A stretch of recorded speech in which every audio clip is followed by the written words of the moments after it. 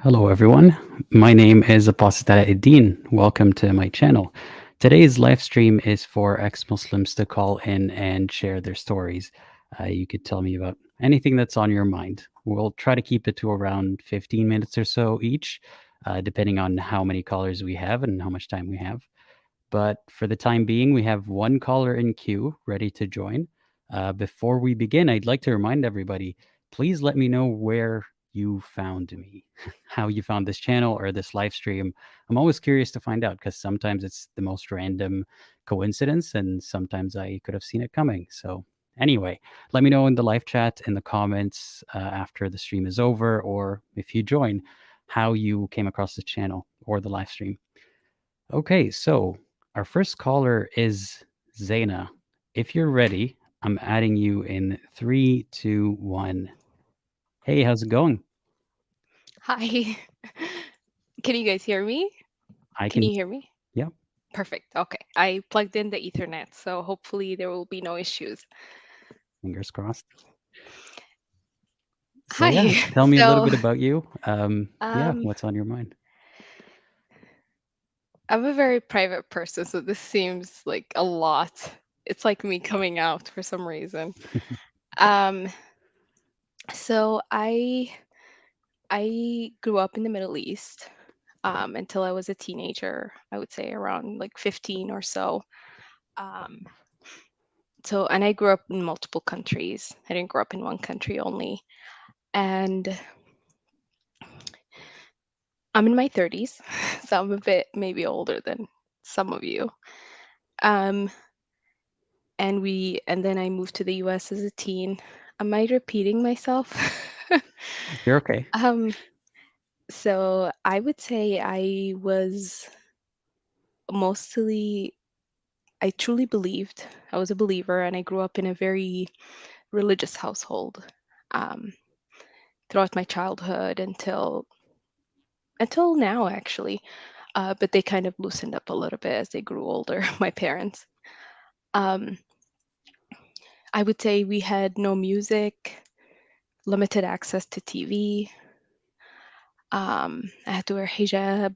I actually oddly chose to wear hijab when I was 11 and then regretted it because we lived near a beach town. And I wanted to go to the beach. And I was told that, oh, you decided to wear the hijab. You can't take it off now. And you can't wear a t-shirt. You have to wear long sleeves to go swimming. And I'm like, but I want to take it off now. And they're like, no, no, no, you decided to wear hijab. You've been wearing it for months in the winter. You're going to continue wearing it in the summer forever. So that was interesting. Um, so I did have a choice. I did choose to wear it, but I was a child. I don't know how much of a choice that is, How but I old were couldn't you take it off. when they told you you couldn't take it off? 10 and a half, I think, 10. No, I mean when you decided you want to take it off to go to the beach.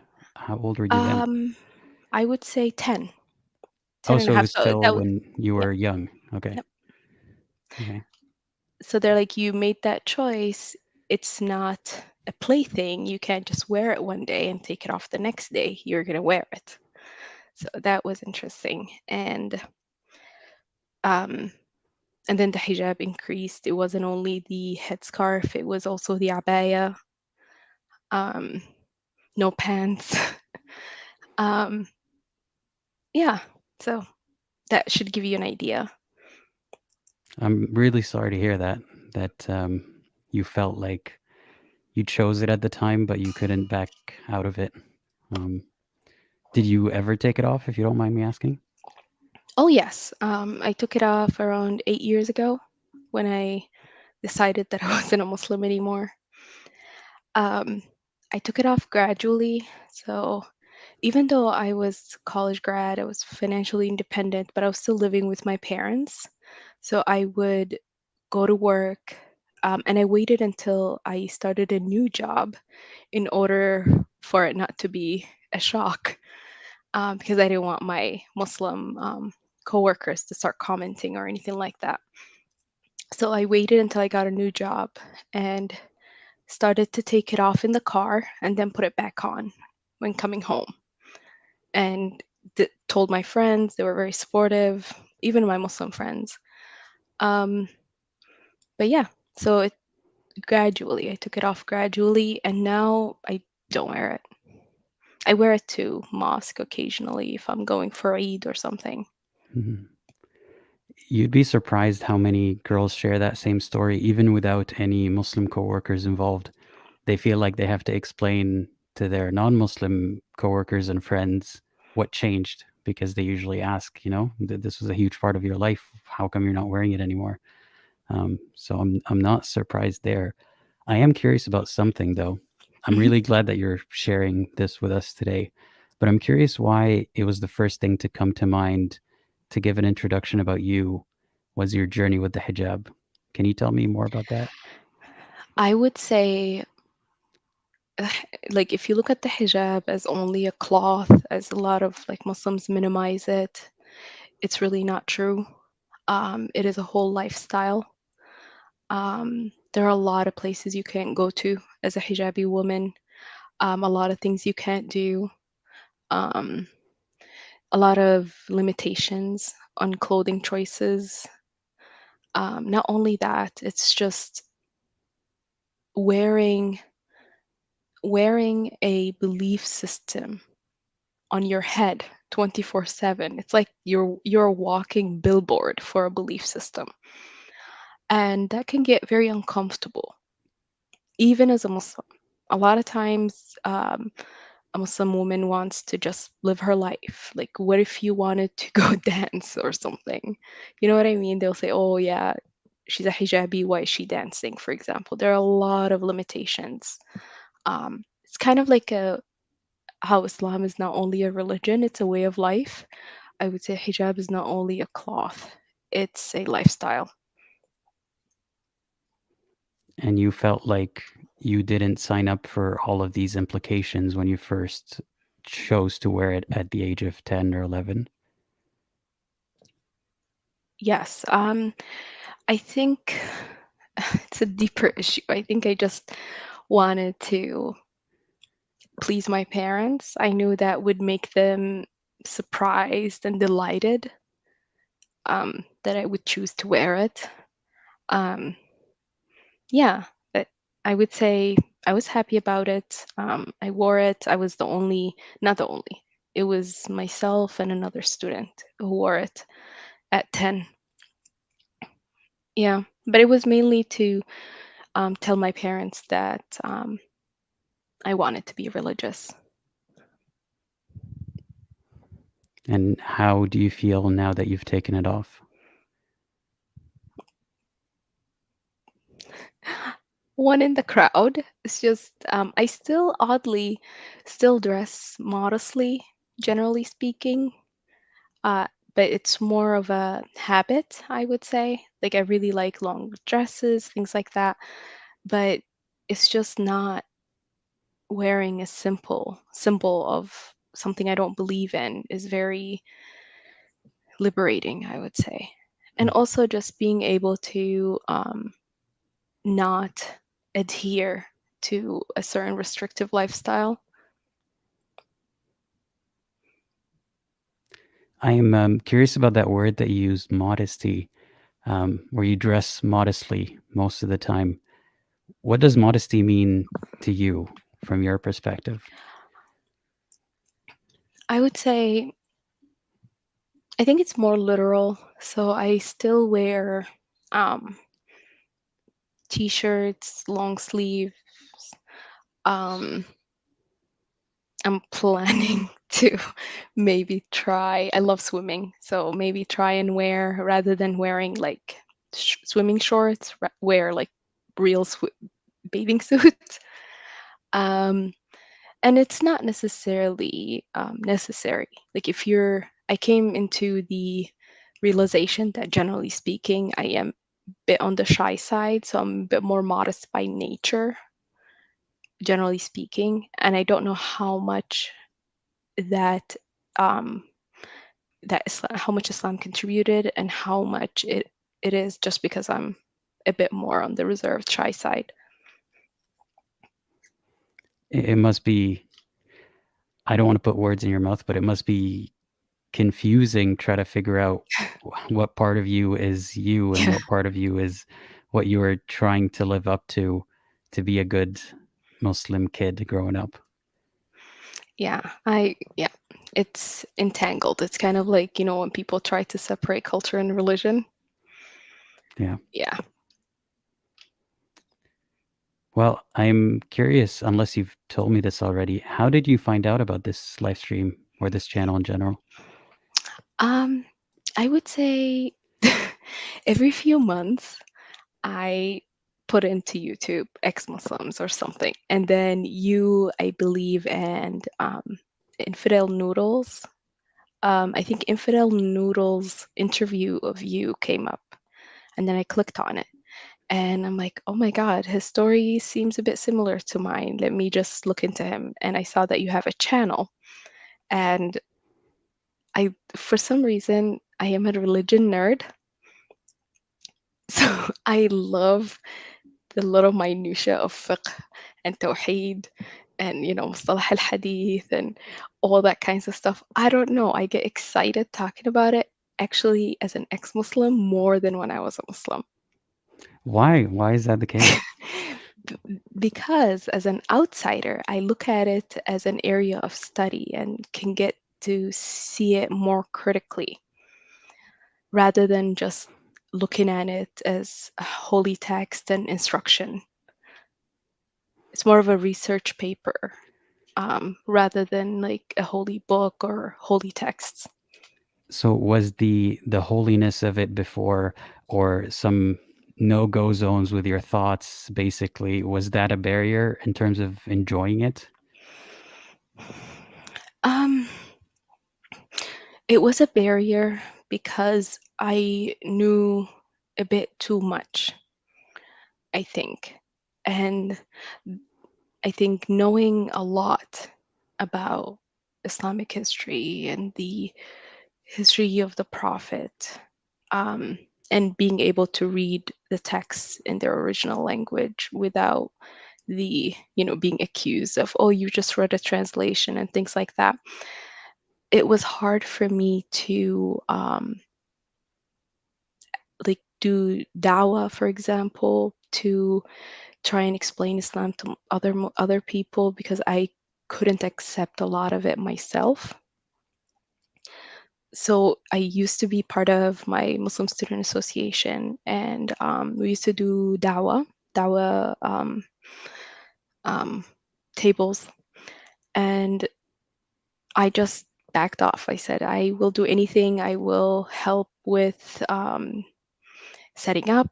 I will do this, that. And I was the outreach person. But I said, I don't want to man the dawah table because I couldn't, honestly lie to people when they ask me poignant questions or like pointed questions that I know are true. You know what I mean? Like, I really can't say there's equality of the sexes. I can't say that.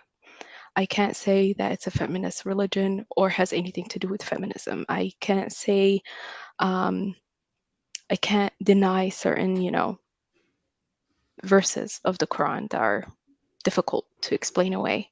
So I just didn't want to do it. And did that get you thinking about it differently, or were you still able to keep your faith at the time? I was able to do it, but part of me, I was able to keep it, but I think part of me didn't want to do outreach work because then my own faith will unravel. And I just wanted to focus more on worship and, asking for certainty, praying for certainty, things like that. And yeah, at the end, something had to give. I'm amazed at people's almost self-awareness, including myself back when I was a doubting believer, at how much we try to avoid the conflict, but it seemed inevitable at the end, that internal conflict with what you believe. Like, you would still participate in dawah, but just not sitting and talking. You would just set up and do everything else. But how long did it take you, being stuck in that phase, how long did it take you to realize that you don't actually believe? This is a bit shocking. Actually, it took me a day. I would say less than a day. If I say couple of moments, it would be weird. Um, but yeah, it did take me a day because I really sat with myself and said, if I didn't believe in the hereafter, if I didn't believe in hellfire, would I stay a Muslim? And that was no. And the other question was, if I was not born a Muslim, would I have converted? That was an absolute no. And then I just let it go. That first question is very interesting. You said, if I don't believe in the hereafter and what else? Judgment Day, or I can't remember exactly what you said, but basically alluding to, if I don't believe in the torture of the afterlife, would I believe in Islam? But once you said no, you don't believe in the torture of the afterlife. No, I think the no answer was no, I would not have stayed Muslim if I did not believe in hellfire. Right, but then did that get you questioning, so why do I believe in hellfire? No, actually, the idea of hell stayed with me. The fear of hell, even beyond that point. The Mm. what ifs. What if I'm wrong? And then I would remember that I did my due diligence, and any merciful or benevolent God, if that God exists, would be, merciful enough to understand that I did my best. And that's all I can do. Yeah, that that makes sense. That's what Otherwise, that God is not, if that God is going to burn me to hell forever because of that, I don't think that God deserves worship. So, I have thought the same exact thing to get over the fear of mhm. hell. Um, and I've told this before, but I realized that whatever dreams or subconscious fears that I seem to have were very often, well, they weren't supernatural. I could see the link between me stressing about them and me having dreams about hell, for example.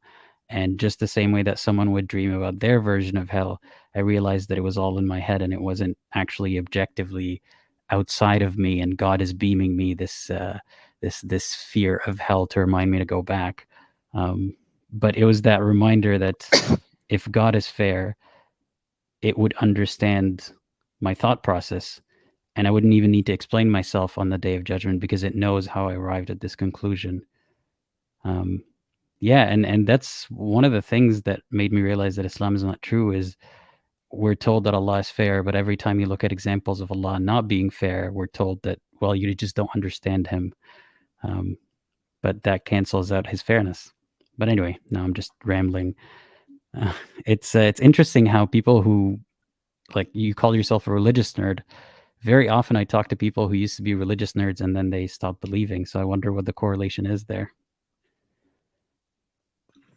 um, actually, I've, out of my friend group, I would say the people who um, are ex-Muslim who I met through like networks and social media and stuff and became friends with in real life tend to be a lot more into religious thoughts and philosophy than people who are my friends who are still religious.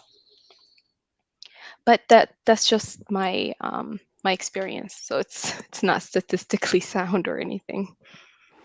I would love to get some more accurate statistics. I know that the ex-Muslims of North America had done a survey a couple of years ago or so, but I would love to get a lot more statistics into the world of believing and leaving Islam and all that. That would be very interesting if we can get the entire world in on some surveys, but that's not going to happen anytime soon, I think.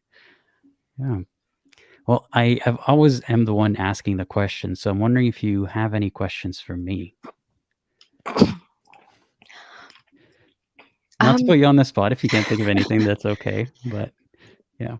um, yeah, I'm just amazed at um, the calmness and the fortitude that you have when it comes to people calling and things like that.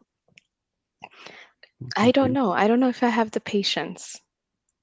I do try to be nice, but sometimes it's really hard. And I think that's one of the main things that really attracted me to your channel is that the temperament.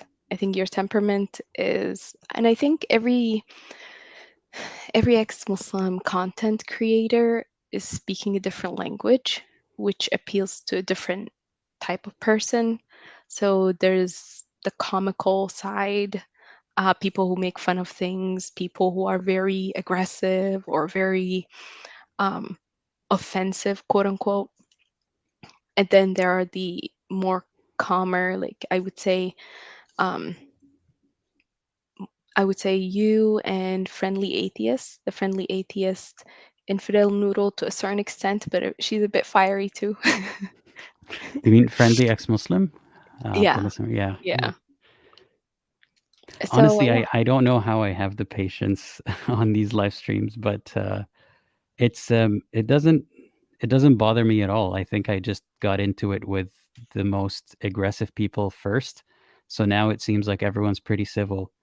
Maybe just this more civil ones call to my channel. I don't know, but it's easier for me than it is for them. Like I don't envy them being in their position. And here's why. I'm going to be an apologist for the aggressive theist caller, um, because I'm the one who controls this platform from their point of view, right? Like they're the guest. They don't know how this is going to go. They haven't done this before. And they feel like even if I'm nice to them, I do not like their core beliefs or the system of beliefs that they adhere to. Say Islam, for example, it's not a secret. I do not like Islam. So it's difficult for them to trust me even when I'm being civil with them because they have this idea that what if it's a plan to trick us, because he hates Islam and he hates us and so on. I don't envy them. They have a lot more to work against than I do. So I don't know. When I look at it this way, it seems not that difficult to not take it personally.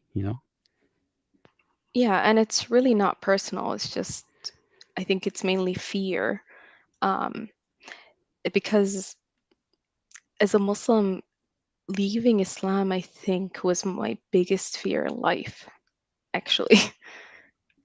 So I can understand them being faced with that, a person who's telling them plainly that they're wrong. Yeah, my accent comes out with the P's and the B. And you don't have an accent like me. I have an Arab accent. You don't really have an accent here, but yes, sometimes you can tell when I struggle to find the right word because I'm thinking about it in Arabic. So still, I do have my moments. Um, but yeah, thank you, I guess. People actually think that I grew up not in the Middle East because of how I speak, but I just watched a lot of movies and picked up, you know, how to imitate them. I suppose I've always been an imitator of the West. It seems. I guess. Yeah. No, I liked reading a lot, but that also like just watching movies, watching shows. What was it like when you first? I'm assuming that you have visited the Western world. What was it like when you first experienced it there, compared to the image that you had from the movies and shows and so on? I would say um I don't think I was surprised much. I had a lot of relatives in the West, and they did visit and things like that. And some of them were more religious than my own parents. So I wasn't that surprised. Um, I don't know. I didn't want to come to the West actually. I thought it would be corrupting a bit, and I really wanted to stay there where I was at the time. But I don't have a choice. My parents immigrated. And are you glad that they did? Oh, absolutely. but I think I would have left either way. Um, yeah, maybe even sooner if I would have stayed there. Well, what do you think would have helped you when you were? You said it snapped in your head within a day or less than a day that Islam is not true. But if there were any struggles, ever since that realization, what do you think would have made your life easier if you had it? Um,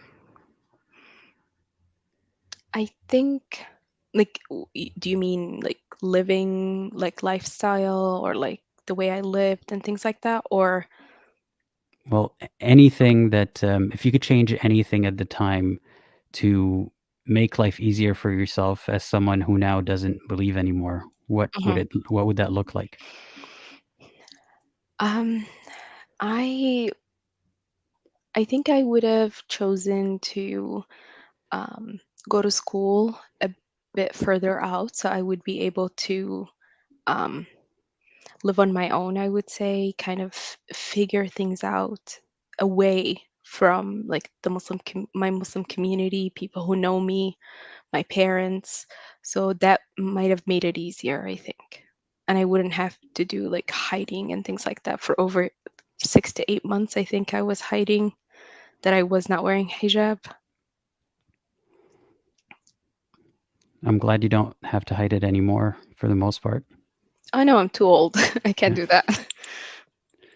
Except when you go to the mosque, you said, if there's like some event. Um, no, I don't go to the mosque necessarily. A lot of the Eid prayers tend to be in like more open spaces and parks and things like that. But I would wear like a dress and like put something on my head and just attend it and sit in the back, let people assume I'm on my period. But I would go with my family because we tend to take pictures and, greet people and things like that. Yeah. I'm still thinking about the fact that one of the things that you thought was most relevant to talk about was the hijab. Um, what do you think non what do you think ex-Muslim men could do to bring awareness to women's feelings on the hijab? Yeah, that is that is difficult because even as an ex-hijabi woman, people just want you to take it off and shut up about it. So I do understand the that it can people can get very defensive. I do understand that a lot of times um, it's considered a women's only issue. But the thing is, it doesn't have to be. Um, I think just giving space to Muslim women in your life, in your life, if you're from a Muslim family, like being supportive of your like sisters and cousins and things like that if they choose not to wear it. Um, Definitely not advertise World Hijab Day. um, I mean, we're just going to advertise no hijab day because we want Absolutely. people to hear about that. Um, and I the first time I saw the hashtag no hijab day, I was still thinking like a believer, thinking, wait, that seems like adversarial. That seems like it's challenging women in a hijab and telling them to take it off when it's nothing like that. But there's that sense of entitlement that even the topic should only be discussed by those who wear the hijab and nobody else. So Yeah. you're practically, if you took off the hijab, you're still the same hijabi woman, just not wearing it anymore. Your opinion should still count the same way. Yeah. Yeah. Yeah, absolutely. And um, yeah, it's just the symbolism of it. Like that's what bothered me more than anything else. And it's kind of unfair that men can just be as practicing as they like and just be anonymous or not really carry that burden.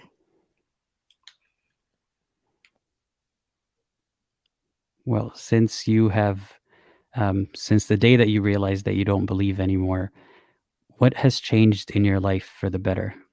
Give me an example of one thing. Oh, so many things.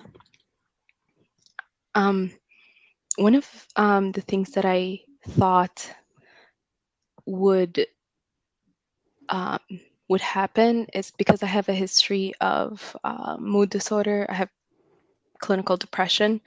I've fully managed it, so it doesn't affect my life if you're looking from the outward, from the outside.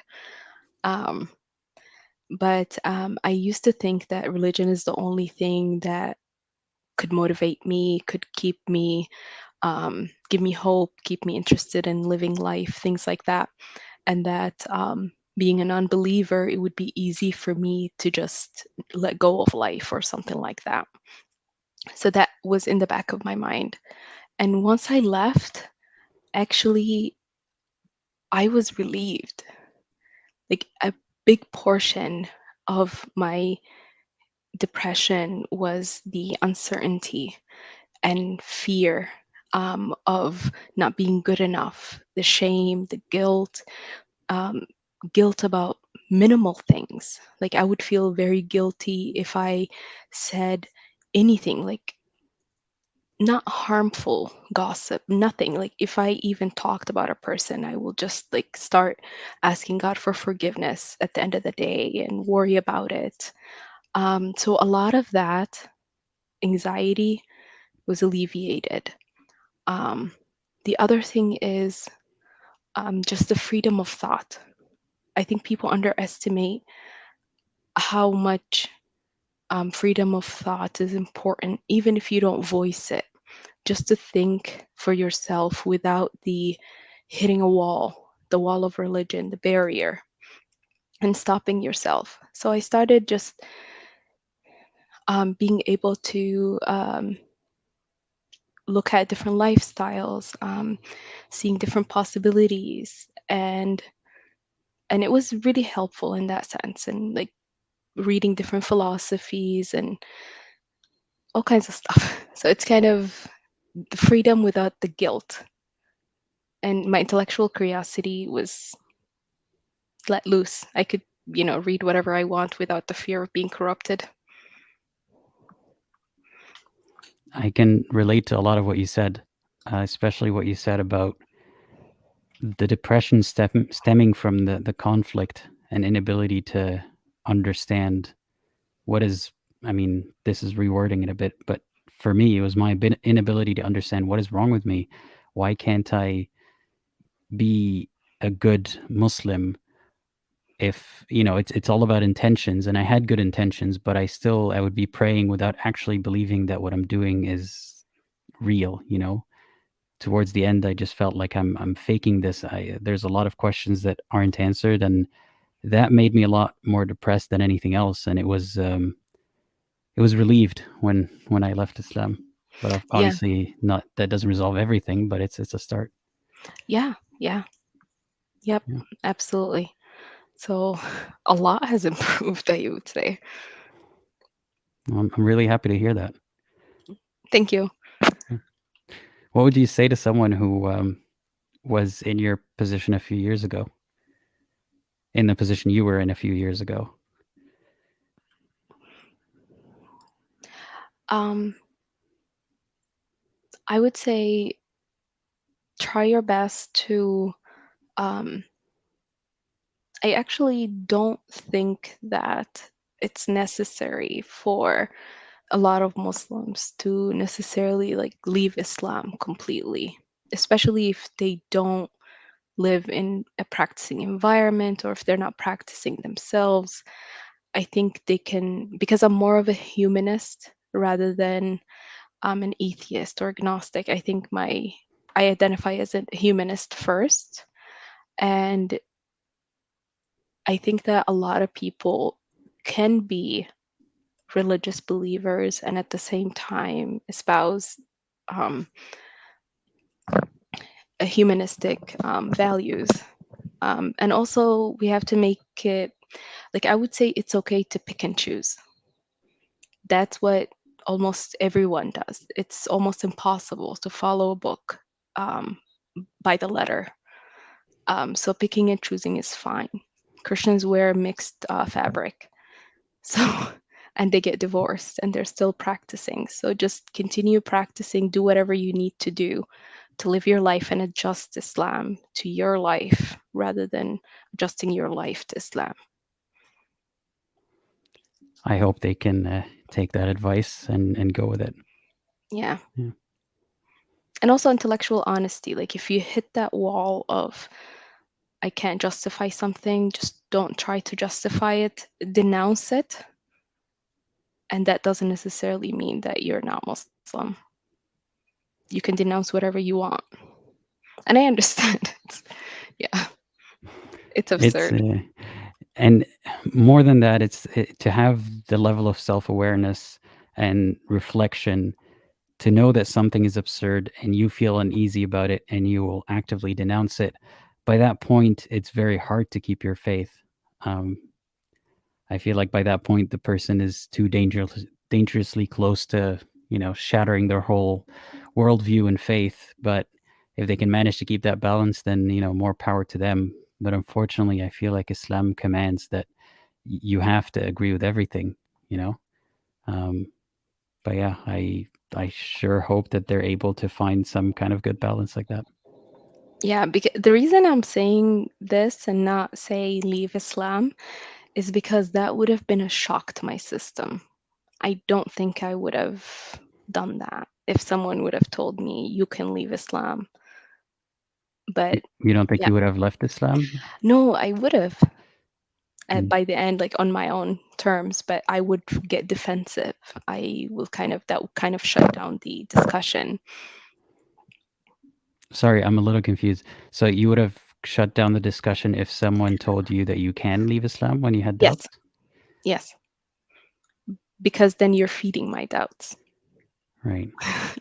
So I don't know. But I don't think with my level of religiosity, I don't think I was gonna be able to justify anything. Or I don't think I don't think I had the capability of becoming like a cute Muslim or liberal Muslim. No, I knew too much of it and too many things to um, accept the religion. But a lot of people are Yeah. not that religious. Well, my advice to someone if they have doubts is read more about Islam from as close to the primary sources as you can. Because the more you know, the more you're going to have information to work with. And, the devil in me will say, the more you know, the more likely you are to disbelieve. But also, even if you are a believer, it's not bad advice to learn more about your religion, right? I mean, Yes. if that's a shaitan move of me to advise them to read the Quran, then that should tell you something about the Quran itself. But that's my advice: learn more about Islam Yeah, if you have educate doubts. yourself. Mhm. And if it's the most important thing, if your eternal life depends on this religion and depends on how much you believe, you better work on it. Like I don't understand how people can put religion on the back burner if they're truly believers. You ever put religion on a back burner? Sometimes you have to. um, like, yeah, So how you. did you do it? Um, I would say I did when I had to. Um, like I would minimize my level of religiosity. Like if I'm in a group setting of people who are not Muslim, for example, I would try and be neutral, especially in university, and try to see things from the other person's perspective. So that's putting your religion in the back burner. Also, I was kind of like very socially anxious, so I didn't like to pray in public. So I would try and find a private space or wait until I get home or until I'm in my car, something like that. So that's putting your religion in the back burner.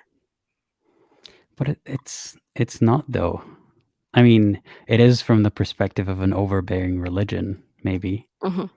but just because you want to pray in public and not have everyone look at you, wondering why is this person praying right here? What are they doing or whatever it is?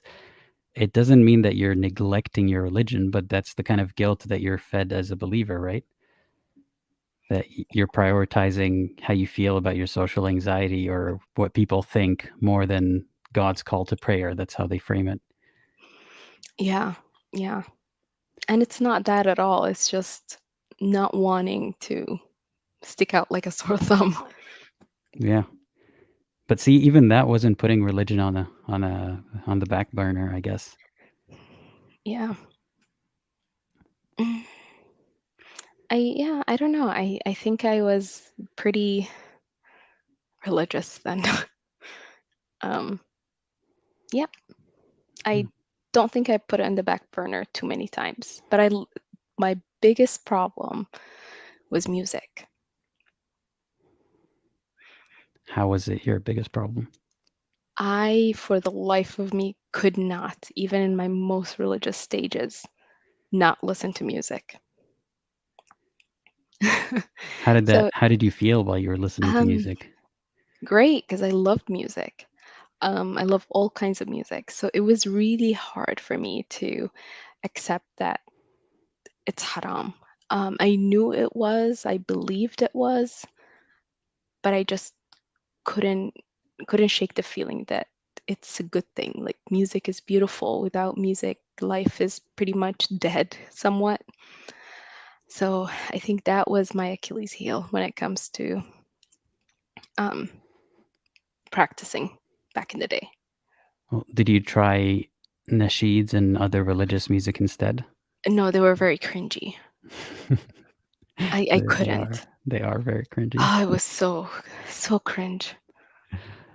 Well, how did you feel when you started thinking about how you're not supposed to like the music so much? Um, You say it was your Achilles heel. Like how did it affect you? I just couldn't accept that it should be haram. And then I started reading what was the Andalusian guy who has the dissenting opinion? I forgot his Um, name. was it Ibn Hazm? I'm not I sure. think. I'm not sure. And then um, there was this Egyptian Sheikh Qaradawi, also is part of like believes in that opinion. So I started lying to myself and saying, "Oh, I think even though their opinion is not the I don't know how to say this in English, rajah, it's not the Um, um, majority, majority. mainstream. Yeah, it might be the correct one." So I started like halalifying it for myself, as long as it doesn't have like very like either bad lyrics or um, like explicit lyrics. Don't you think that that is on some level cognitive dissonance? Of course, But I we're guess only that's what was necessary to yeah, survive. Yeah, absolutely. yeah. Yeah. I can understand it when people have severe cognitive dissonance about bigger things than just music too, because I have cognitive dissonance to this day. So I shouldn't be so surprised. But I try to think about how do you expose someone to their cognitive dissonance in a safe way so that they can think about it and do something about it if they need to. But that doesn't seem like the kind of cognitive dissonance that required any interference or warranted any, interference at all. Yeah. I don't know. Yeah. Yeah, I don't think I have any questions for you because I will just start asking about everything and anything, but nothing else comes to mind at the moment. Is there anything else that you wanted to share or ask me? Um, like how religious were you, would you say, um, before you left? Or was it gradual? Was it sudden? It was gradual, and how religious I was fluctuated. And it's hard to quantify because there's a lot of cognitive dissonance in Arab societies at large. Um, since I was a child, I would wonder, and I've asked, how is it that when some people go to weddings, there would be like a belly dancer at the wedding, while a hijabi woman and her husband are sitting right there and clapping for her? And I was so confused. Like, no one is supposed to be looking at a woman's aura like that, but especially not the guy who's getting married tonight. Like, that's is he Yes. like warming up or something? Like, it's just weird. And things like that made it that I participate not in the belly dancing or anything of the sort, but when I participate in society, not even Western society, in Middle Eastern society, I was already breaking a lot of rules every day. Like the simplest being music, for example, or many types of media that are not exactly halal. But I was more often than not the most religious one among my peers, um, with some exceptions, and those exceptions would be the guys who everyone would look at as the annoying religious kid, who's like, guys, we shouldn't be doing this, or I don't want to come with you because there will be music there, so I can't hang out with you. That kind of person. The haram police. Yeah, the haram police. And I feel for them, to be honest, because if you everyone should be the haram police if you really, really believe in Islam, right? Like, at least for yourself. I'm not talking Yeah. about how you police other people's actions, but you should be striving to follow every single rule to the letter because you don't want to go to hell. Like, that's the healthiest mind. And a lot of those people turned out to be brilliant, and they're doctors now and doing things because they've actually thought their beliefs through to some extent, even if they didn't realize that their beliefs are built on falsehoods, but they're consistent. Um, but I couldn't take it that far when I had my own doubts since a young age. But they weren't doubts in the sense that I doubt that Islam is true, because that wasn't even an option. Like in your case, no one told me that could be an option. Um, it Mhm. was something's wrong with me. I can't make this make sense, even though I'm trying to understand it. So I can't give it 100% all the time because it feels way too forced. And it feels at this point like, nifaq, like hypocrisy. Yeah. Um, so I was religious, more religious than most people I was around, but it would come and go in waves where I would feel so guilty that I'm conforming to my surroundings, and not even, major sins or anything, but just I'm doing more and more of the things that are gray areas, and I would feel bad and become more religious and guilty, and then go back to not practicing as strictly. So it was a back and forth, but with every iteration, with every fluctuation, I would adhere less and less till I had to question myself, what would you actually believe in? And when I had to face it, that was Mhm. the more difficult part of facing everything at once. But it was a gradual process. But I used to be very religious. Mhm. Yeah. Yeah. Do you think it's okay for someone who was very religious to continue to talk about the religion with the same um, intensity after they've left it? I think so. I think they can choose to let it go if that's easier for them. They can choose to discuss it more, um, because you've devoted so much of your intellectual thinking. You've devoted years of your life to something. It's hard to just not talk about it. Um, like for me, I did go to Islamic school. I went to even post-secondary Islamic. Um, I don't want to go into detail because that would reveal things, but I did go into post-secondary Islamic education. So, and I enjoyed, reading a lot of, um, original texts and things like that. So it's hard for me not to um, discuss it or talk about it. Um, yeah, I would say. because you devoted so much time to it, it's fine to talk about it. I think it's unrealistic to expect someone who's been raised to think about God between every other sentence to suddenly stop thinking about the topic. But not only that, when there's a lot of friction surrounding that topic, and like I can't tell you how difficult it is to avoid the topic of Islam in my now these days in my personal life. Not with necessarily with my people that I know, but I'd be reading a book about something that has nothing at all to do with Islam. Um, like the one that I'm most recently reading is called "How to Have Impossible Conversations," because I thought maybe it'll help me have difficult conversations on live streams. And lo and behold, suddenly it dropped in an example about stoning female adulterers in Islam and stuff like that. Um, or in other instances, I watching a commercial and there's a hijabi, or doing something else and there's a mention of Islam. It's everywhere around us, and a religious person who leaves Islam is expected to just leave it all behind and not talk about the topic again, and let the people talk about it with as much enthusiasm as they want. I don't think that is fair, but I used to be one of the people who says, "How dare you accuse me of being obsessed with this topic," or something of the sort. But now I say I have as much invested interest in it now as I did before, Hmm. except now I'm trying to help people rather than before it was just confusion, you know? Yeah, and also normalizing.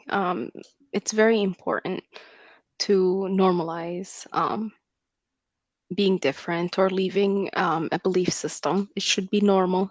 Mhm. Um, it shouldn't be fraught with danger. I shouldn't be using only my voice, and you shouldn't be wearing a mask. It's telling. Like, we have to talk about it. If you have to wear a mask, we really need to talk about it. Mhm.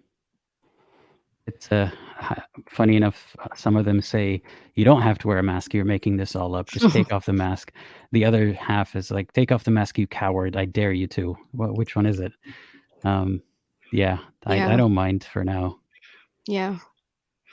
Yeah, actually, I don't mind the mask aesthetic at all at the moment. It does get annoying, especially if I'm wearing it for a long live stream. But it's nice that even if there weren't haters, that I don't have to worry as much about being recognized. However, it's still a worry in the back of my mind, to be honest. Every now and then something happens or someone gets recognized. That's unfortunate. Oh well. I don't want to end it on a sad note, though. Uh, it was very fun talking to you, and I hope that this conversation was as fun as you expected it to be. Yeah, it was great. Thank you. Yeah, And thank you for having me. Thank you for doing this. It's very of course. necessary. Um, yep. Happy to be here. Um, enjoy the rest of your day. Thank you for Thank calling you. once again. Have a good one. You too.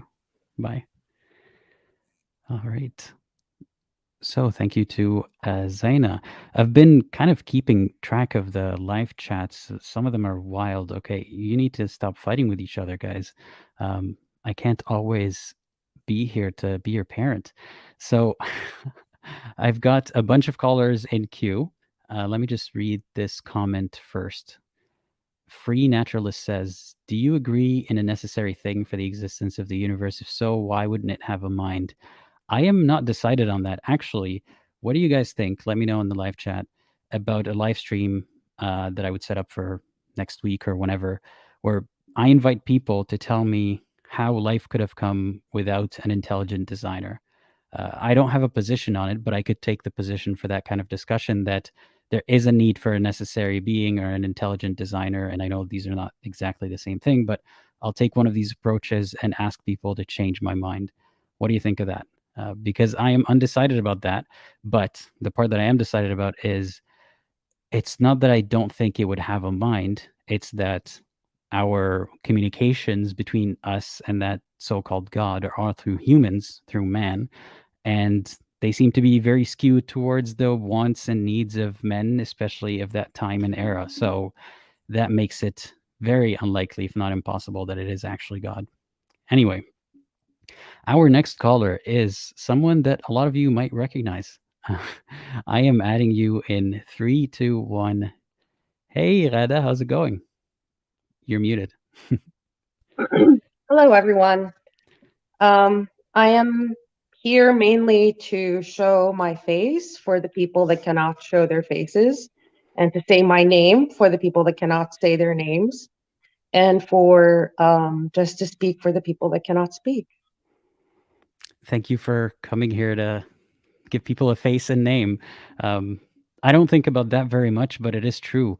Whenever I try to clip out, conversations with people that have called, they're all like one-letter names or some pseudonym or another. It's very rare that I get to talk to someone with their actual face and name. And thank you for taking that risk a long time ago and continuing to take that risk. Yes. Yeah.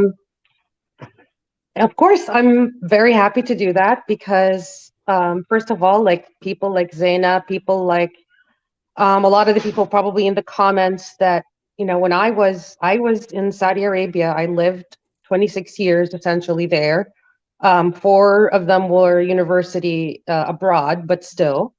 And I grew up in an extremely fundamental home, in an extremely religious household, like having absolutely no decisions, not being able to make any decisions of my own, not being able to speak my mind, in addition to it being, abusive. But yeah, so when you're a Saudi woman, your whole life is, well, number one, completely segregated from men, completely, especially when I was born. So it really feels right now that Saudi Arabia is gaslighting me that I left. It's like, look, we have non-segregation and we have music now, and I watched we Saudi have, TV recently and I was blown away. I'm like, is this the Saudi Arabia that I grew up in? dude, the people that I know that have gone back come back and they're like, Ghada, they're just, it's different, but the same at the same time. So like my family, they're the same, Mhm. they have not changed. They, so I don't understand how, like, the younger generation is like, if you were born in the 1990s and like sooner, you're more likely to accept the changes and or just realize like, oh, okay, maybe the fundamentalist way is not the right methodology to go about it. But if you were born, boomer time or before that, then the unbelievable rigidity and strictness is, to put it like one of my, the people that I still talk to from back in my community said, oh, they're just looked at as rude and nobody talks to them anymore.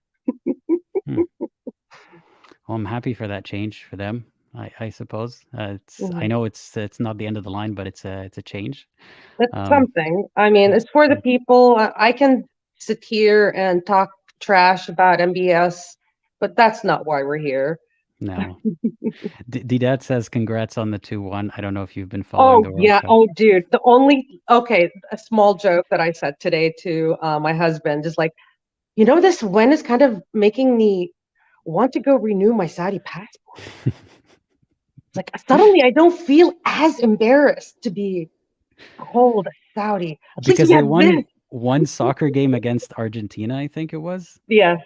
And it's Why like is that such a big deal? because Can the someone bar is explain it to me? so low with, well, because Saudi, oh, I mean, you grew up in the Middle East. You understand how extremely huge football is. Like football is the world. It's life. People breathe it, eat it. My dad, for example, used to not only watch like, the world. There are people that watch like the World Cup and then like some leagues here and there that are well known and international. No, my dad used to watch like local minor leagues. Like that's how much he breathed soccer. I have friends that, we went to work 7 o'clock to 4 o'clock, no, 7:30 to 4:30, and then they immediately go to the football, park, and then just play there for like the next 2 hours. And they do that every day to the point where like if they get injured, they get like withdrawal symptoms. Like I have to go and play. I have to play football. but it's one game. It's not like they won or qualified for something. They won one Aladdin, game. please. Aladdin, please. I'm Am offended. I offending you as a Saudi? I was. No, it's okay. Is it didn't the King Salman? By the way, King Salman, what's the deal with that? Is he a king or is he Yeah, not? he's a king. He's just old. It's like a Fahad situation Okay, when King so Fahad was around. he woke up from his slumber to give everybody a day off tomorrow because Mashallah. Saudi Arabia won. And okay, I don't like to get political, but I was crap talking this to another ex-Muslim today. It seems almost like cringy. It's not almost, it is cringy that you would give people a day off for winning one football game because the speed at which he got up and like mobilized something compared to when tragedies happen, like every year when something would happen in Hajj or another, you don't see them do something for the whole country in one day like that. But Because Saudi Arabia doesn't really care as long as it helps Al Saud. Remember? Like this is they look at it as Al Saud have somehow given them this victory. You see all these pictures with the Saudi national team and like MBS at the top looking all like, look at me, I did this, and the Saudi flag in the back, like the cringiest pictures. And like, congratulations to the Saudi team. They played a really good game. They deserved it. I will give them that, but that's their hard work, not MBS bestowing that upon all the Allah handy. He's like, they really do talk about him like people talk about Trump over here, like he's like God Emperor or something. well, if this video wasn't going to be banned in Saudi Arabia before, it definitely will be Oh now. shit! I'm sorry. I don't- It's already has me on, dude. Well, to tell us about you. What have you been up to since your last days of activism? I mean, you're still present online, right? Yes, I do. Well, kind of in a little way. I've taken a step back. I'm mostly going to be working on trying to help out other ex-Muslims or questioning Muslims. I'm also mainly trying to also help myself, like going through the trauma that I had to go through.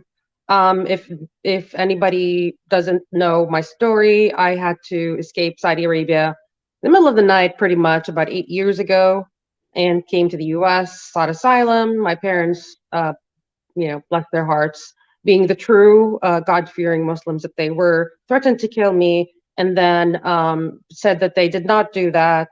And then they said that we have taken measures so you don't come back, like all sorts of wonderful, beautiful things that they say to a daughter.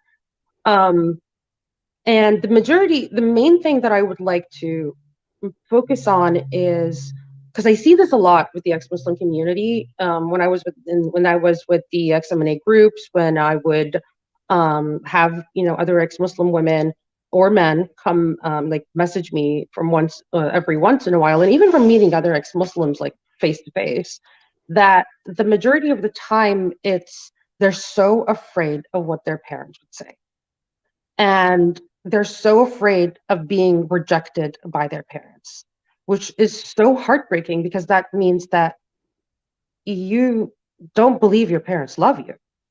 You believe that you are not worthy of that love as a person just the way you are, that you have to work for love. And as a child of somebody, your parents, you're not obligated to do anything in order for them to accept you. They're supposed to accept you. They're supposed to love you. And if they don't love you, that is a shortcoming on them and not on you. So, and I know it's a very difficult thing to do. It's much easier said than done. I mean, I still have trauma from it, and it's been 8 years since I left. And it still hurts, even though my parents were abusive. Losing them was still very difficult. I mean, it's not easy. You don't want that confirmation. You don't want to be like, oh shit, yeah, that's exactly what I wanted. I wanted my mom and my dad to tell me that they wished that I was never alive. That's it. That's what I wanted. And they have showed it. Nobody wants that. But at the same time, if you want to have a relationship with your family and you want to stay in the closet, don't let them manipulate you. Don't let them manipulate you by withholding love. If they want to withhold love, remember that you're an adult. You're not a child anymore. You can just walk away. Some people can't, but some people can, and they're still stuck in their head. So, yeah, I hope that they have the realizations that you did. What do you recommend that those people do when they feel, or someone who can't, be financially independent from their family right now? What would you recommend if someone doesn't believe in Islam anymore and feels uncomfortable in their own household? Find a coping mechanism or an escape. To me, and uh, maybe I was a child, so like for me, it was video games when I was a kid, mainly like Japanese RPGs. And then as I got older, it was writing and reading, and I escaped into that, reading large, huge fictional books, sometimes series, um, just writing my own stories, verbalizing it in a way. All my biggest, don't keep it in. Don't keep it in. The more you keep it in, the more you shove it away, the more it'll come back later, because it really does stay in your body. How much the stress, the anger, um, the isolation, sometimes the loneliness, it really does take a toll on your body. So find an outlet for it. It can be absolutely anything. Just find an outlet that is not alcohol or drugs, but find an outlet. Yeah, that's good advice. It can be absolutely anything. And the other thing is lie. Get become like think of yourself as a Hollywood actor. Think of yourself like you need to win that Oscar. How can you win that Oscar? And act. Just say, remember your taqiyya training. When under persecution, that's the kind of taqiyya I mean. When under persecution, lie about your faith. Uh, And it's, I mean, it's yeah, very it's difficult. And just remember, like, it depends on where you're at. Like, I was in Saudi at a time where, like, I literally couldn't do anything. Other people, you live maybe in a Western country where you could um, find another place to live or like move away for a little bit. Space is really good. Like when I was in college and I was away from my family, even though it was very stressful because I still had to like dreading calling them and talking to them because it's going to be about the same stuff. Especially if it's Ramadan or Muharram or Safar, or because I grew up Shia, or it's a Mawlid or something that I needed to be like aware of. It was, a little, it stressed me out, but the space is really good for you. If you can do that, if you can put some space, do it. If you can move out financially, even if it's going to be a little uncomfortable, like, oh, you're going to have a roommate, you're going to have a small apartment, as long as you're safe and you're able to like have that consistency for a while, it's really worth it. And they will stop eventually. I promise they stop. They're not going to be guilt. If you just ignore their guilt tripping, they really do stop. I definitely recommend that everyone here, if you have issues with family or guilt tripping and these kind of topics, check out this YouTuber called why is his name escaping me? Theremin Trees. I don't know if you've come across him before, but he's a therapist and he talks about all of these issues and sometimes touches on religion, but not necessarily the focus of these videos. But it's important to recognize these patterns of abusive behavior, if not physical, I mean abusive mentalities that religion instills in you to be okay with. The whole, you got to respect your God, just like you got to respect the man of the house or your boss or whatever authority figure. And this kind of stuff seeps into your everyday life, how you view guilt, how you view your worth by how pious you are, how obedient you are to your family, and all that kind of stuff. So yeah, lots of deconstruction for a lot of people to do. But how's life now for you? It's weird being like, not having. It's still weird. God damn it! It's 8 years. It's been 8 years, and I still feel weird that, like, oh, I can just go out. I can wear whatever I want to go to work. I'm going to drive my car. I have a dog that he's not here. Sorry about that. He went out for a walk. I saw him, but nobody else did, unfortunately. Sorry about that. He's very, very adorable. And then like all of these things like that I'm able to do now. And I'm coming up on my 8th anniversary, which is going to be December 30th. So I'm very excited. I always party on December 30th. It's like my birthday, kind of. It's like the day I finally was free, the day that I was able to make a decision on my own. I mean, I did because I mean, I have been able to make decisions before when I was still in Saudi, but it was like fighting everything just to get what I want. But you know, right now it's nice. I've been traveling, hiking, you know, just I'm going to start writing again. I got a new haircut. Now I have curly bangs, and I'm still weirded out. Still weirded out by it. But yeah, I have a new hairdresser now. So I'm a girl with a hairdresser. That wasn't a thing for you before? No.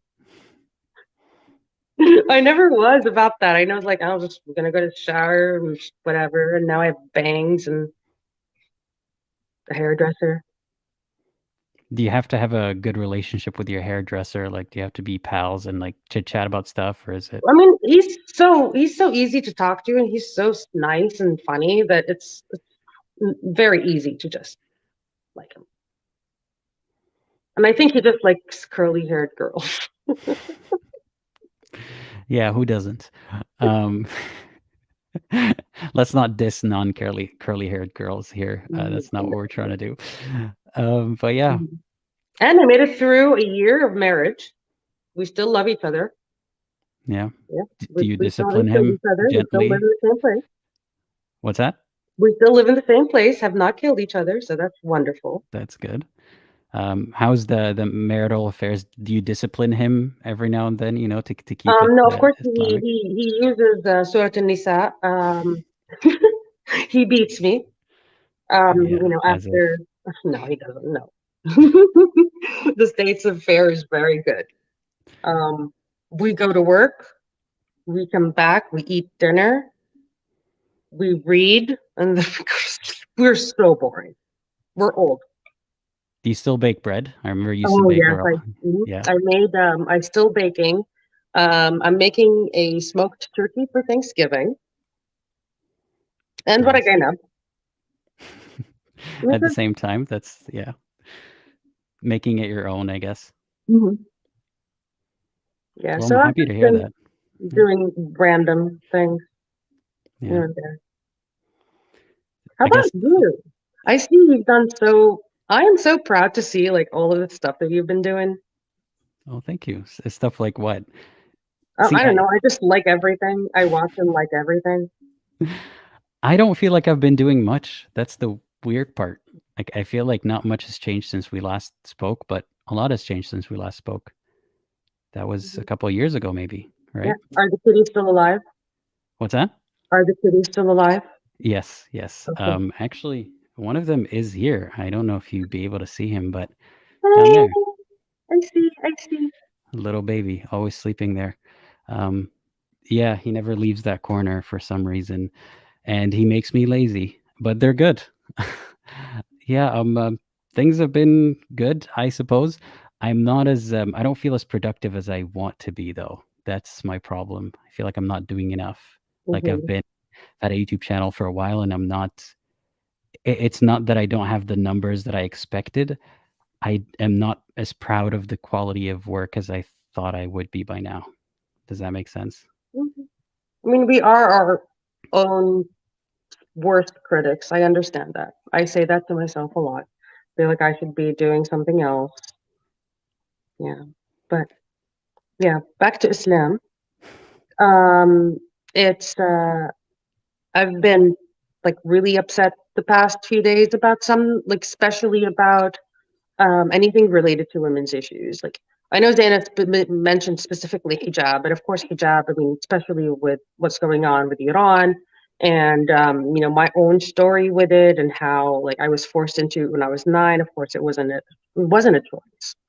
And if anybody would like, sometimes, yeah, sure, if you're 9 years old and you like choose to wear the hijab, like Zaina was saying when she was 10, there is a YouTube for a TED, where there's a TED talk done by Amal Huwaishan. She's actually another Hassawi girl from the same hometown as me, from Saudi, and she talks about that, which is an illusion of what the hijab being a choice is. Because you know, when you're a kid, and all the women around you that you know, your mother, your older sisters, your aunt, your grandmother, they all are wearing hijab, and then everybody is praising them. Everybody's saying what a beautiful thing it is. Of course, it's not going to be. Of course, you're going to say yes. Nobody's going to say, "Oh yeah, I'm going to choose to be a whore." Shufi, subhanallah, I am writing a video about this very topic with the same exact phrasing about how it is an illusion of choice, especially when a young girl is. The choice isn't, do you want to wear this piece of clothing or that piece of clothing? Yeah, It's, do you want to be a morally bankrupt bad person, or do yeah. you want to be a good person like your mother and her friends and your friends and so on? But not only that, I mean, there's also the fear tactic. If you don't wear hijab, then you will be held from your hair, Hmm. and you know, in hell, and like it's just so, or you'll have your hair on fire, or like so many other things about like hellfire. And when you're like a 9-year old, that's so scary to you. Even when you're older than that. I mean, if you're older than that and you genuinely believe this stuff, you will develop mental health issues. Yeah. It's been difficult on me lately because I've got multiple things in the works. I already did one video. It was supposed to be one like 30 plus minute video about the hijab. Not like an expose of like, look what I found in the hadith kind of thing, but more like, you know, all the reasons you were talking about and more. But I know that people won't sit down and watch 30 plus minutes, and it'll take me a month to finish if it's going to take that long to edit. So I started doing it in chunks, which means that every week I'm working on a different video about the topic of the hijab or something related to it. And at the same time, another animation that's going to involve a bunch of different characters and the hijab and the prophet. Um, Point is, for weeks on end, I am thinking about horrible situations that involve the hijab and women who have suffered from wearing it or not wanting to wear it. And it's just, it's taking a toll on me, and I'm an outsider. Like, I'm just a guy who can stop writing for the next video and go do whatever he wants. And it's not something that I have to live with every day. So I can only imagine being the subject of that. It really sucks. And I thought I understood how much it sucked, you know, till a few weeks ago, and then I started doing this, and it's depressing. It And is. I still don't understand how much it sucks. I have a better idea, but it's not even close. Do you want to know how badly? Like, okay, so my family, fundamentalist Muslims, super religious. All women wear hijab, like they do, like the Hezbollah and the Iranian women do. Like everything closed, like all the way to here. Like you don't even see this part of your chin.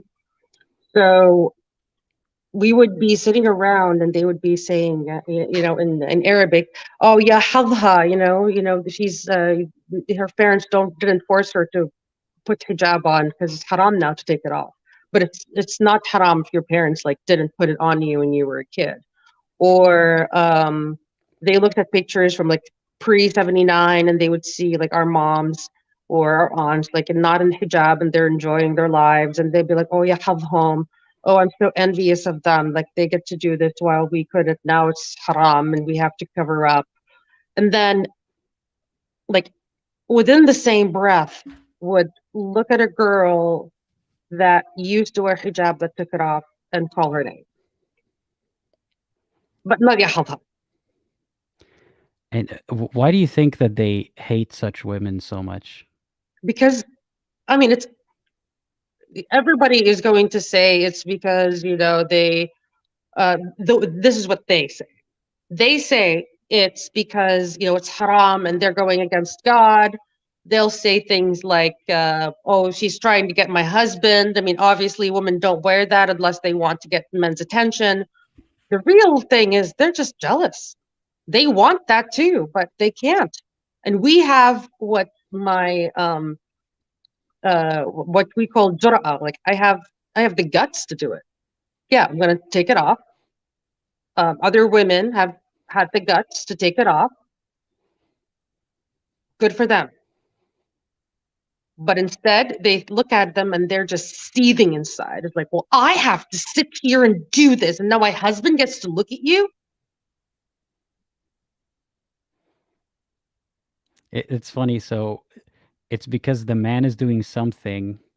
She's mad at the woman that the man is looking at.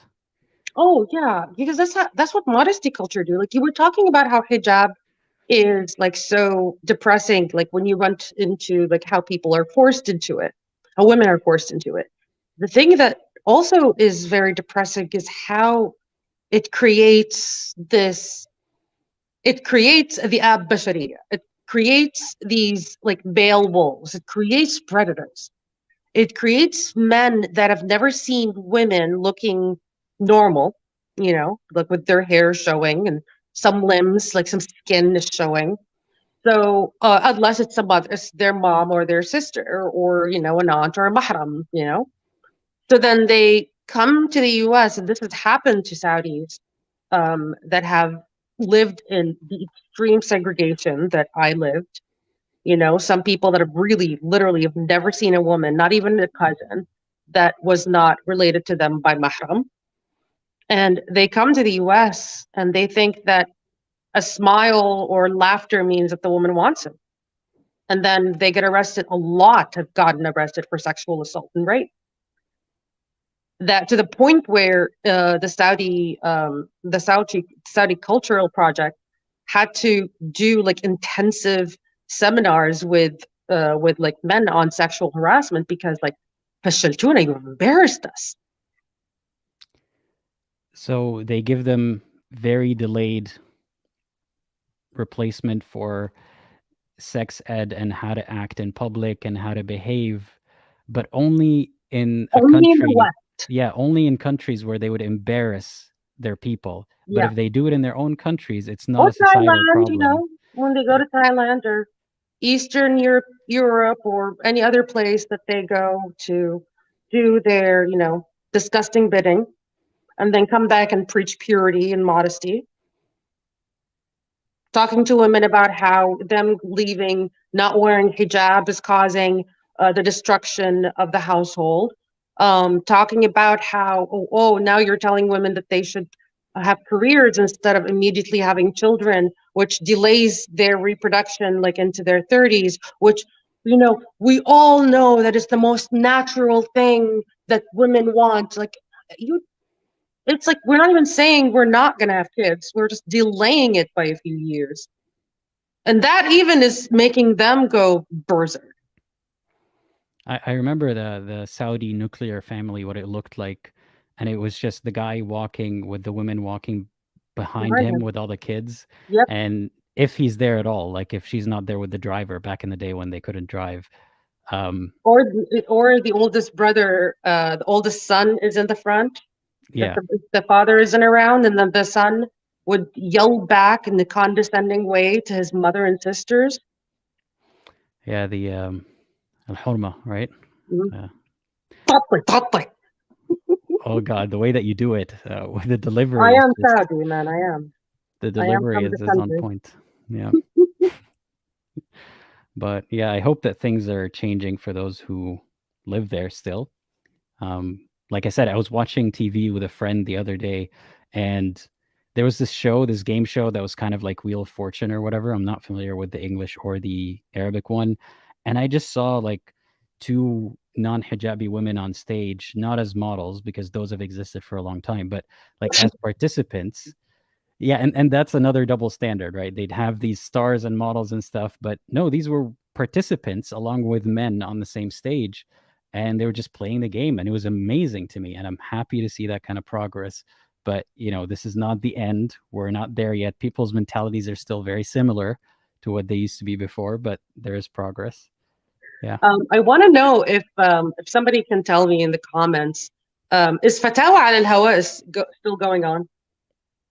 Somebody tell us in the comments. I have no idea. I really want to know. What was Because that that show used to again? be my favorite show in the whole world. It's like a game. Fatawa al Hawa is usually like some ugly sheikh and some guy in a thobe, and they sit together and they have people call in and they're like, "Yeah, sheikh, this happened to me. What is it halal or haram?" And like 9 out of times, kufr haram or shirk.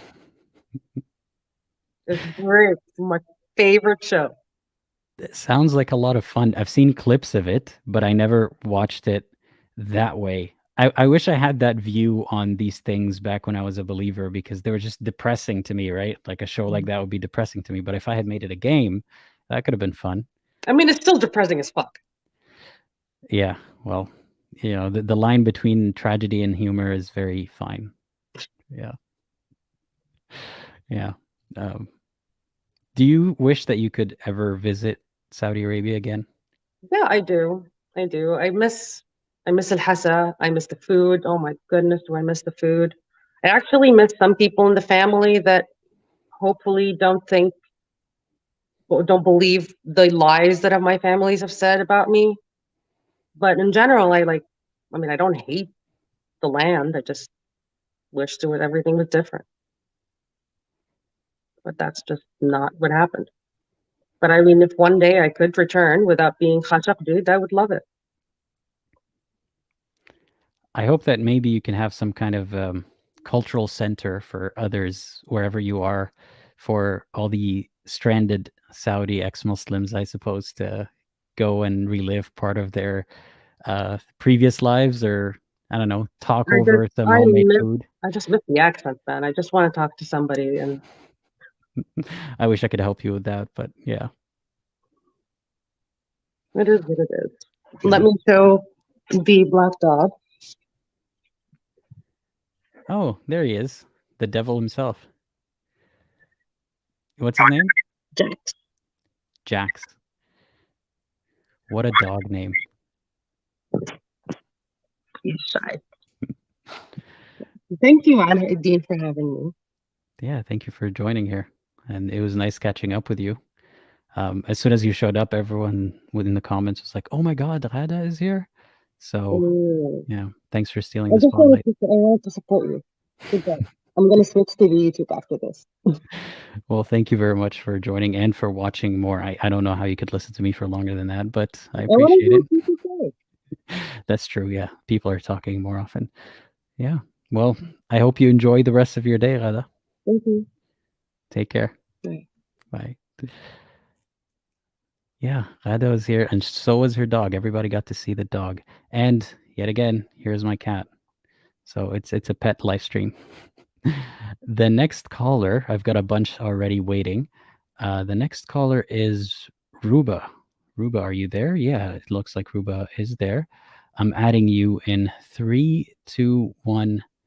Hey, how's it going? Hey, I'm good. How are you? I am good. Thank you for asking. I wish I had some pets here, but unfortunately, they're all at home and I'm at college, so. But yeah, is that your cat in the picture?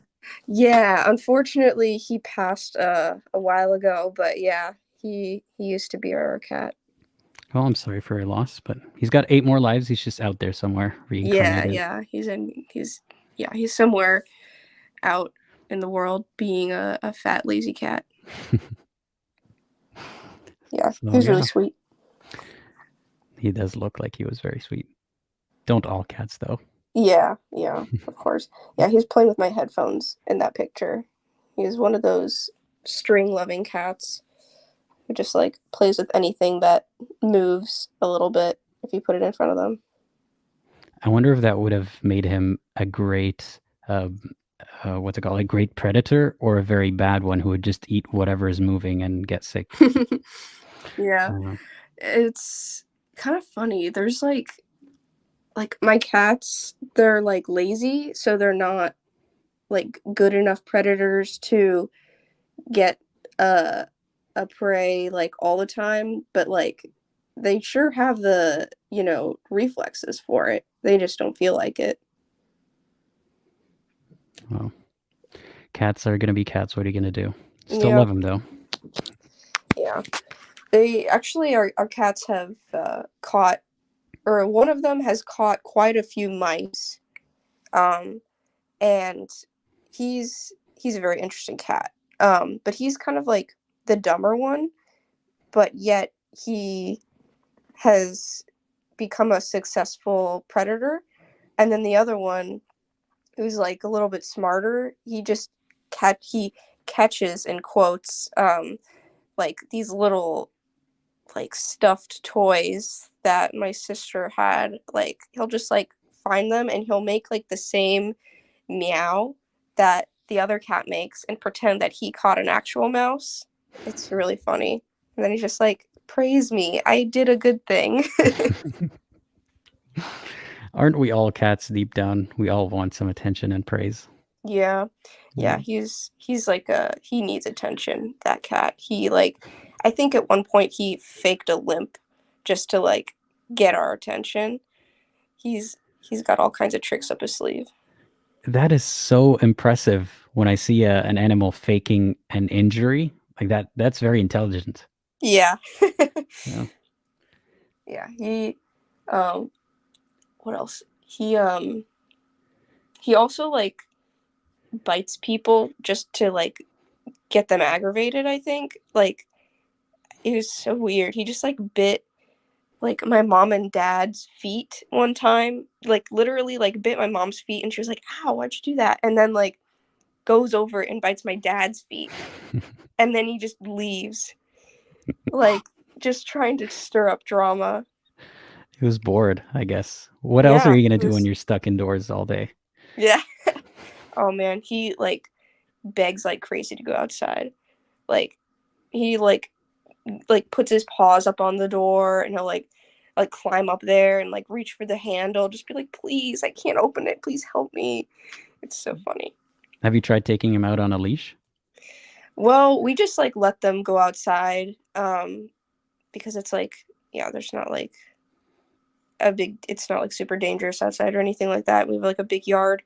But yeah, they go outside a lot, and then like a lot of times we'll let them out, and then like a few minutes later they'll come right back in if it's cold out, and then they'll like soon want to go back out again, and it's like, we just let you in, it's cold outside, we're not going to let you back out again.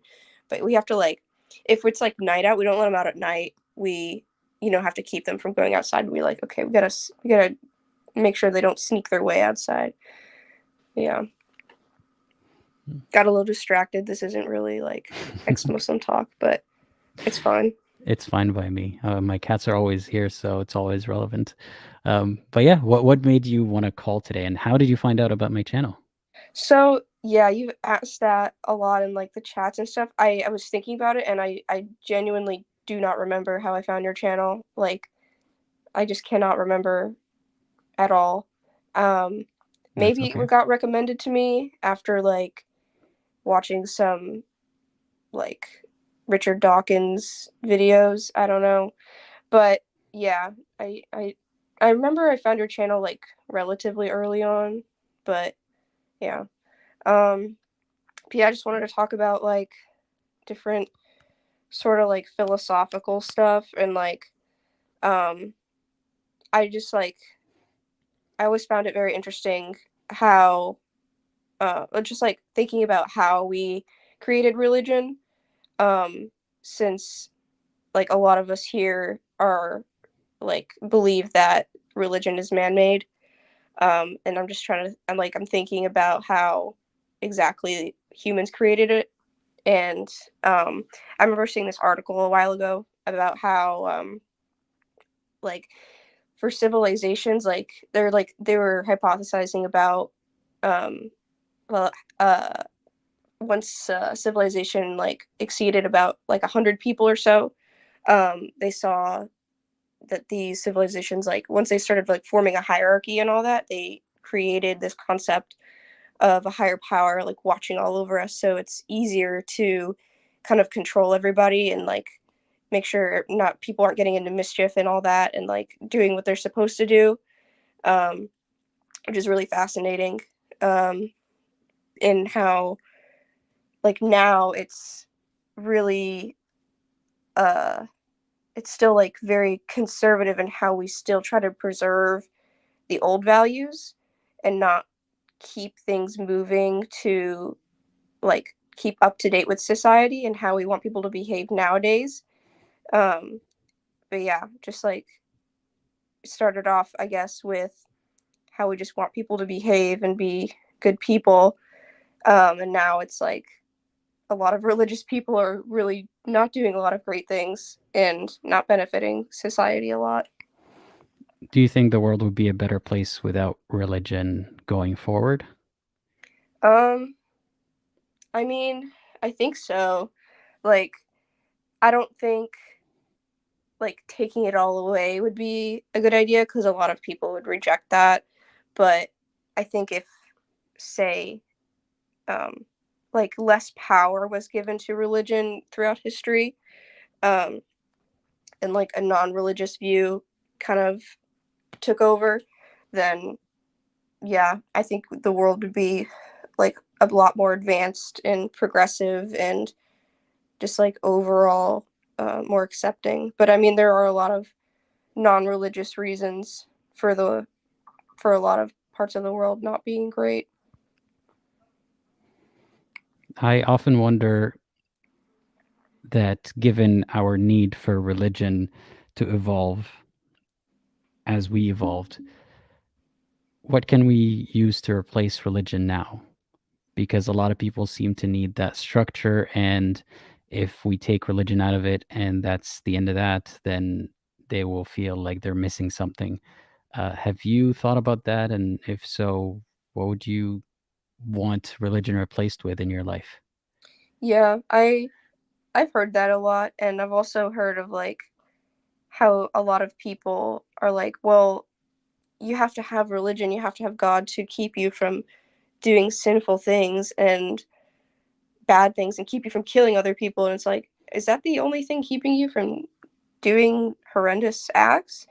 But I think there are some people who are like, yeah, no, if God didn't exist, then I wouldn't really have anything keeping me from like doing horrible things to other people. So I think some people it can be a little bit beneficial, um, like just for I don't know, just like um, certain mindsets that people have. Um, that's the only thing that really makes sense to them. Maybe there is something else that makes sense to them, but there's just a few people like that. But I mean, just having like a structure where you socialize with other people on a regular basis, like I mean, yeah, that can be helpful. It just doesn't need to be like cultish or like you don't need to worship anything, you know? Um, but I mean, meditation is always good. Like a lot of like Buddhist practices are healthy, but like I remember reading this book about for my English class called Why Buddhism is True. And it just basically talks about how like all the health benefits and like the 8 steps towards nirvana are like really they're just like probably the healthiest you can be like spiritually as a human, but then like they're just saying like, oh, all the other like um supernatural stuff, we don't think that's real, but everything else is fine. So like I think something uh like a modified Buddhism and like just being social, like I think it'd be really interesting as a concept to have like instead of a church just like a regular like social gathering place where you can just go in and like see other people and like just be nice to each other and yeah, that kind of stuff.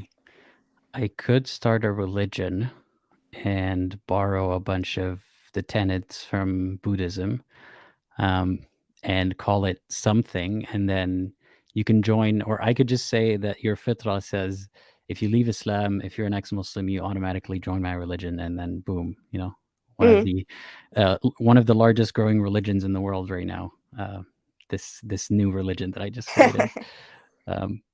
But I do wonder what it's going to take for Like, does it have to have a label? Do we actually have to create a religion for, for tax purposes and to have a label and so on, so we can bring that vision into reality?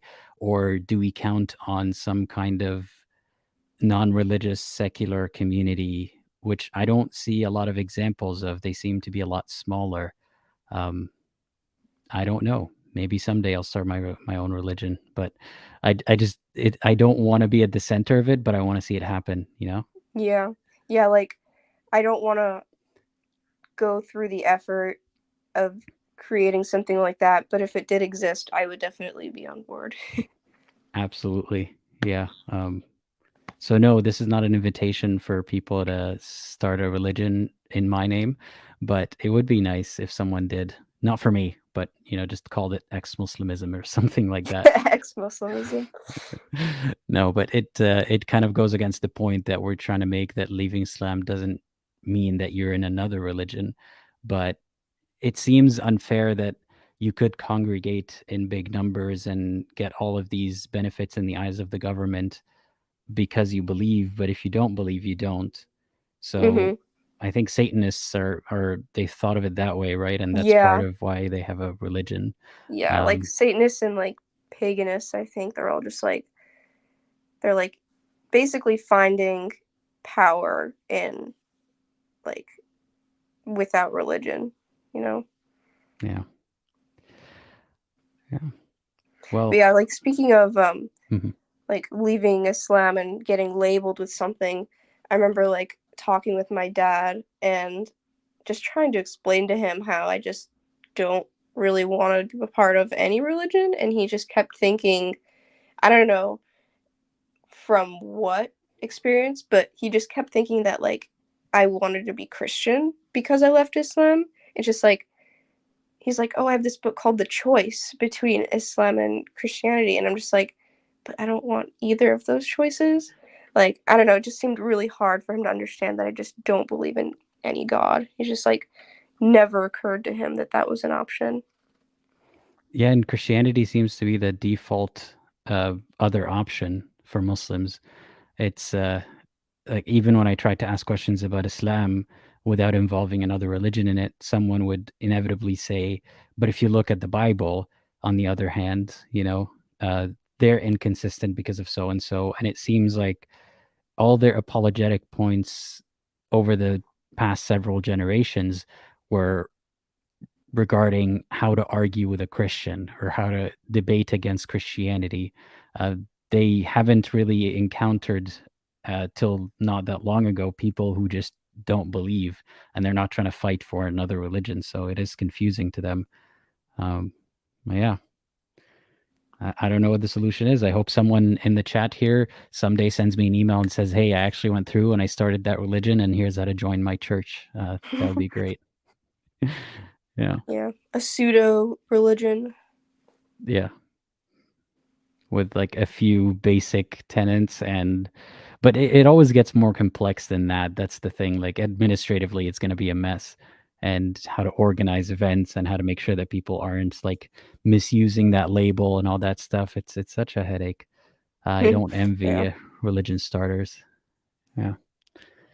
Yeah. And like part of me thinks that like even if it started with good intentions, it'll turn into something that it wasn't intended to turn into, that's like corrupt, or I don't know, just like something that isn't beneficial like it was meant for. Yeah.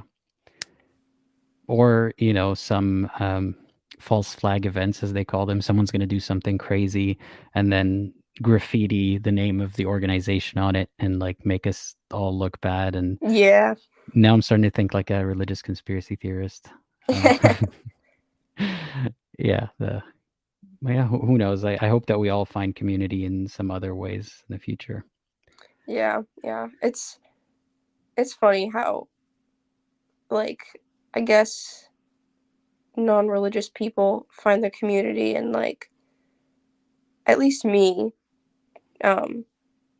just like people around me in like all different parts, all different activities that I'm in and that kind of stuff. And then like religious people can just go to whatever like congregation they go to, and then just like find other people just like could be completely different than them, not really similar in any specific way, but then they just feel like connected to them.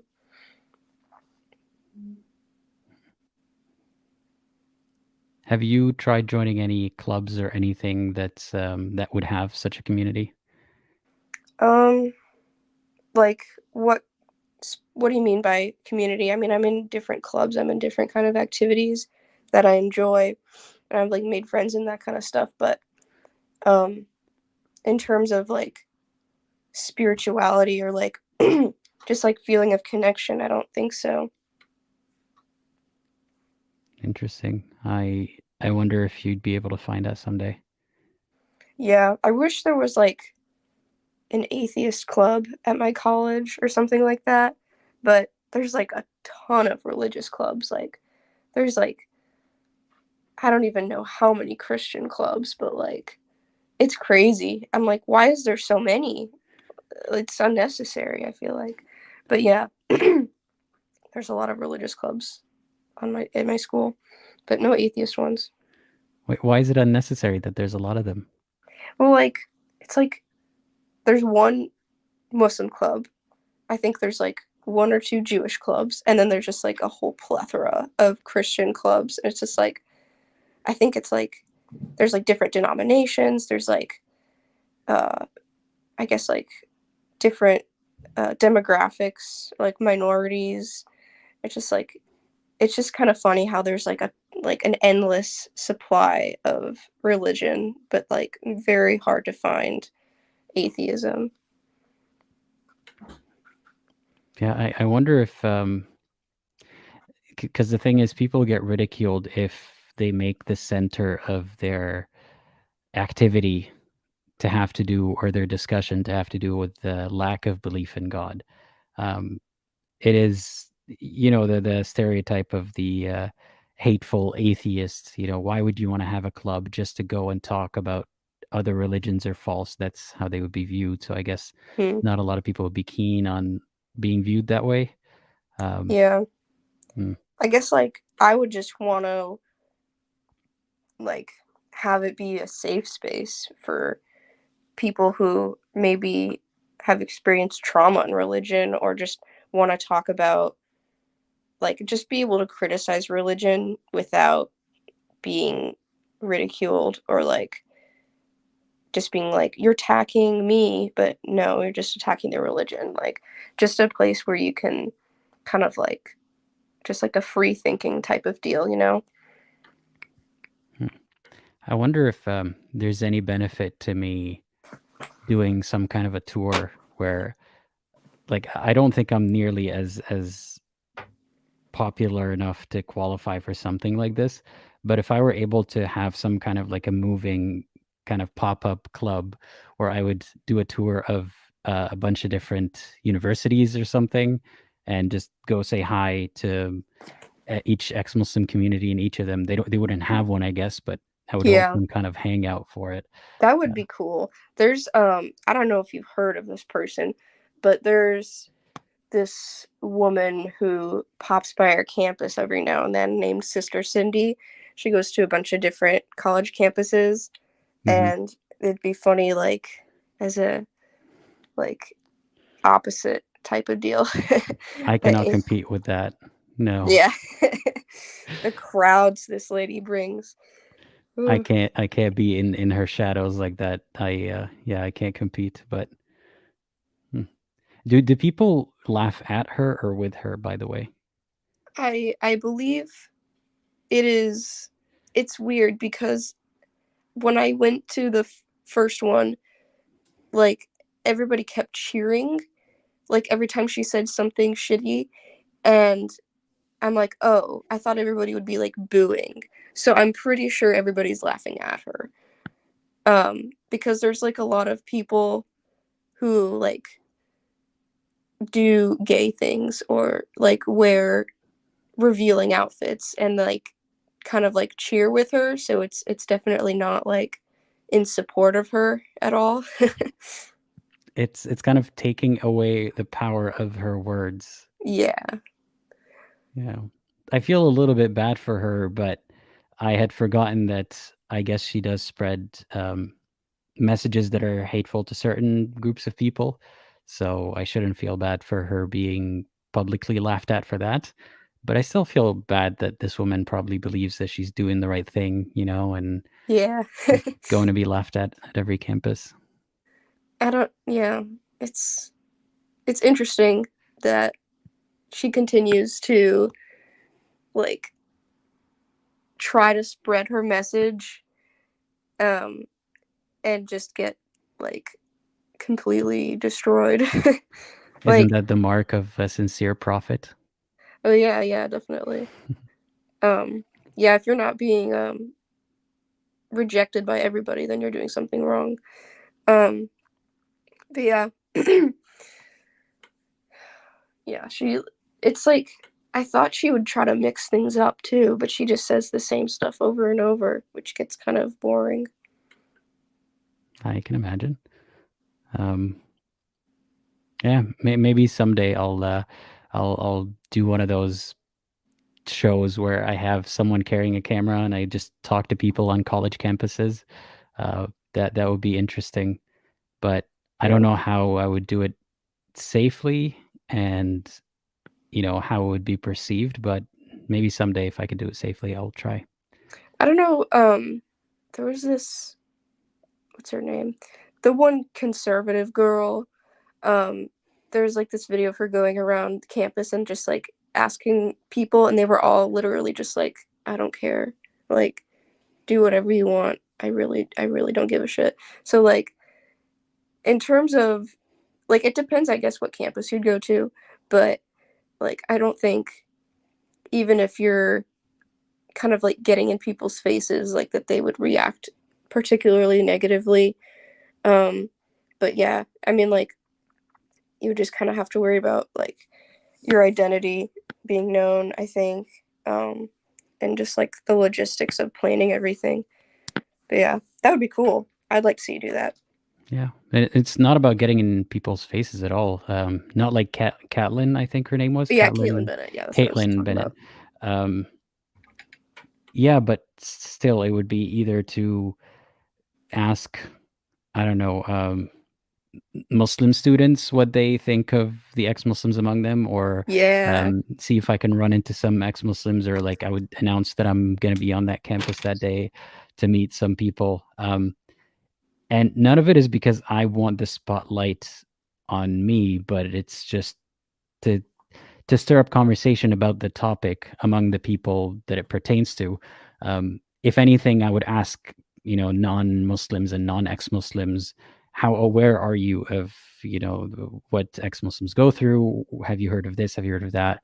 But it wouldn't be provocative. I don't know. Maybe I'll get to doing that someday. We'll see. Being a anti-Dawa person. Yeah, wear one of those shirts that says "Talk to me about my irreligion" or something. Yeah, but yeah, I who knows? I know that it's safer in some places than in the UK, for example. I wouldn't go there, but we'll see. But I hope someday that like I don't have to think about this and someone else is doing all that stuff, because I really don't want to do it. Yeah. Got to step up to the plate. Oh yeah, again. Yeah. Anyway, anything else on your mind? I don't think so, no. Not at the moment. But I should probably write some stuff down that I think about so that I have ideas of what to talk about here. Because I'm not good at being put on the spot. That's all right. You can always call back again next time. Yeah. I will have another one of those streams at some point soon. Yeah. Cool. Well, thank you for joining us today. And yeah, I appreciate your time, Ruba. Thank you. You too. Enjoy the rest of your day. Bye. You too. Bye. All right. Thanks once again to the caller, Ruba. Seek the Truth, Find It is saying, yep, don't try in Europe. Is Europe worse than the UK? I don't know. Anyhow, we'll get to the next caller. I've got a bunch of people waiting in the private chat. If I've spoken to you before, a couple of you guys, I would give preference to the others first. So I will try to add the others first. And if we have time, I'll get to Amira and Apostate. Doddery, your devices say not connected, so technical problem there. Please try to fix that. Oh, there you are. Okay, I'm adding the next caller in 3, 2, 1. Hey, how's it going? That's going pretty good. Can you hear me? Yes, I can hear you fine. Yeah, your voice is a little bit low, but I think I can fix that. Try saying something. Well, hello there. Yeah, I can hear you fine. So tell me a little bit about you and why you're calling today. I just wanted to talk really. So I, first of all, you said, so I come from Algeria. I think that, feel that really impacted how I viewed religion as a whole, since we had like a big civil war because of Islamists in our country. They were basically bandits. Basically, for example, killed previous communists. Also killed basically everyone that spoke up against the party. Basically, that's kind of it against all that. So I think that really affected how my parents taught me about religion. They told me that it's like a personal thing. It's for you only. You don't have to like interfere with the people, other people's lives. It was a really awful time. I think like 100,000 people were like had their throat slit. For this kind of, like being communist like 10 years ago. It was in like 1990s, and like those people were communists like in the 1980s. So you can imagine it was a pretty awful time.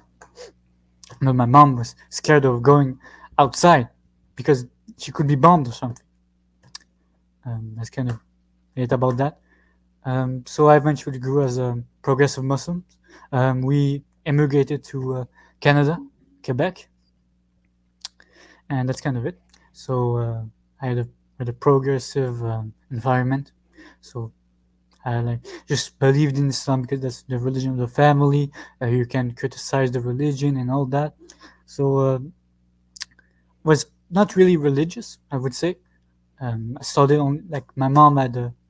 I only really started being religious when like my mom had a near-death experience. She almost died because of heart sickness. And then she became religious because of that.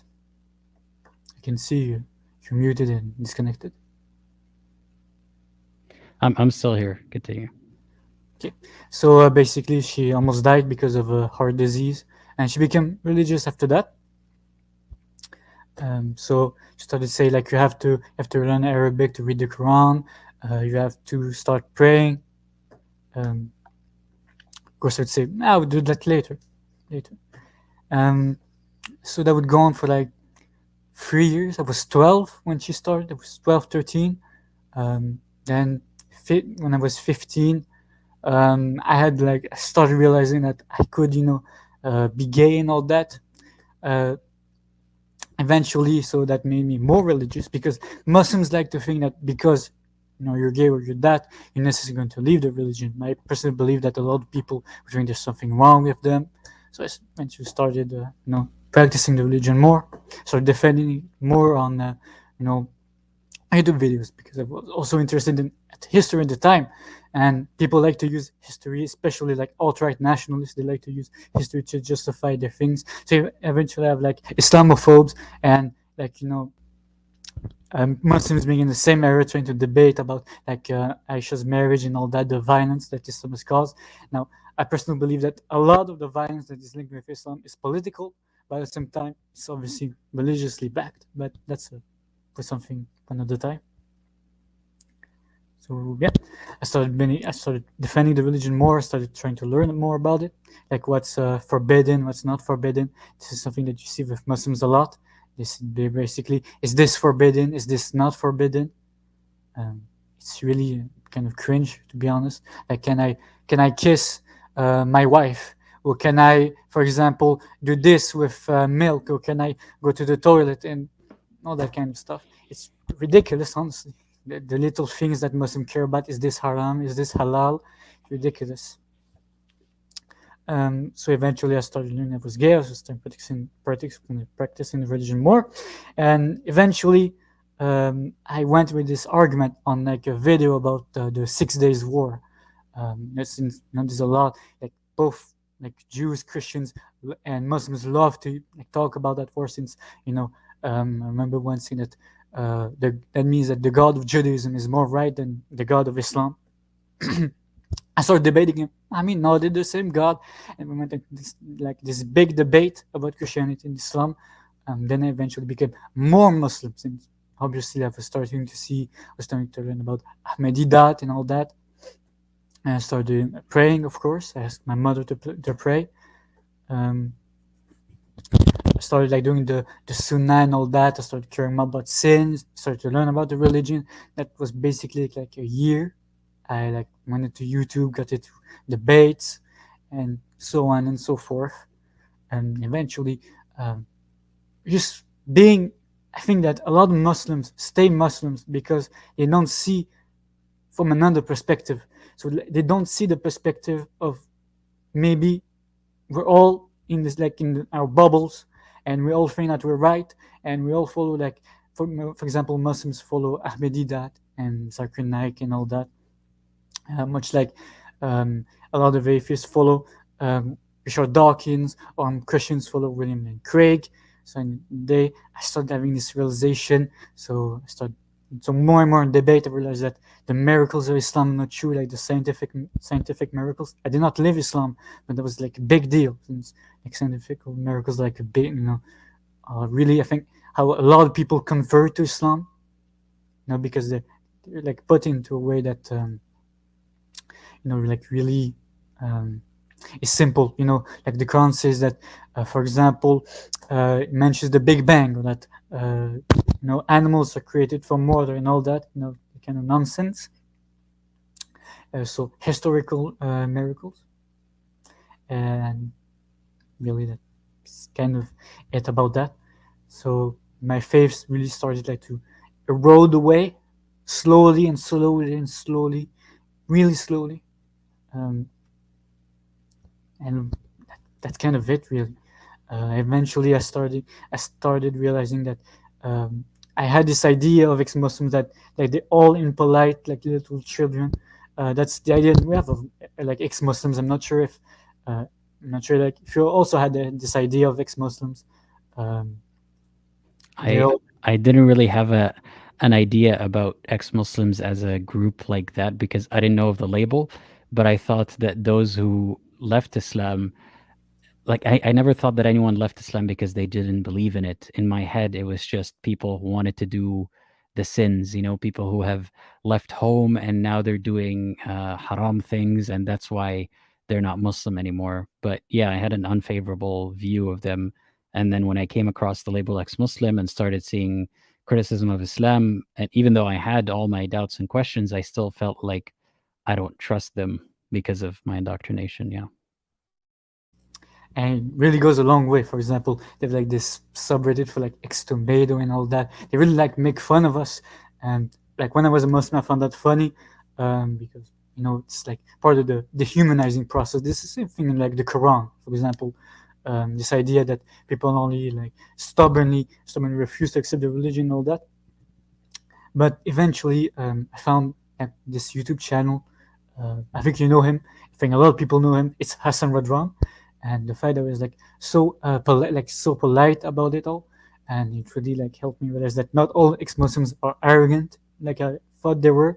They don't all use like they're not just brash and all that. I started binge watching his videos because I didn't. It was like the straw that broke the camel's back, because I have a camel in my profile pic. You see, so like it finally broke the camel's back, and I eventually lost my faith all of a sudden. It was like I have said the straw that broke the camel's back. That's it.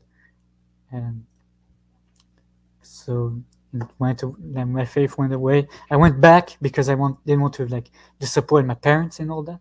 I think I haven't told my parents yet because I don't like want to like shatter their belief and everything. That's kind of And that's kind of all about that. So I went back into the religion for like a day or two. Then I didn't believe in this anymore. I could, even prove that religion was true anymore.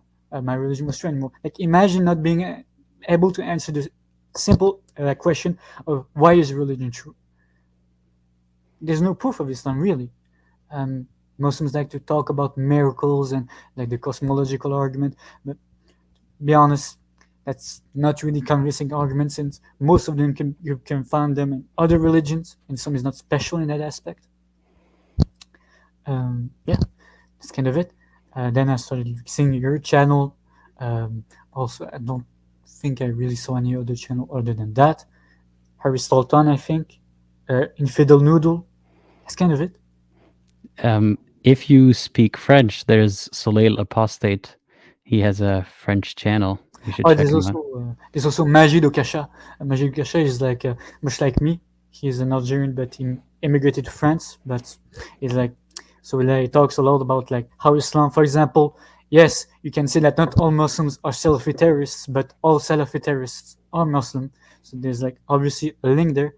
I don't really think that most Muslims think that terrorism is in their religion, but it's obvious that, for example, a verse like 929, 95, like Surah Tawbah, it's obvious that if you want to see that verse for saying terrorism and that you should fight the infidels, that's what it is.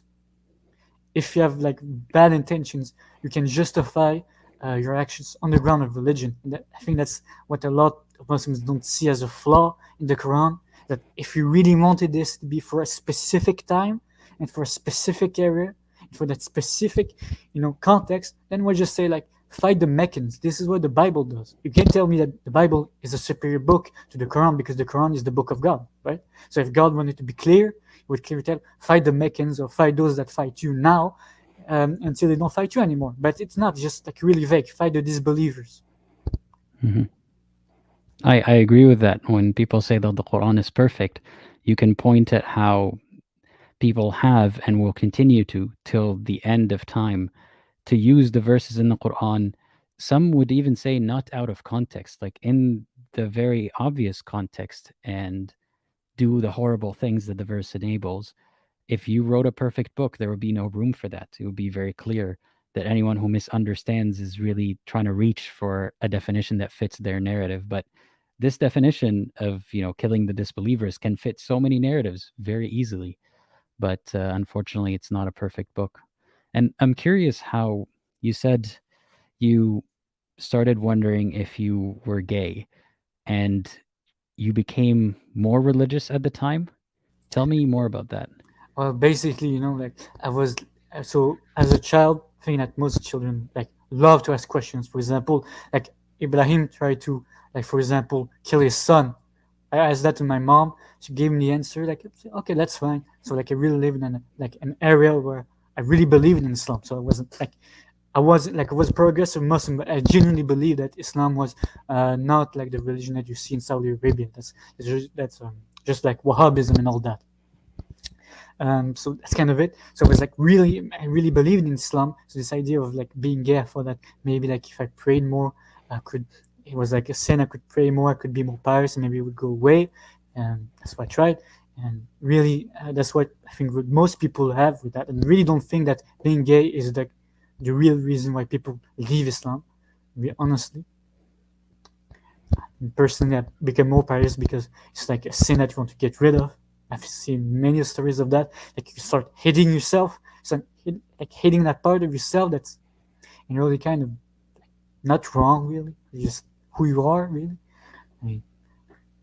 Yeah, that's it. And how did you feel about that part of yourself as your doubts grew? I started embracing it more. For example, you see a lot of anti-LGBT rhetoric, and it's so annoying because the statistics they're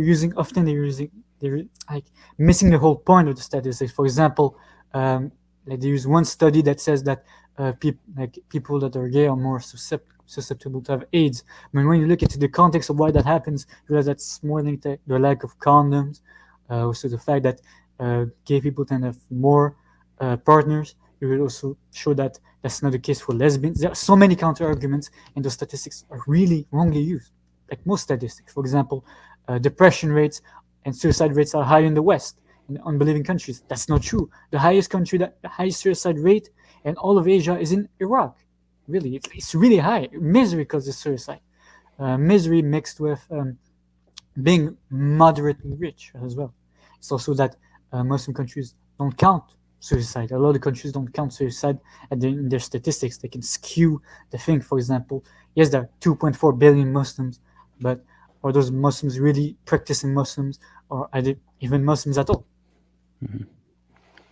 This game of numbers is annoying. Yeah.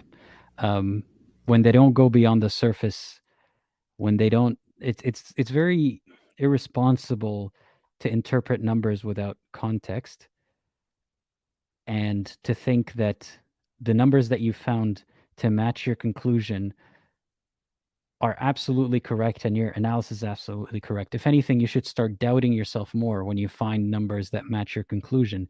You should be double checking. Am I searching for these numbers just to justify a talking point, or is this objectively true on its own? And it shows that they really don't understand how statistics are collected and the quality of the statistics that are collected in the Muslim world, or not at all, like you said. I know that suicide in the Arab world, for example, it's extremely shameful. It's obviously haram, and it's often not recorded as suicide when it does happen. So of course the statistics are not going to reflect what's actually happening. And one could argue again that living a life of misery and not killing yourself just because God said don't do it doesn't necessarily mean that you're living a better life than someone who had killed themselves somewhere else, or that if they had lived in a different community, they wouldn't have gotten mental help, because it's less shameful to say, I am suicidal, I need help, when Islam is not involved, you know? So their interpretation of the alternative is also very flawed. Yeah. I'm glad that you started to feel more comfortable in your own skin and you started to feel better about how you feel. And do you think that you've resolved all your negative feelings towards your homosexuality now? Of course. I mean, for example, I realized that if you really think about it, and if you really think about it a lot, you could also say that, for example, even like the sadness statistic, for example, we see often that the people in the Scandinavian countries are like super happy. That's simply like not 100% true. I mean, Finland has the highest rate of suicide. It's simple that in Scandinavian country, it's a taboo to say that you're not happy because you have all the things in the world. How could you be unhappy? I think really the problem is not with the lack of religion and all that. I think it's really with like I think that people are not really connected with like philosophy anymore. I'm not talking about like just talking about simple Platonics, like Greek philosophy about happiness. For example, I personally find myself like an Epicurean. I believe that you can be happy with the bare minimum. Not really bare minimum, just like simple life, like keeping, like let me say, being hurt away. Just living a life without harm. Honestly, I just think that people lack a central goal. And in the day, like religion is like kind of just masculine. That's why like Karl Marx said that religion is the opiate of the people.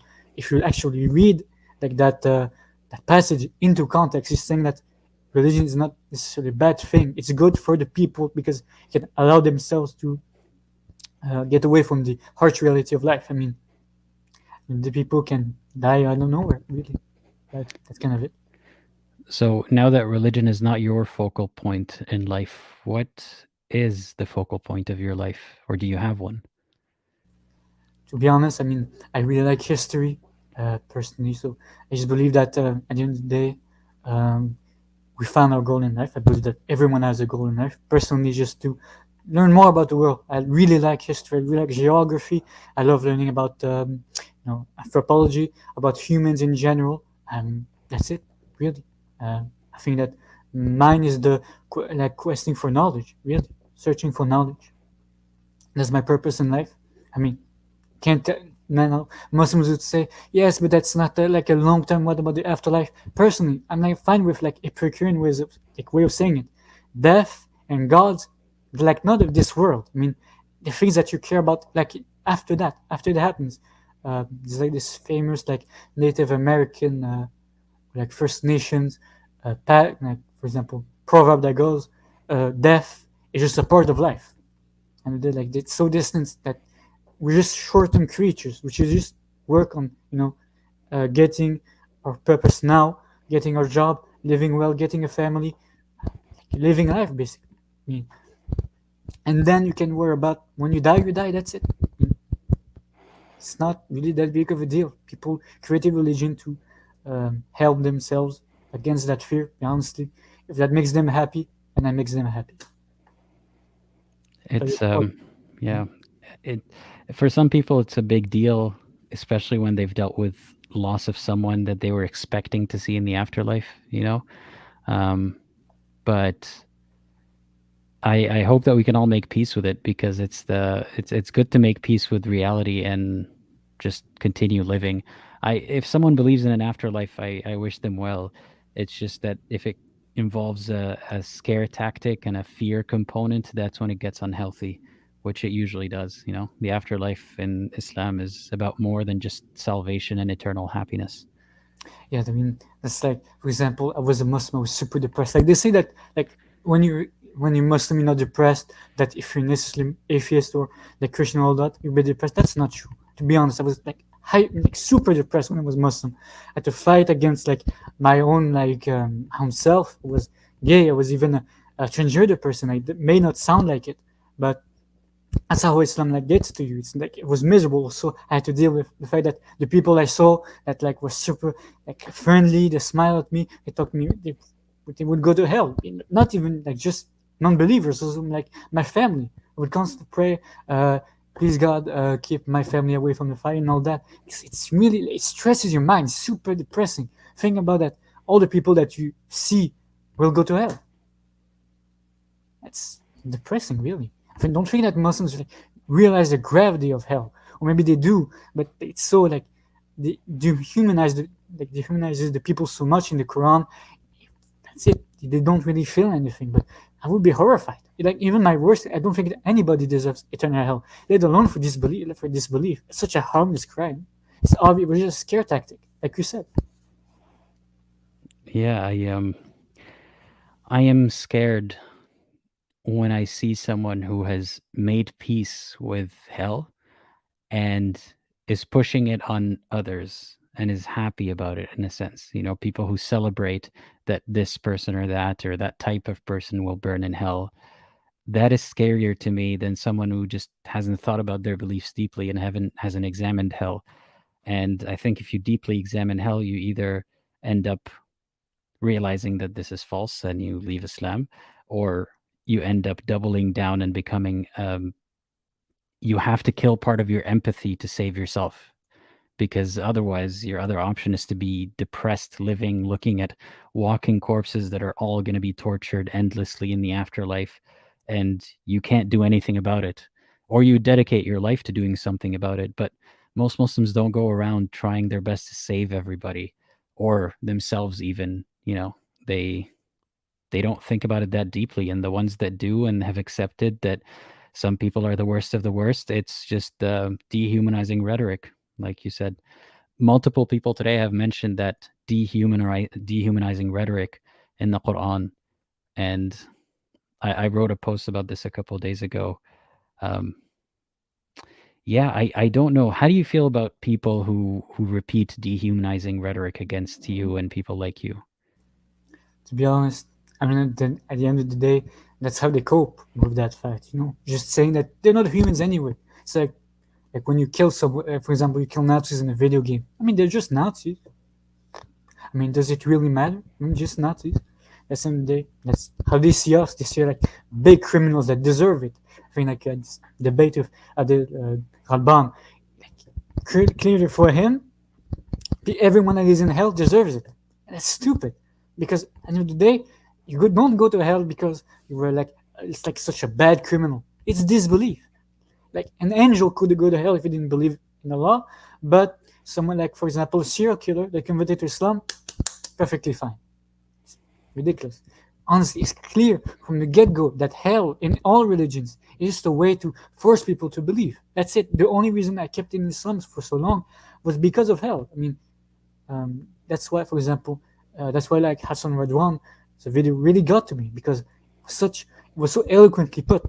Hell is bad. It's awful. You can't imagine punishing the majority of mankind for an eternal punishment for a sin that you cause them to have.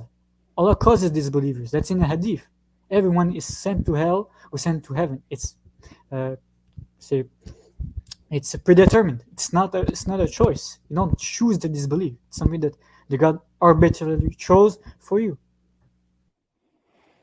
I tried to talk about this topic a year ago on TikTok, and the response was mostly Muslims, most of them young, saying, "Yeah, so like we're proud, we're happy about that this person or that person's going to burn in hell." And it was very depressing, and it still is. And I'm curious how you feel about them saying that about you. I understand that you understand it's a coping mechanism, but how do you feel when someone says that to you? I'm saying that I'm going to hell and all that. Yeah, if they say that someone like you know, a gay person or a disbeliever or whoever is dehumanized and deserves hell, how do you feel? I mean, to be honest, I can't imagine the thought process that goes behind it. I mean, imagine faking that, like actually faking that someone deserves. I don't think they realize how painful hell is, really is. I mean, imagine just putting like scalding water onto your hand, like put water that's too hot. That's not even boiling water. It hurts like hell, and to imagine that, ironically, like it hurts like hell. But see, um, to be honest, I just can't understand the thought process. It really hurts me, not because because I fear hell, but mainly because someone who actually believes that it's really scary. But I see for what it is. It's a coping mechanism, and it's a result of all the dehumanizing process in the Quran. So I just see it as something that's really weird. That's it. That's a mature way of looking at it. That way you're not emotionally reacting strongly back, and you know, the situation just accelerates into something worse. That is mature of you to break it down that way and think about it. Yeah. I mean, in the day, now, I personally believe that even then, really like other aspects that I found weird in Islam is like the apologetics, and as I've said, I only like kept in Islam because has like the gaslighting and hell and all that. At the end of the day, nobody would believe in Islam if it wasn't for hell. I'll be honest with you. It's it, it has to be said that hell is really awful, and so you just want to keep that belief because first of all, there's the eternal punishment waiting for you if you disbelieve, but also, as can you say that? Also, it's God that like purposefully misleads people. That's messed up. But I see the way where the Quran says that you're predetermined to go to hell and all that, and like that God, when Allah doesn't guide, they're misled. It's simple. That's how Muhammad wanted to cope to why his religion didn't spread. If Islam had actual proofs behind it, then it wouldn't need hell. That's simple. Hell is just there because it can keep the people that are inside the religion, and that's it. It can keep the people that are inside the religion inside and gaslight the people into thinking that they should believe in that. Same thing for Christianity. It's kind of it. And the punishment is just how can you justify why people don't believe? It's simple. Allah chose for them to not believe. Like this, you don't have to justify anything. You're arrogantly denying a science. That's why like it was kept like, and what if their small miracles would be true? Like what? Just keeping this miracle, just to keep that belief because you really fear hell. That's it. That's the Muslim paradigm, really. That's how they think. They keep their religion because of hell and fear mostly, and then also confidence because of like miracles and all that, and the apologetics. But I'll get onto that later. I just wanted to hear your response. I've spoken to one of these promoters of Islam, and I remember he verbatim said that, yeah, Allah, you or a disbeliever is misled to out of Islam. And I asked him, who's doing the misleading? And he says, Allah. And it was just such a beautiful moment for me to get him to stop and reflect on that. I don't think he actually deeply reflected on it, but at least the audience had a chance to stop and think. So Allah is the one misleading me, even though with all the good intentions and everything, I asked the right questions and I tried to understand, but it was in Allah's plan to mislead me. And I will go to hell to fulfill his plan. None of that is actually going to happen, but if you believe that it's going to happen, you have to ask yourself why. And that is one of the most important things that I'm trying to do with this channel. Make someone stop and think, make them laugh, do whatever to shake them into having a self-reflective moment. And I think some people have that moment on their own. Some people need a push, but they eventually get there. But what do you think would have changed, or not changed your mind? What do you think when you were a believer would have made you think about this conclusion sooner?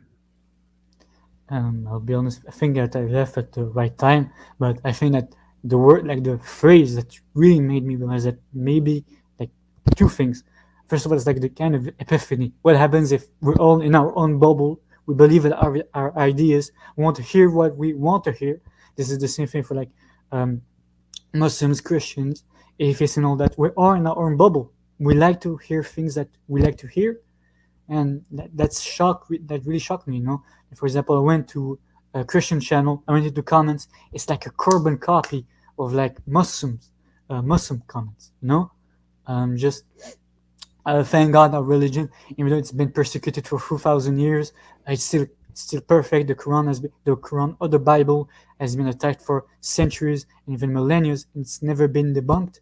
To me, that's kind of the same thing, really. And also, my philosophy professor in high school told me sometimes we don't want to accept the other person's position in a debate because we can't accept that it's right.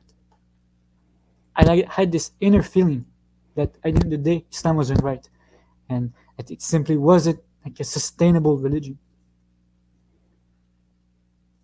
Even in my head, Mm-hmm. Well, is there anything that you want to ask me, or anything else that you had on your mind to talk about? Well, apologetic, and like the apologist also.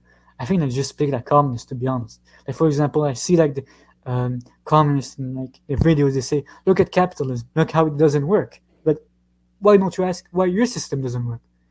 Communism is like Sharia law. It has never worked. It's always been tried, but it's never been perfect because it always leads to persecution or it's not put on rightly.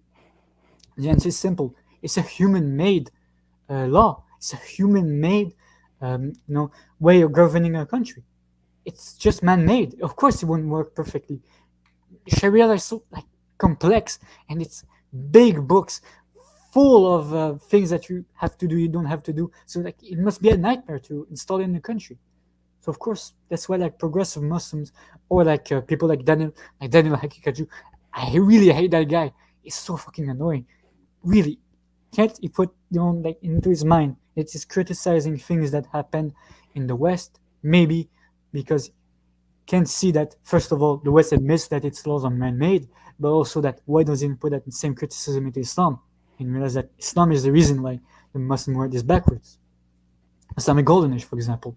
They love to say that the Islamic Golden Age is the example why Islam is like near science, but it's the same thing that Christians say about Christianity. I mean, if you like the Renaissance, it was Christians that mostly started the Renaissance and the Enlightenment era.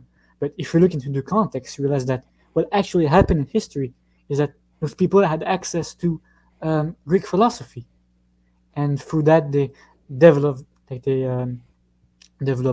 further. They use that as a jumping point. They realize that the Mu'tazilite that essentially created this rationalist way of seeing Islam, based on like Greek philosophy, because Islam is not rational. It's like samana watan.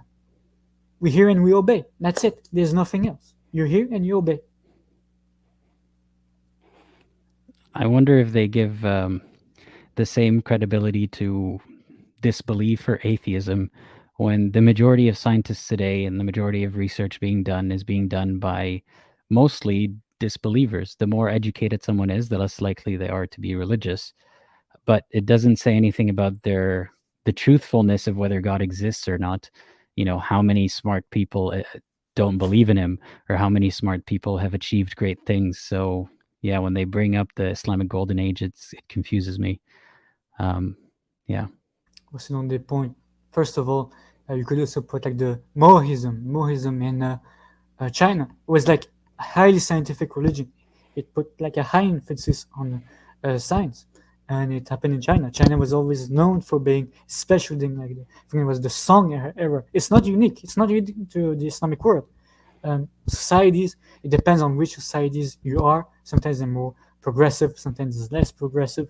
For example, a lot of apologists say that, well, yeah, but Islam was progressive for its time. That's not unique to Islam. I see, for example, this PragerU video that says that the fact that the Bible says that the Old Testament says to kill your children if they're disobedient, that makes that sense is for the parents, and it's not for the parents, it's for like the high chief, and would have been a problem since nobody wanted to go for that hassle. So it was progressive since it ended, parents killing their children.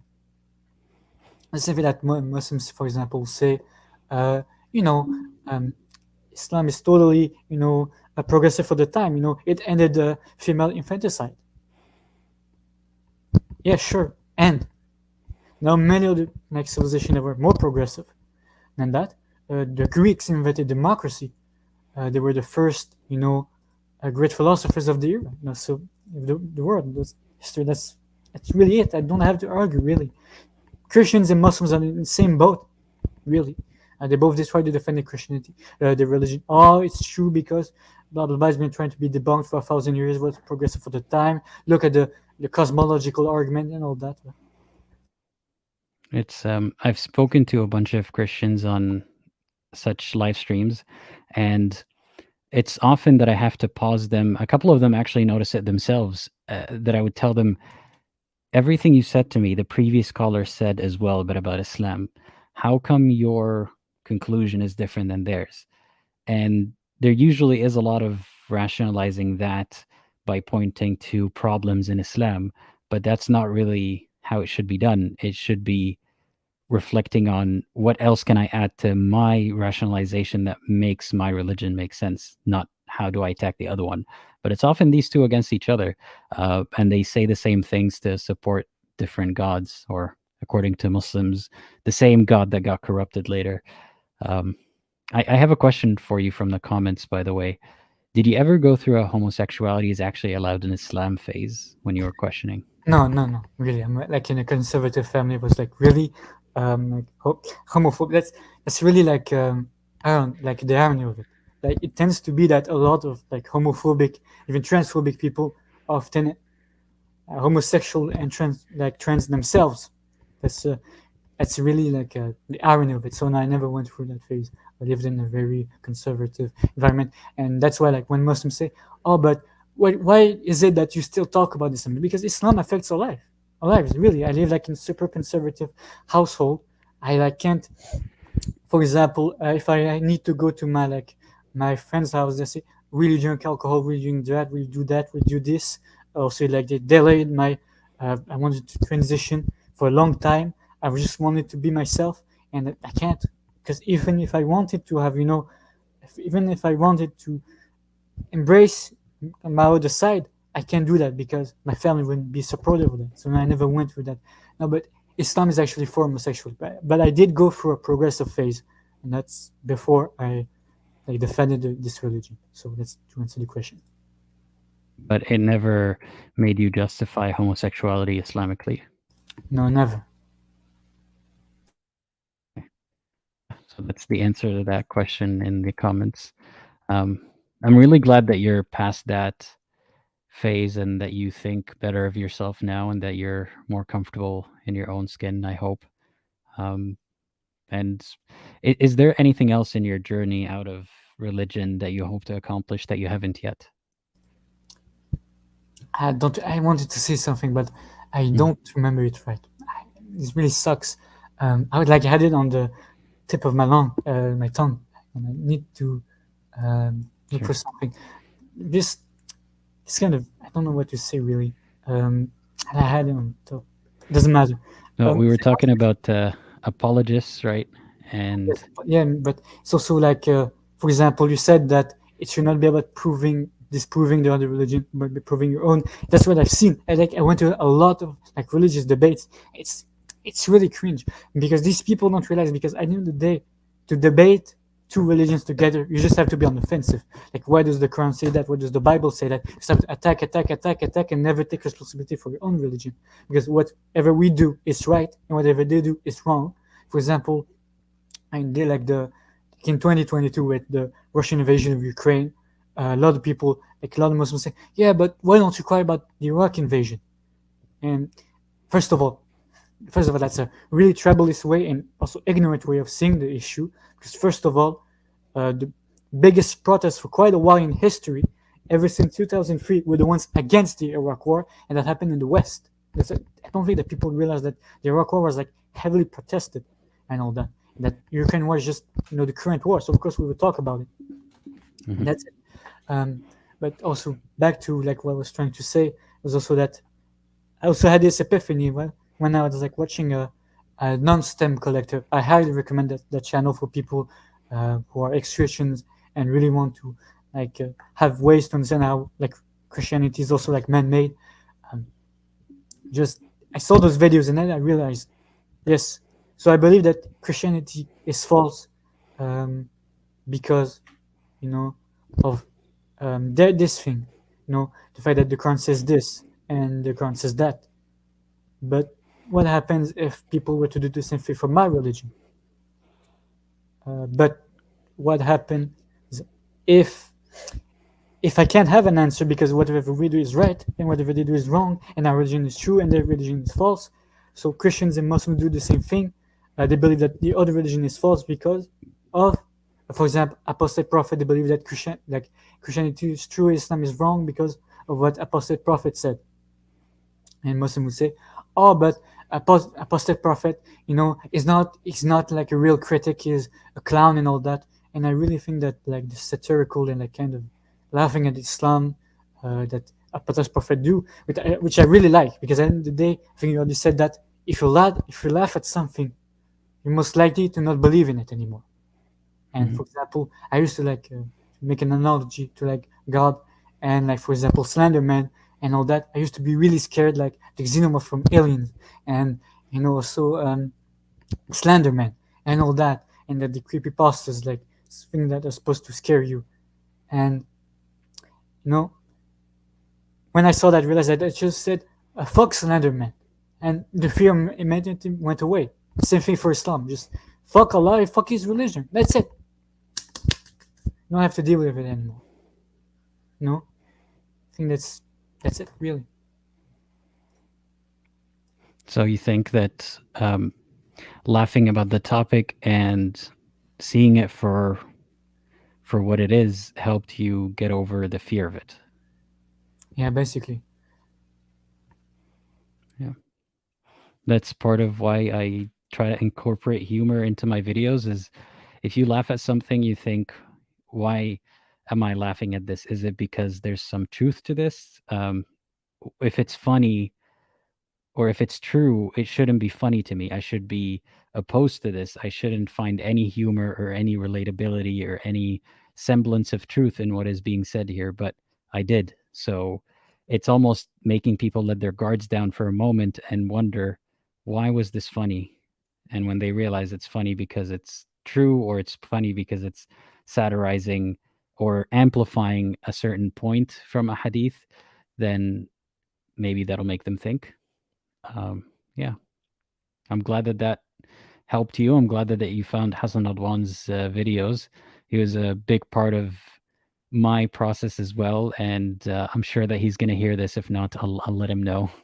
But he sometimes watches these streams, so I'm sure he'll hear your testimony, and he's glad that you watched his videos.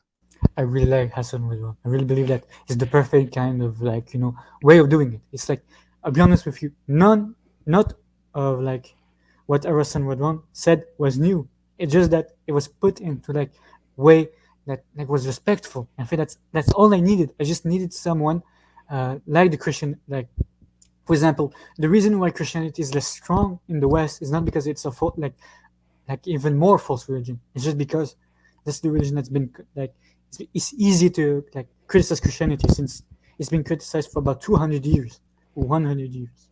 But Mhm. Islam is not the same thing. You criticize Islam and you have like your head chopped off. That Well, happened. yeah, we're trying. We're trying. Yeah, that's kind of it really about that. Really, I mean, the critics, so like Hassan Radwan is like really helped me. It's also like your type of videos. For example, Muhammad proves Islam. I think he made that video a while back. It really reminded me of like Non-Stem Collector and Documentary 2525. And I love that kind of way because it shows it something. It's like based on references to thing that you understand. It's put in perfect way since it's funny. It's small, but also it gets the point across. For example, I can't imagine. For example, imagine that as the most. Imagine if Islam is like as most. Imagine if Islam is false. Like how would Muhammad look like? I thought he would look like a fucking lunatic, you know. Or here ye people, all of you are going to hell because you worship the wrong God and everything. It's stupid, really. If you imagine that, that's why like why people ask, yeah, but why did like people persecute Muslims and make fun of them in Mecca? It's simple. You're making fun of their religion. You're making fun of them, and like you tell them they go to hell and all that, and you don't expect them like to react and not believe the shit you're saying. Really, if you look at the arguments from the Quran, I don't get it how people think this is the word of God. All of it is just incoherent rambling. It goes from point to point to point, that any like real guiding like structure, because it combined much later, but also just it's basically look at the trees. I'm real because Ibrahim told so like 2,000 years, 3,000 years ago. Um, that's kind of it, really. For example, that's all the arguments. I exist because I say so. It's just like the first verse of Surah Al-Hijr. I don't remember like which verse, but why don't you believe in Allah even though He sent the messenger to you? That's the Yeah. argument. It's very poor argument. It's like if I start a debate by saying, "Why don't you believe me, even though I am telling you the truth?" People would say, "Wait, you haven't established anything yet. You're building on this assumption that you are the messenger, that we believe that you are the messenger, and we're just refusing to believe that last part." Which, if they believed you were a messenger, you wouldn't have to tell them that. Yeah, it's very poor logic. That's I'm gonna animate some of the arguments that Allah has, except I'm gonna put Allah versus someone like a real person, so we can actually have some responses for once instead of this one-sided debate of Allah saying, "أفلا تتفكرون?" Do you not think? Do you not see? Do you not? Yeah. So we'll see how that turns out. It's also like, for example, the Quran recitation as well. I think that I honestly believe that the Quran recitation only sounds nice because it's like an art that's been perfected for like 2,000, for like 1,400 years. And this is a common tactic. For example, if you recite in Arabic, sometimes people, for example, I'll be honest with you, I don't speak Arabic. I was like raised my whole life in Quebec. I only speak French and English. And so, like when you hear the Quran, it sounds like so mystical and all that. But if you actually to read what it says, it's really, really ridiculous. For example, it's also I don't remember like the arguments, but essentially, God created the sun and the moon, and that's why you should worship Him. That's it. Yeah, it doesn't establish anything. There's a lot of pointing to a phenomenon that's already existing. I did a video about this where which prophet was it? Ibrahim was having a debate, and he was telling a Namrud, "I dare you, if you are actually God, bring the sun from the west." And I thought that was the dumbest way to have a debate ever, because if I was that person, I would say, "No, if your God is real, you bring the sun from the west." And neither of them is going to be able to change the natural process of, Now Allah is too busy to do that. He's too busy. They has to handle the whole universe. That's why like he needed to wait like until like the 7th century to give his book. That's like so convenient. Imagine like the perfect morality is the 7th century morality that is in the Quran, and that's it. You can criticize it.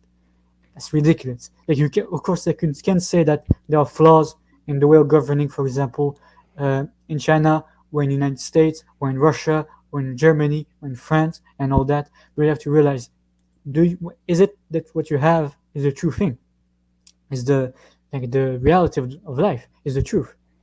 Because as I've said, at the end of the day, people like Daniel Hakikaji, which I really hate, by the way, I really hate his rhetoric. Because at the end of the day, he never points it to himself, to his religion. That's why Muslim countries are always poor. And that's it. Well, they always blame on, I mean, there are more factors involved than just religion, but there is no working example of a country that has used Islam to solve its societal problems and show us the utopia that Sharia is supposed to be. That never happens, but he doesn't see it that way, unfortunately. Yeah, I don't like that guy either. I don't like his rhetoric. For me, like I said already, it's like communism, like communists. You find a lot of videos that say, look how like capitalism ruined Russia. Yes, it is true. Converting from like a communist economy to a capitalist economy ruined Russia. But why don't you look that the problem was in communism all along? For example, it's not. For example, it's not Islam. How can I say this? The religion, for example, Islam is not the solution because it's pointing to what the West like overwrote. We went away from like Islamic narratives and like Islamic morality or Christian morality, and it's been better. I'd argue that Islam is in fact by nature totalitarian and like, or at least like satisfies the need of like monarchies, because at the end of the day, Muhammad had total power. Same thing for Solomon. He's a king. He's held the prophet of God. That's the simple aspect that Islam is an authoritarian and totalitarian religion, and there's no way around that. Well, I think Daniel would probably agree, but would tell you it's for the greater good, so he doesn't disagree with that part. If I gotta ask you, if you could see one change in the world before, in your lifetime, before you die, in the context of religion and so on, what change would you like to see? To be honest, I just want religion to be away from politics, honestly, and that people stop using religion to use for violence, because I'm not against religion itself. I don't believe it's true, but I can understand, I just said earlier, that if someone finds peace in a religion and someone believes in that, that's perfectly fine. But it should be away from politics and away from other people's lives. Because when I hear about like civil wars that are going, for example, terrorists, they're going, not just Islamic terrorists, but terrorists in general, it really pains me, because this is an endless country, like an endless conflict. It's never going to end, because if for example people use religion to justify, if they use Islam or Christianity to justify their horrid actions, then that's never going to change, because for them religion is the tool that you use for that violence. It's an endless conflict. It's full of zeal, and Muslims are not scared of death. It doesn't matter if, like, for example, you kill 5,000 Islamists. For them, if they die in jihad, you go to hell, you go to heaven. That's it. I find this like the hadith, the cling of the sword and the dust of the fire do not, for example, hell and the dust of the fire do not mix. Yeah, there's a lot of the hadith that's on my mind, and I've been wanting to make a video about, is God laughs or is happy about a situation where two guys are fighting in his name against each other. And the point of the hadith is that as long as you intend to, fight for Islam, then it's all good. Don't worry about it. God's fine with it. So two guys going to war against each other for him amuses Allah. And yeah, that shows you how they expected this to happen. Obviously, people saw how people would split up into factions even within the same religion. But Allah's fine with that, because in the afterlife, everything's going to be okay. But there is no afterlife. So yeah, I hope to see religion kept away from politics and law in general. I think Kat Suhada said something. I really agree with that. The first time I ran into David Wood, I was a Muslim. It was him eating the Quran and making pig origami out of it. It just made me have a bad image of people who critique Islam. That's exactly what I was talking about. This is like the image that people have of ex-Muslims, like Muslims have of ex-Muslims. Really, you just believe that they're disrespectful. They don't have any arguments. They just laugh at the religion. I mean, that's imperfect. That's exactly what I thought of ex-Muslim as a Muslim. So yes. And it's funny because David Wood is not even an ex-Muslim, but somehow his channel, even though it did expose some people who couldn't have otherwise had access to criticism of Islam, it did expose them to that. At the same time, people like you or me, when we'd come across that, it made us feel extremely uneasy and conflicted and confused, and it caused a lot of bad PR for critics of Islam, especially those like us who didn't have a platform. I was like, I understand the shock value that someone would want to get out of some of these demonstrations, but some of them were just not funny or not even making a point in a sarcastic way. Like one of his most recent videos, I didn't watch it because, to be honest, I don't watch his videos, but it's called like the Boom Boom Room or something. And some guy with like C4 strapped around him, and he's got like two characters playing some sketch. And it's just so unfunny from the little that I've seen of it. And it pisses me off that he gets more attention from the outsiders, and it gives people like us a bad image. Because then if I make any joke that is offensive, it will seem like it's in the same category or for the same reason, when it is absolutely not.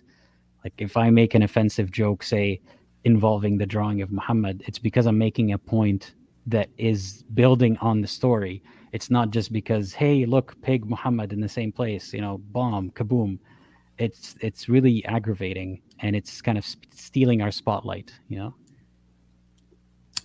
for example, also like Apostate Prophet is also like very. I'll be honest with you. I believe that there are a lot of like arguments against Islam that like are not 100%. They can't be really used, because I'll be honest with you. That's the same thing for like Christians. If you go, for example, into one like Christian group and you put like the classic argument that Jesus probably never existed and all that, probably laugh at you. They will say, no, that's not true. I mean, we have this argument against it, this argument, and this argument. And like the most common argument, for example, the Quran says that the earth is flat. I personally believe that the Quran says the earth is flat, because much like Islam says that Allah, God exists and He's going to punish you in the afterlife, to me, this is the same thing as saying the earth is flat. It's just the belief of the time. It was easy, it was common sense. And the fact that it's reasonable to believe it does not mean like simple to believe it. Doesn't mean it's like, it's true. You understand? So that's kind of like really it about that. Mm-hmm. Yeah. Was there anything else on your mind that you wanted to talk about?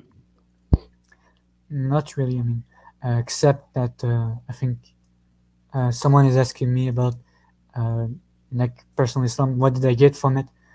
To be honest, I really like the Quran recitation, and how it can make you quite at ease. But I'll be honest with you, that's just because it's a novelty. But the more you go into Islam, the more you realize it's like a really mechanical religion. It's boring, it's annoying, and that's it. It's praying is so mechanical. Just sometimes you're not really wondering about like the mercy of God and all that. Just wondering, am I doing like the third ruku? Am I doing the fourth, prostration and all that? It's ridiculous. It gets really boring. Yeah. So I got because it was a novelty, but I eventually got bored out of it. Well, I hope that you don't have to do that anymore, so you're not bored doing something repetitive anymore. Yeah. Anyway, someone has been saying I've been talking for the past hour, so I'll be honest with you. I think I'm done. If you have any other question that I can answer, yes, but if not, I'm really done. No, not in particular. Thank you for calling in today, and I appreciate you giving us your time. Yeah. Have a nice day. Thanks. You too. It's a nice night here. Bye-bye. All right. Thank you to the caller. Next caller is, let's see. Thanks everyone for watching so far. We've got Rory next, and then there is Khosrow. I can't pronounce your name at the moment. Please tell me in the private chat what you're calling to talk about. But I'll add Rory in 3, 2, 1. Hey, how's it going? How you doing? You've spoken to me before. I'm good. Yeah, we've spoken before, I remember.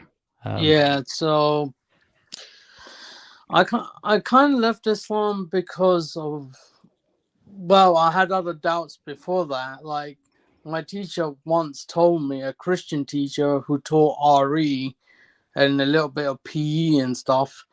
RE stands for religious education, if you don't know. Okay. Okay. He actually, when he was speaking about Islam, he actually told us that a lot of the Quran is copied from the Bible. Interesting. And not only that, that's in a public school, right? Yeah, that was in a, well, actually it was in a special needs school, but it was public.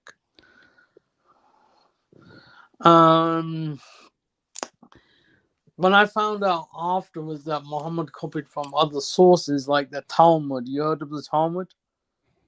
Yeah, the Talmud, yeah. Yeah, like whoever kills the lion is like he kills the whole of humanity or something. Right. But the final nail on the coffin was that Muhammad married a child, a 6-year-old bride. You didn't know that, and once you knew that, you realized that couldn't be the prophet? No, he couldn't be a role model for society.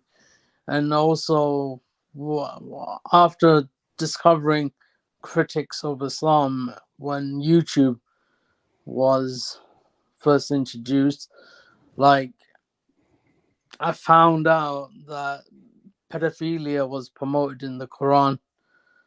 I hope I didn't say that. I hope your channel doesn't get blocked centers because of me. Yeah, that's okay. And how did you feel when you learned all this stuff and felt like Islam is not true? Well, I starting down the faith. Muhammad couldn't be the role model, and also I don't like some of the rulings on how a woman should be treated. I mean, in Islam, women are treated as children, perpetual children. Like Yusuf, I think it's Yusuf Estes, who said that women should stay at home if they don't want to wear hijab. Right. Yeah. I didn't like that fact. How are the people around you? Have you spoken to anyone about this? Yes, but very aggressively. I shouldn't have done that. I mean, I should approach them gently at first, like you're doing. Well, do you feel like you can be yourself and not have to be a Muslim with the people around you? Would they approve of that? I don't think so, but I have told certain people that I'm not Muslim anymore. And how did they react? Well, my dad still loves me. I'm happy to hear that. But now, you've seen the private chat, haven't you? I've seen some, but I wasn't able to follow up with all the messages, unfortunately. All right. But the thing is, right, you probably seen me on TikTok, right? I have come across your channel before, I believe, yeah. Have you seen most of my videos? It's been a while since I've been on TikTok, so I'm not sure if I've seen the recent ones. Yeah, Is and this something you don't want to talk about on the stream? Because we not don't on have the. to. Okay, we don't have to discuss it. Yeah. Although I'm still a theist, I don't believe in like theocracies, even Christian ones, because Sharia and some of the Old Testament laws are kind of similar to each other. If you ever read the Bible, So, what do you believe? You said you're a theist. What do you believe about God or gods? I do believe a personal God does exist, but now I really don't like to talk about it much. That's okay. You don't have to. This is a bit worrying about people on the live stream thinking that I sound like a drunk dude. No, I don't think anyone does. And don't worry about what people are saying in the comments. I wouldn't pay attention to them. Just, focus on what you want to say. Yeah, so theocracy to me would be kind of dictatorial and tyrannical because you're preferencing one religion over the other. And I personally believe that secularism is the way to go because at least all the religions can have a say without infringing on other people's right, like in politics and them law. I think theocracy should not be in politics. Separate church from the state. I agree with that. And what do you envision as the world that you want to see as you grow older? Everyone getting along with each other and, no more wars. But I'm okay with self-defense and all that stuff. But no more wars and that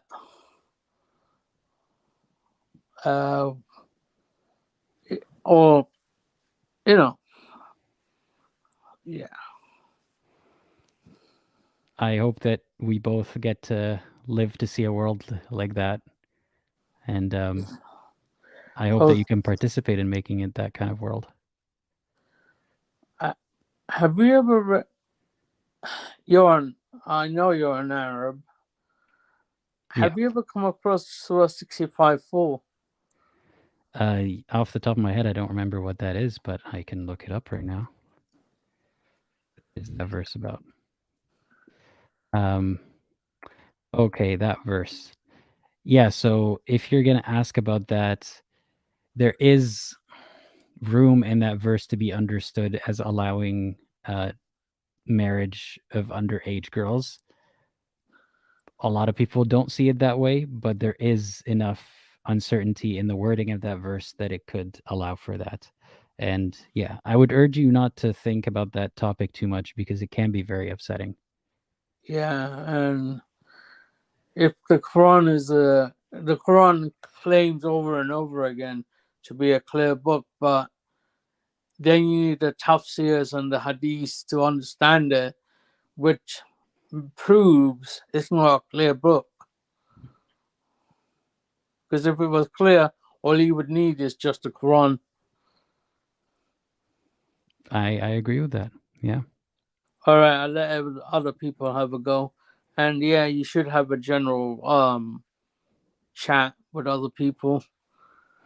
Next time I'm gonna do one of these, it's gonna be a general call-in live stream for anyone and everyone to call in. So yeah, it'll be interesting.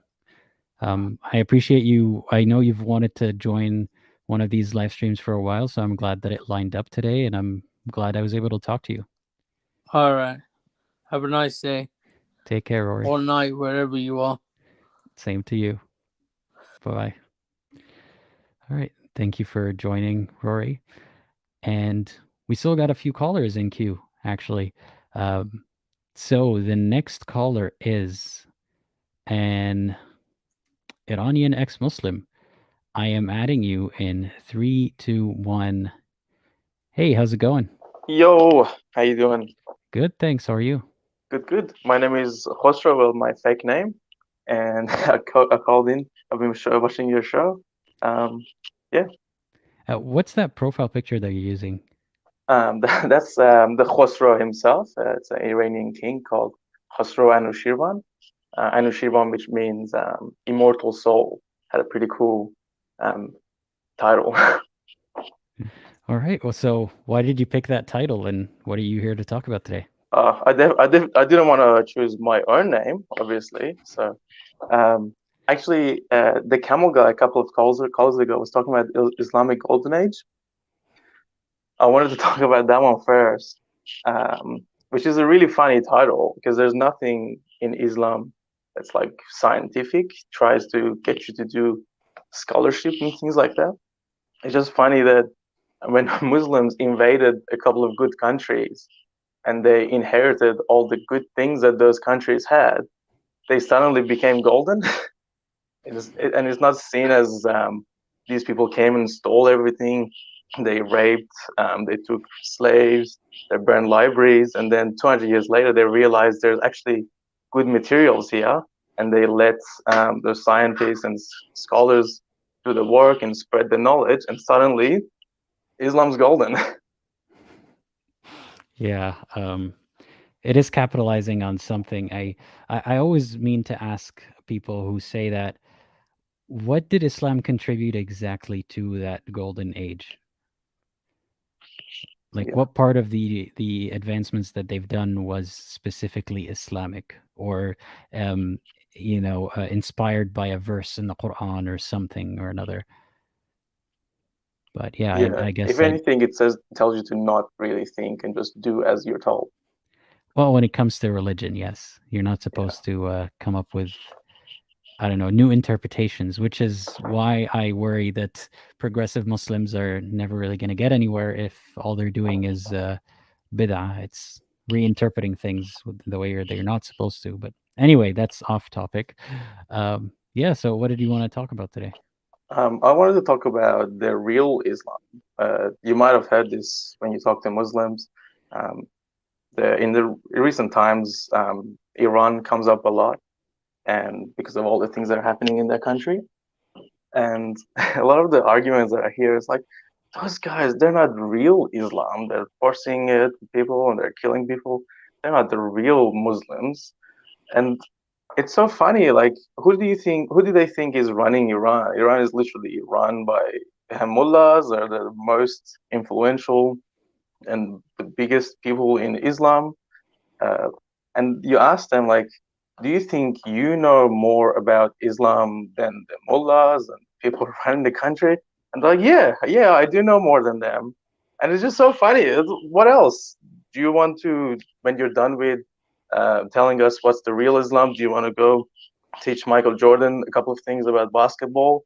And when you're done with that, do you want to go teach Elon Musk how to shoot a rocket into space? Like, it doesn't make sense. Or how to ruin a social platform. You don't need to teach him that. Yeah. Yeah. Yeah, it's well, I was gonna say they're Shia, so one could say Shias aren't real Muslims. That's one angle. But yeah, well, what do you think the real Islam is? Probably Taliban or ISIS. Why would you say that is so you think there is one real Islam and that is what that is? They're the closest to it. They're the closest to Muhammad and his life and the lifestyle that he had. I think Islam was only created to unite Arabic tribes to attack the Sassanid Persia. And I think there's a lot of evidence to point that this was done by Parthian knights. I see it as more of a conspiracy thing against Sassanid Persia. Well, I would not agree with the wording that it is real Islam, because I think there is no such thing as real Islam, because Islam has manifested in many different forms over the years in many different places. It depends on what you do with these texts and how you interpret Islam to be. It's also not a get out of jail free card where we could say, no, Islam is real Islam, therefore the actual real hypothetical theoretical Islam is immune from all the criticism. Every manifestation of Islam on a large scale is real Islam. That's my thoughts on that. And as long as there's some scriptural basis for what they're doing, it is stemming from Islam. So, if what ISIS is doing, someone would say is un-Islamic because they're attacking other Muslims, for example, because they're not doing it against the right people in the right circumstances, that's not enough of a violation for me to consider it completely un-Islamic. You know what I mean? But I don't know if I would call it that is the one and only true real Islam. I just think that that's how Islam was born, and that's it. It's there. The society doesn't come from it. I agree with you. I think all the people that call themselves Muslims and they read Quran, they came to this conclusion that this is the real Islam. Obviously, yes, and I think all of them are Islam. Something that I think about is that you need to judge a tree by its fruits, and you can't pick and choose those fruits. So ISIS, Saudi Arabia, Iran, and all the other Islamic sects, they're all fruits of the same tree. Did you just call all those people fruity? Do you want to die? Sometimes. Yeah. Tell me more about it. What's wrong? What's on your mind? Nothing. This sort of stuff is just funny to me. Another thing is how Muslims look at pagans and other religions. Like even me when I was growing up, I used to think that pagans worship rocks, and it didn't make sense to me. Like, you literally made that rock look nice, and you think that's your god? And that's how they literally look at pagans. And sometimes I explain to them that, the idol is not their actual god. It's like a representation of an idea, but they think that the rock is their god. Or for Zoroastrians, they say that Zoroastrians are fire worshippers, which is not true. I mean, fire is sacred, but they don't worship fire. It's an interesting way of straw manning that started from the Quran itself. Like, these arguments are in the Quran.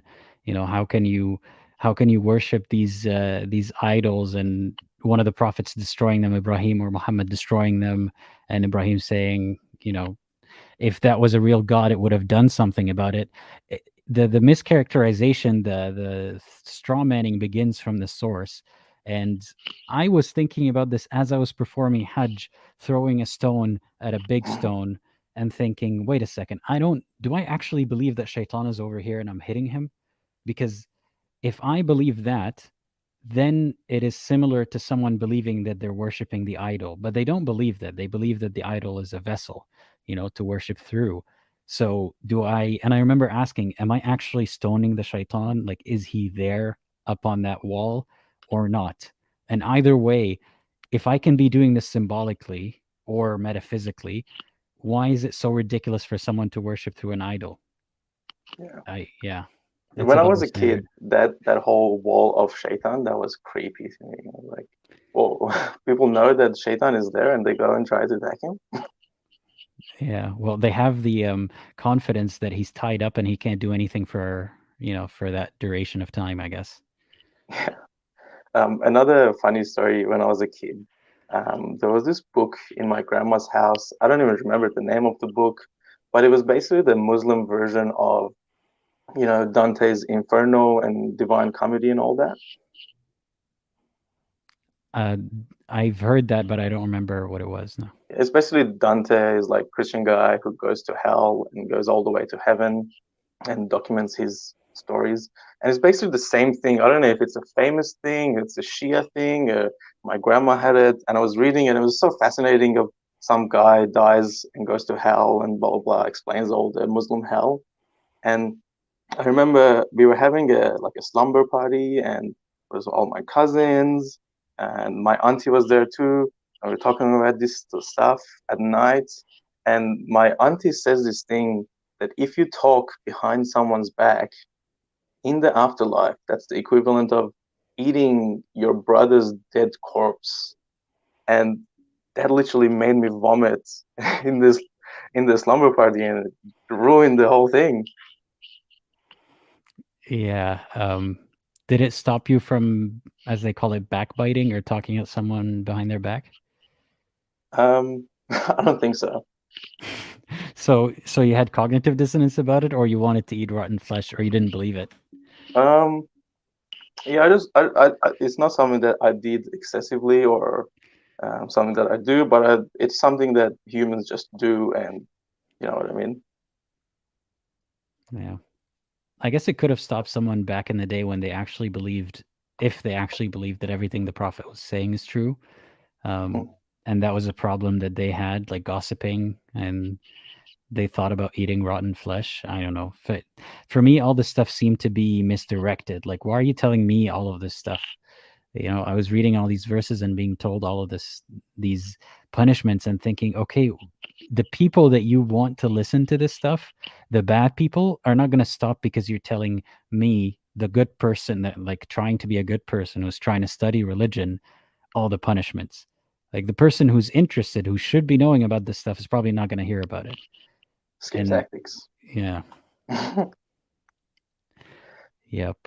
By the way, I heard something recently about Saudi Arabia, that bicycles used to be called like horse of Satan, something like that.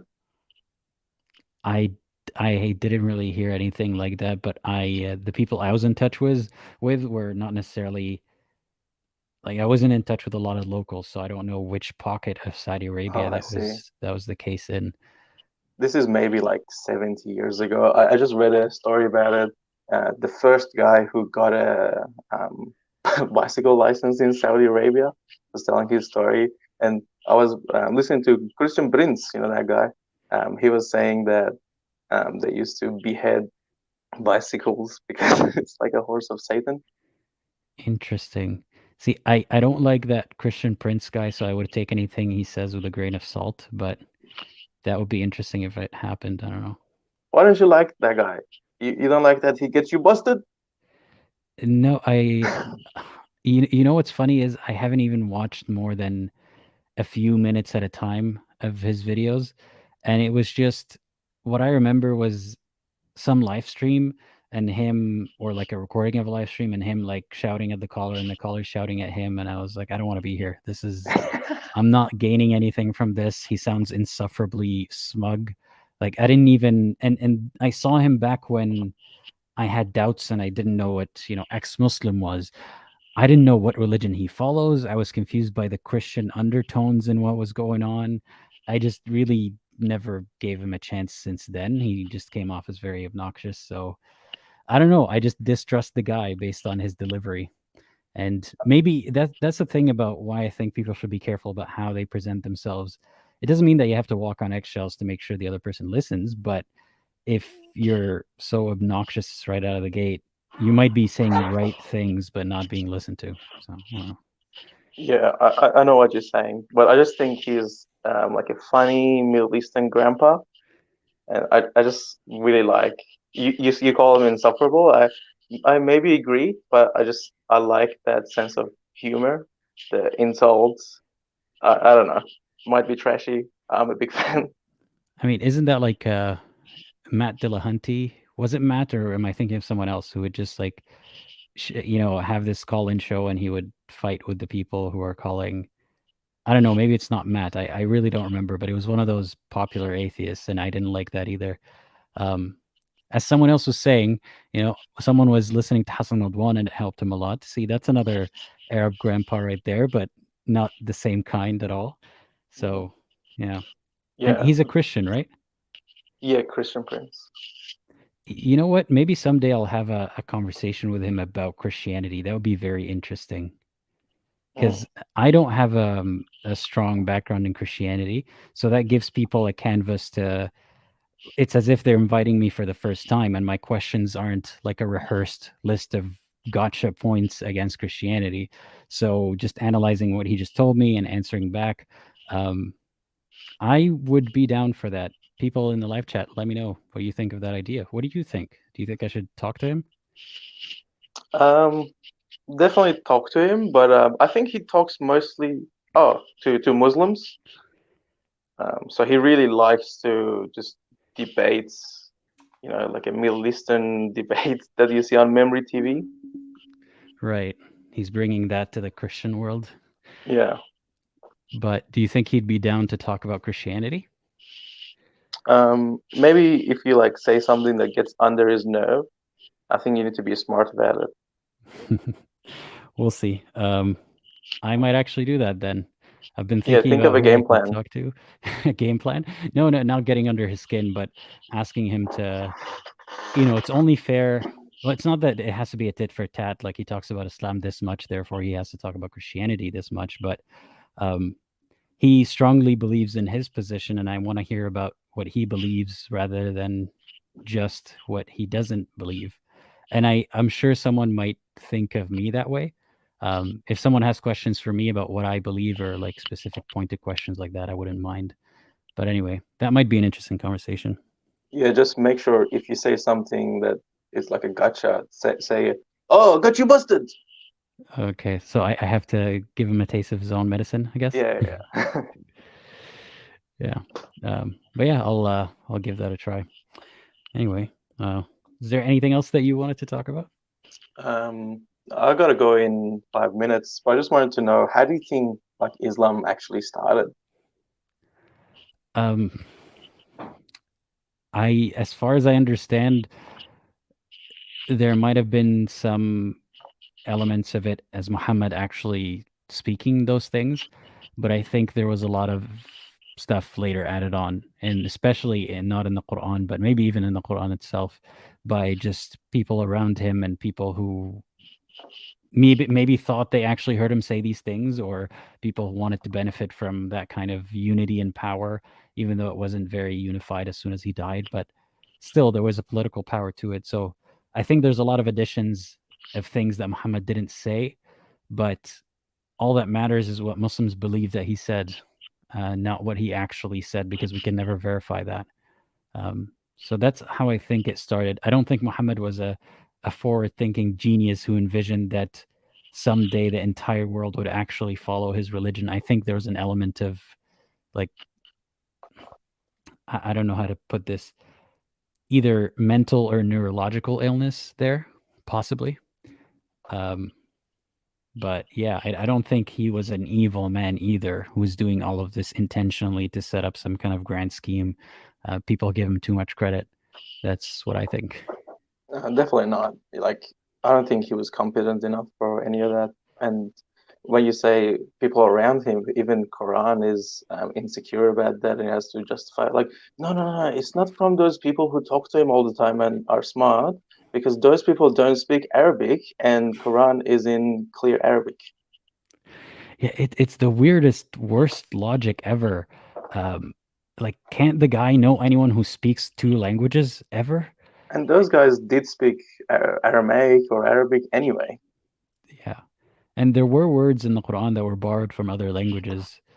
But anyway, it's all this stuff kind of interests me a bit, but I don't deep dive into it, because once I realized that it's not actually from God, all these little errors here and there stop being such a big deal to me.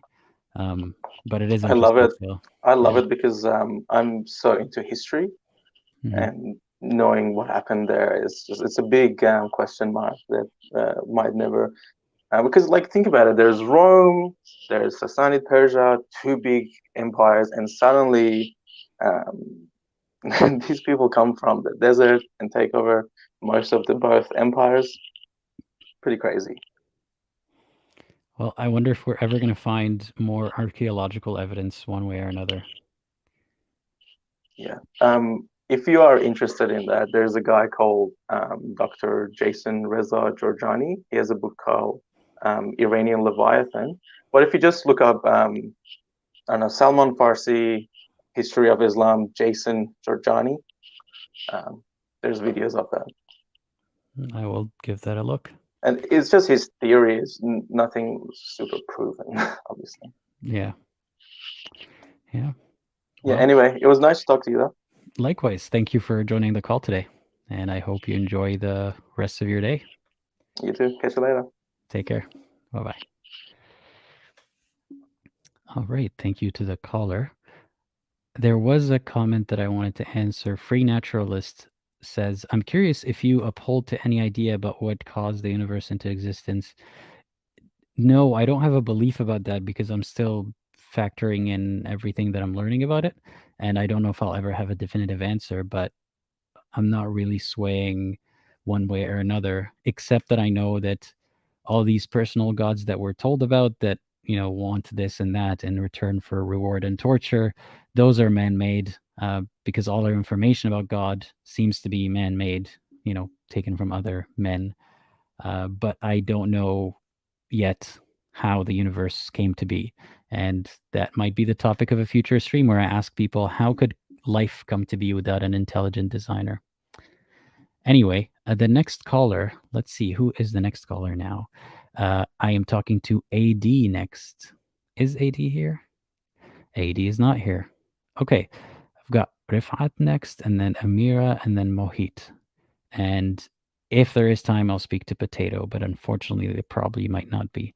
All right, Rifat, I'm adding you in 3, 2, 1. Hey, how's it going? And the third reason, Can you hear me? Stan has a small wiener. Okay, so that was, I'm guessing, a troll. It was nice to have you here. If it wasn't a troll, then that was very unfortunate timing. Oh, that's too bad. They waited a long time for this. Anyway, the next caller is Mohit. What is your background, Mohit? Is there anyone left who is an ex-Muslim? Okay, Mohit, I'm adding you to have a quick chat and figure out your background in 3, 2, 1. Hey, how's it going? Hi, Aladdin. Hi, can you hear me? Yeah, I can hear you clearly.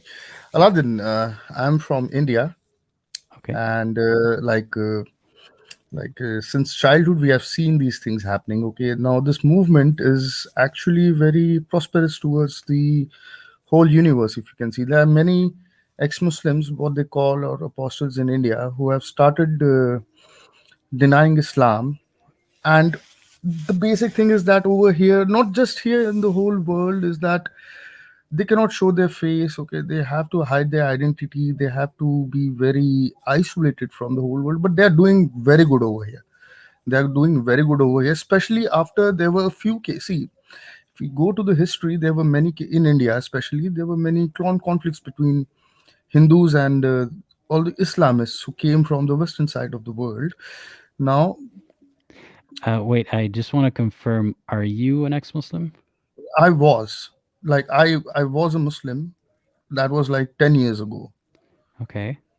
Okay, so I somehow isolated myself from everything. Okay, my identity cards and everything was changed. Okay, so all these things happened. That was like 10 years ago. In 2011, I accepted, and I left it in a quarter of a year. That was that. So I got inspired. I got brainwashed. I won't say inspired. I got brainwashed by, the whole scenario during that time in India. It was Dr. Zakir Naik. Okay. So I used to listen to him. Okay. And in a very short span, I accepted Islam. I changed my identity cards and everything. And then I came back to my Hinduism. So even my parents didn't have that problem. They had a free will on me, that whatever you want to do, you do. So they didn't have any problem. So after realizing these things, that there were many problems in Islam, okay, and started reading Quran, and then I started reading Hadith and everything. So I realized that this is not my cup of tea. I was young during that time. Maybe because I was young, I got brainwashed, and then I left it. So that was very simple and straight. Because if you see that the background during that time, there were like people gathering in 10,000 or 20,000 to listen to this person, Zakir Naik, and you know he started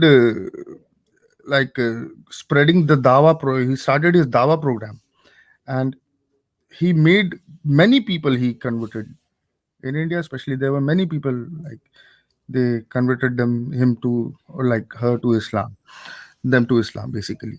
Well, So I what left. convinced you at the time? Why did you convert? God is one.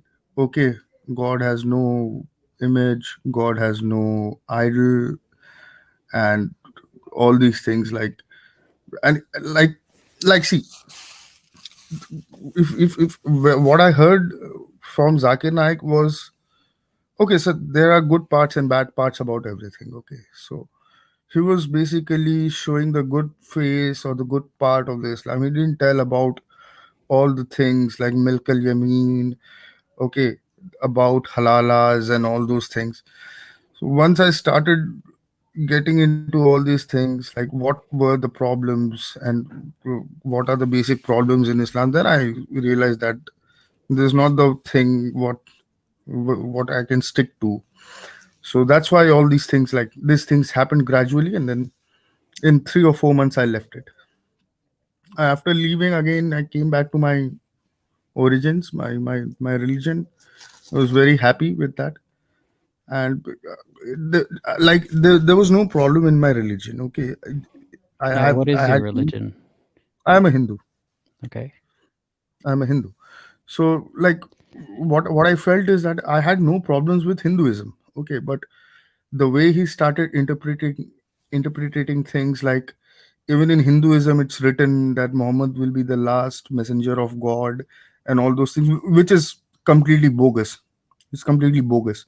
There's nothing as such written in any of the Hindu texts like Muhammad is the last messenger of God, because we don't have concepts of messengers in Hinduism. We don't have concepts of messengers. Messengers are humans basically.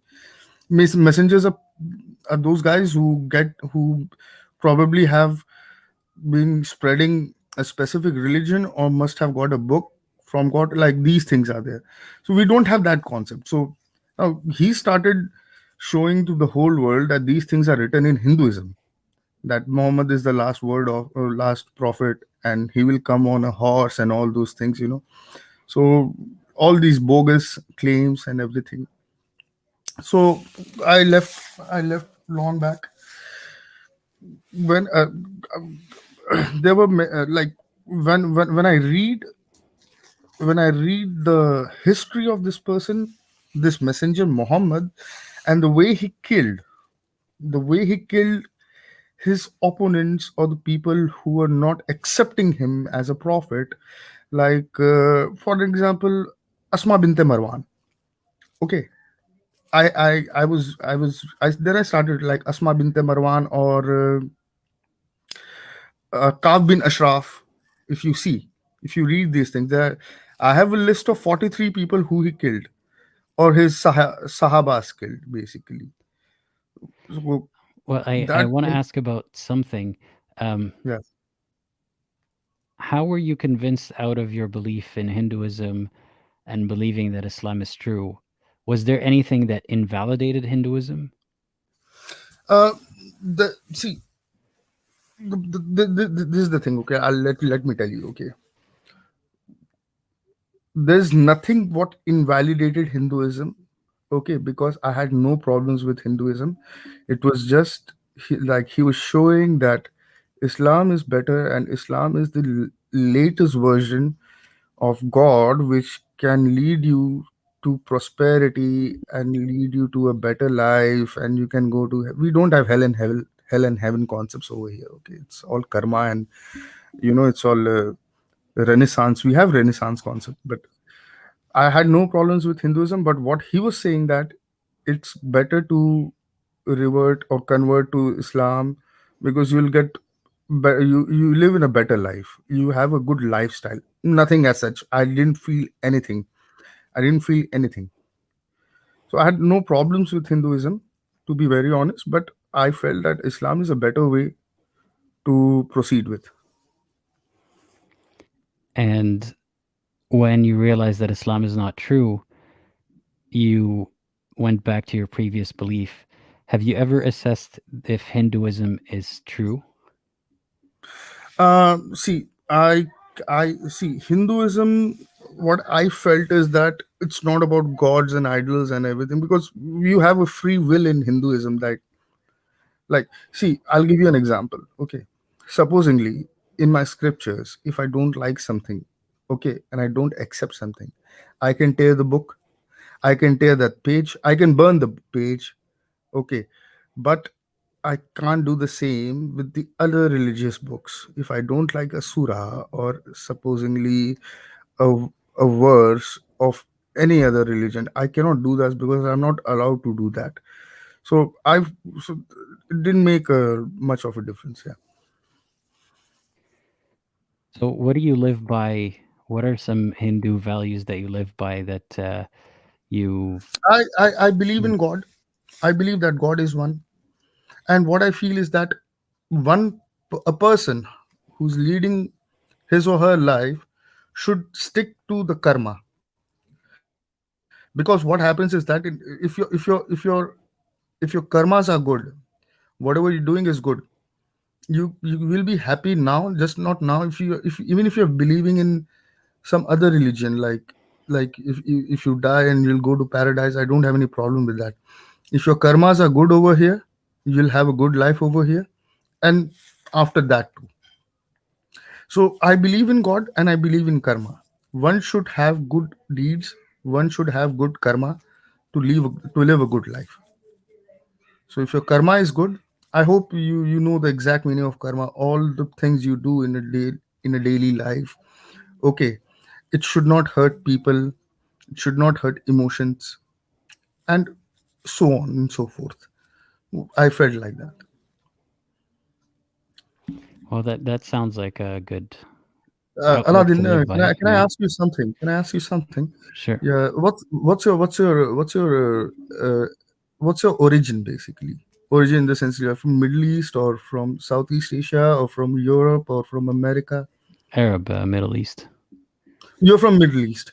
Yeah. So I'll tell you something. See, if Middle East, I don't think so that apart from, like, I know this apostasy is a problem over there too, but I heard there are many Arabs who have left Islam and all those things. Okay, Middle East has gone through that shift. Okay, Middle East has gone through that paradigm shift. But in India, trust me, there are more Muslims than the Muslims of Arabs. What I feel, and they claim these things.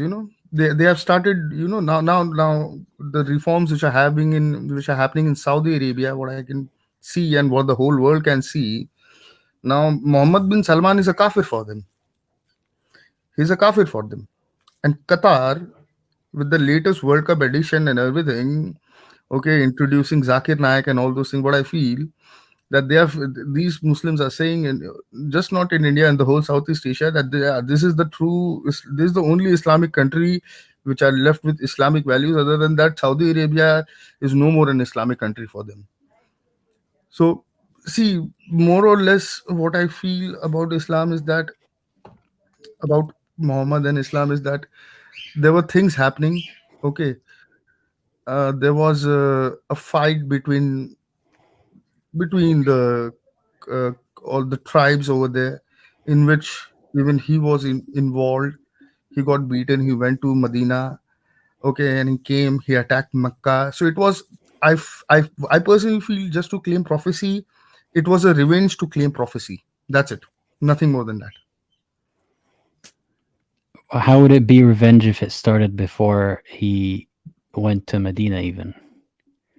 Because in Mecca, if you see, he in 10 years he tried to uh, basically spread Islam amongst people, and only, I guess, anywhere between 60 to 100 people, because there are different claims. Some say 90, some say 86, some say 70. Okay, only these amount of people got converted.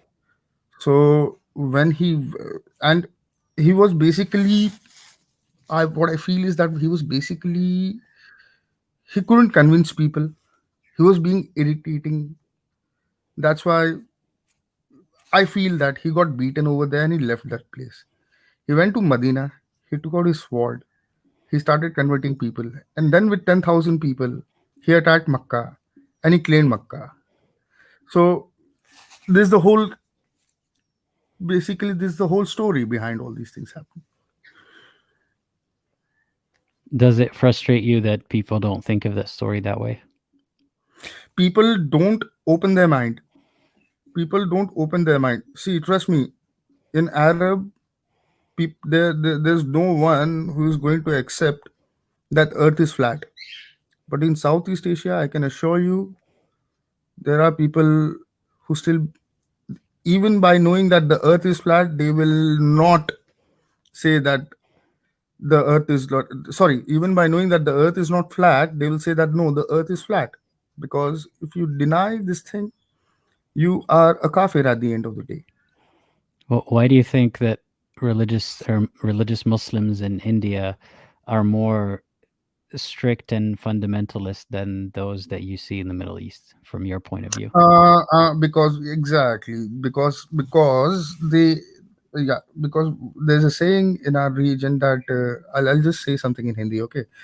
That naya naya mulla Allah Allah bahut karta hai, means a new Muslim will say Allah Allah a lot, not the older one. Okay, so basically in India and the Southeast Asia, there's an identity crisis problem. They feel, these Muslims, they feel that they are from Arabs or they are Turks, because basically Islam in India came from Mongolia and Turkish origin. So they feel that our exist like we are Turkish and we are Mongols. They completely deny their ancestors. This because the ancestors were idol worshippers, they were polytheists, they were pagan worshippers, whatever you say. They don't want to claim this thing that our ancestors were from. Can you hear me? Hello. Yeah, I can hear you. They don't want to claim that their ancestors were Hindus. So this hatred of polytheism, it's inherent in them. That is So they, that is really sad that it would create such self-hate. exactly. And trust me, brother, I'll tell you something. This Hindu Muslim fights, and the way we see Islam spread all over the world, but it couldn't conquer India because of the, see, you can defeat a religion, but you cannot defeat a culture at the end of the day. What I feel, culture is any day bigger than the religion, any day, and culture can destroy religions. I mean, there are times when religion took over the culture. You see I it in understand. how like homogeneous a lot of Arab countries are, because they've picked up a lot of things from the religion and it seeped into the culture. Absolutely agreed. Biggest example is Iran. The way Iran got conquered is like the biggest example where religion is above culture. The way Afghanistan was a Buddhist state. If you see, if you go like 1500 years ago, it was a Buddhist state. Before that, Afghanistan was a Hindu state.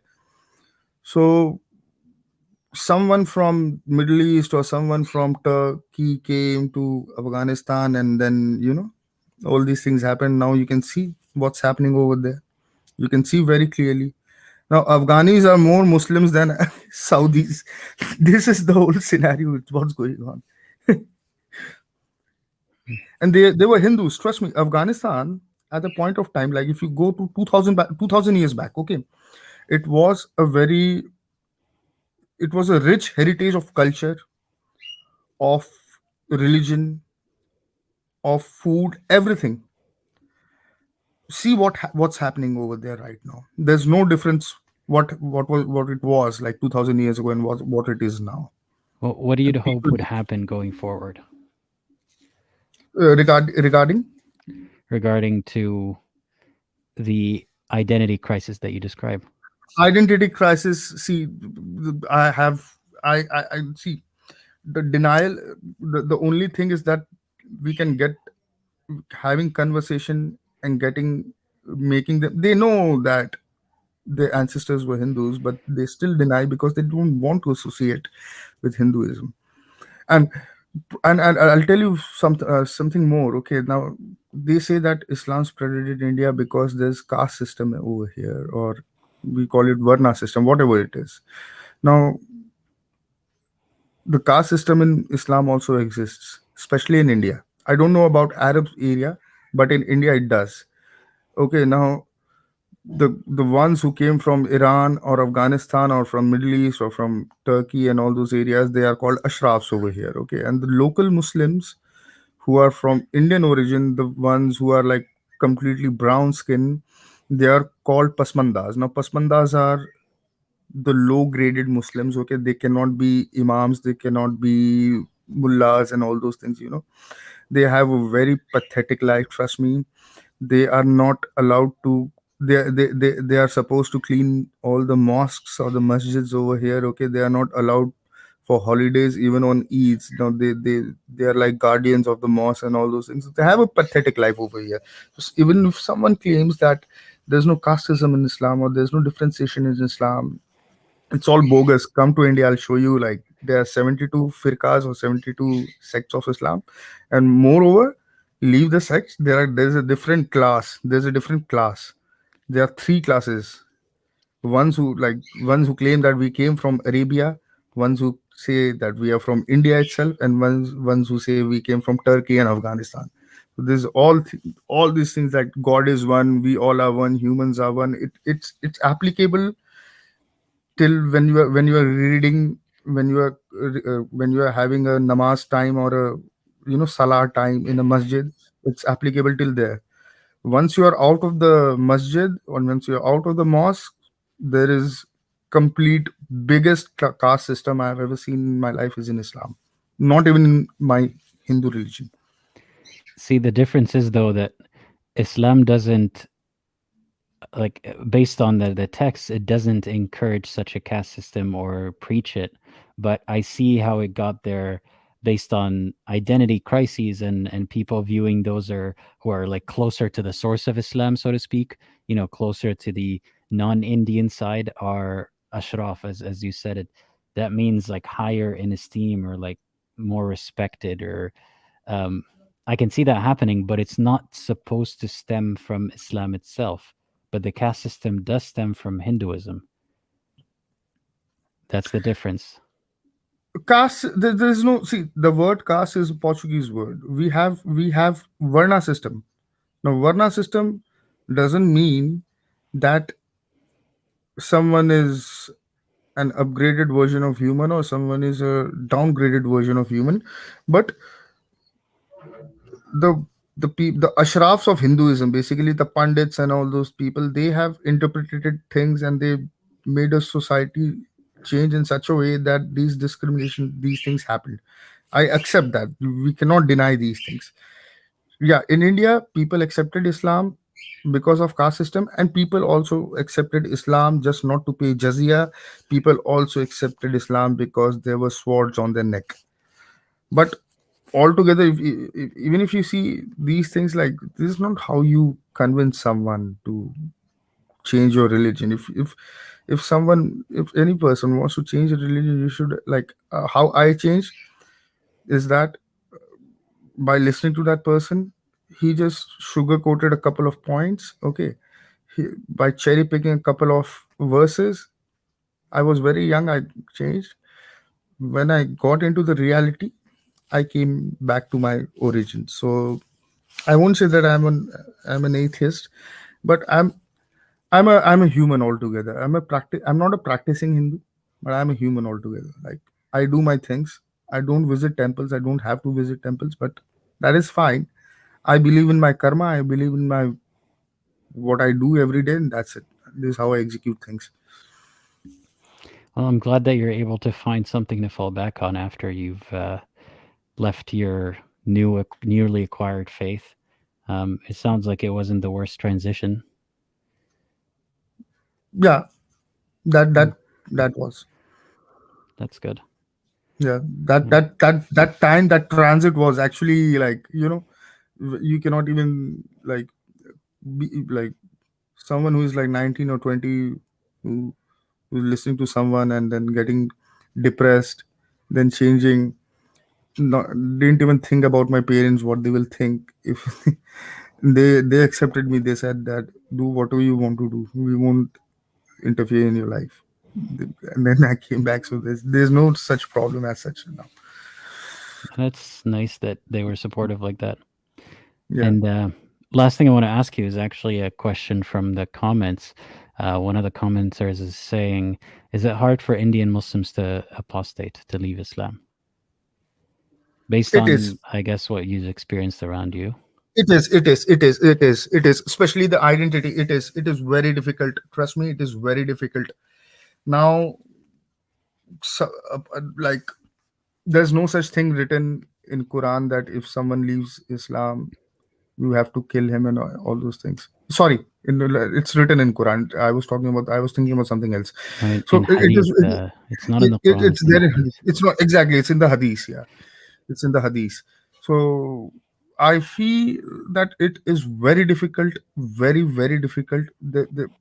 A couple of incidents happened 6 months ago in India, where this ex-Muslim movement started. A heavy ex-Muslim movement started in India.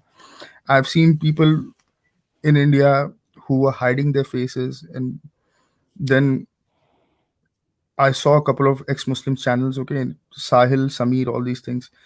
Because of doxing, their faces and their identities were revealed, okay, and then now they are moving freely till the time God, like, everything is fine. But otherwise, trust me, if there is a murtad or a mulhid, if someone comes to know over here, you are beheaded. Trust me, you are beheaded. You are killed. You are done. You're done with your life. I'm glad that these guys are safe, the ones who are doxed. And we pray every day for their safety. Trust me, we pray every day. We pray for their safety. I mean, this is completely inhuman. If someone wants to leave, there must be now there are people, there are mullahs and all those people who say that there's free will in Islam. Is this what you call free will?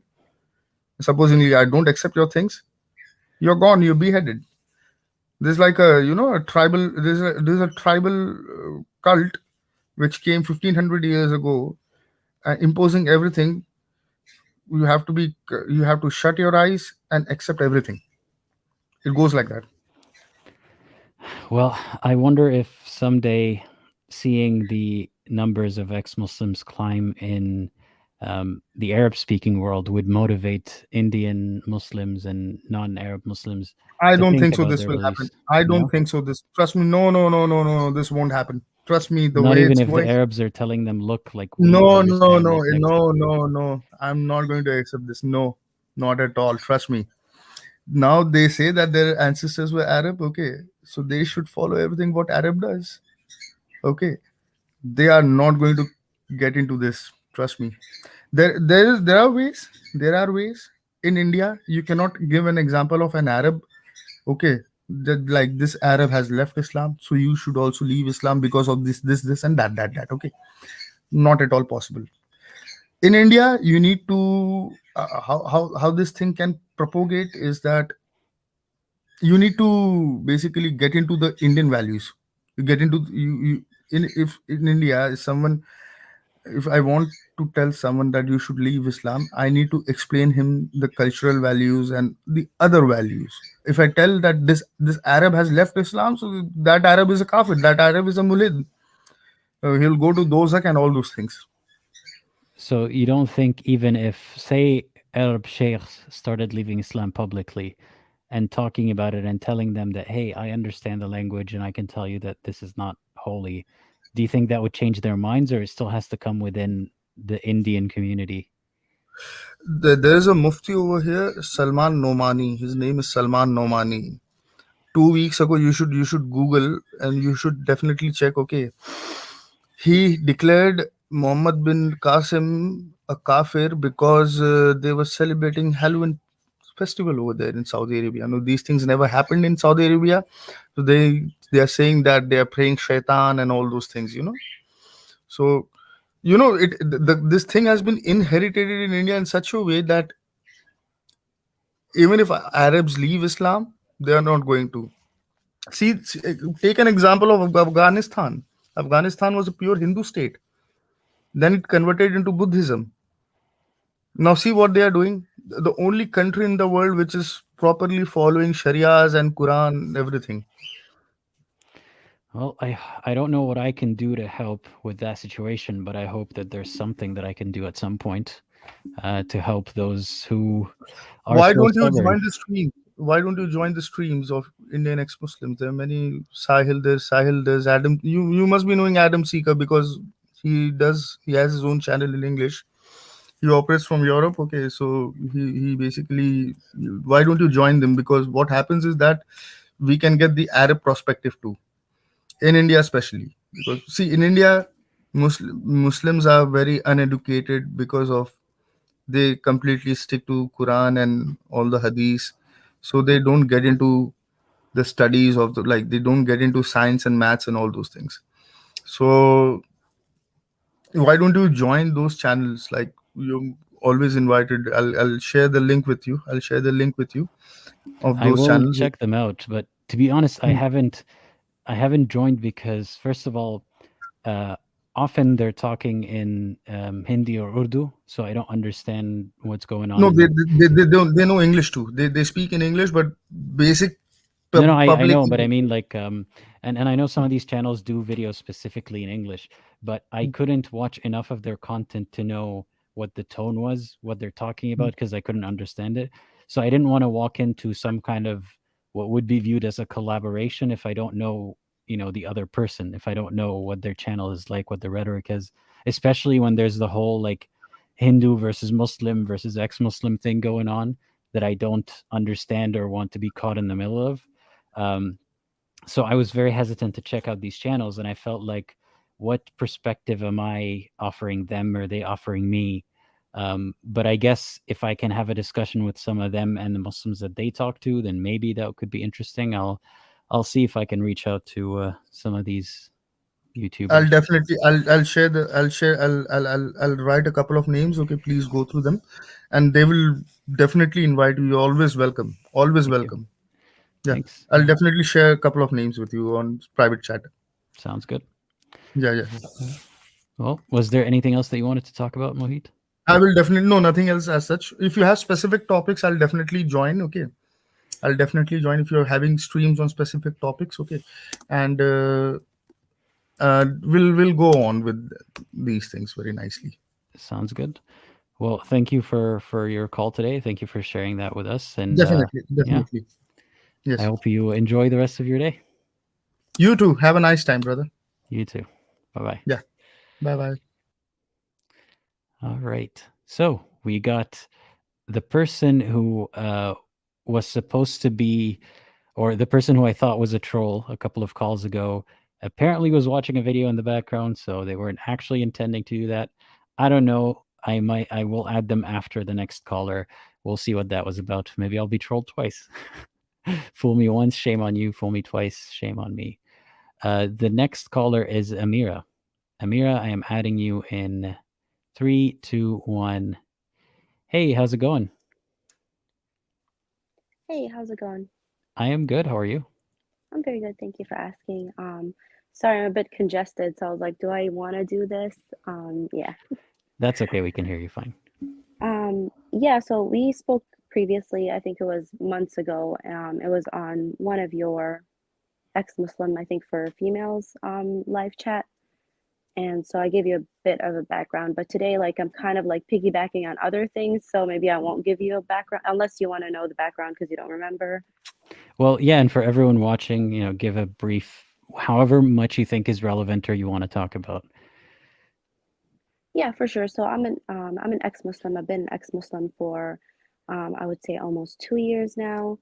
My background is Arab, but then my mom is She's not Arab, she's Christian actually. So my dad was Muslim, but we were brought up Muslim because I was brought up in the Middle East. And I came across things like about 2 years ago when I was trying to understand Islam for my kids. I felt like I needed to deep dive into the religion so that when they grow up, I can answer their questions and not have like that question mark that I've always gotten as a child. So that's when I realized there's a lot of holes and there's a lot of problems with the religion. And I dug even deeper and deeper. And that's when I had an identity crisis. I'm sure that every Muslim can relate to, because, you know, I've been practicing for 30 plus years of my life. And then all of a sudden it's like, whoa, what's this?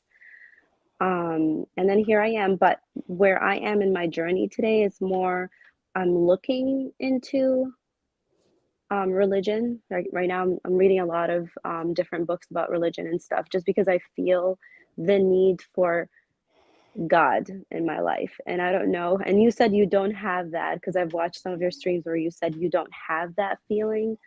But I feel like because us being as humans, we need that community. So we're always seeking for that thing, you know? So I don't know if you have any thoughts about that. Well, those would be different things. Do you need God, the reassurance of that unseen God, or the community that surrounds that God?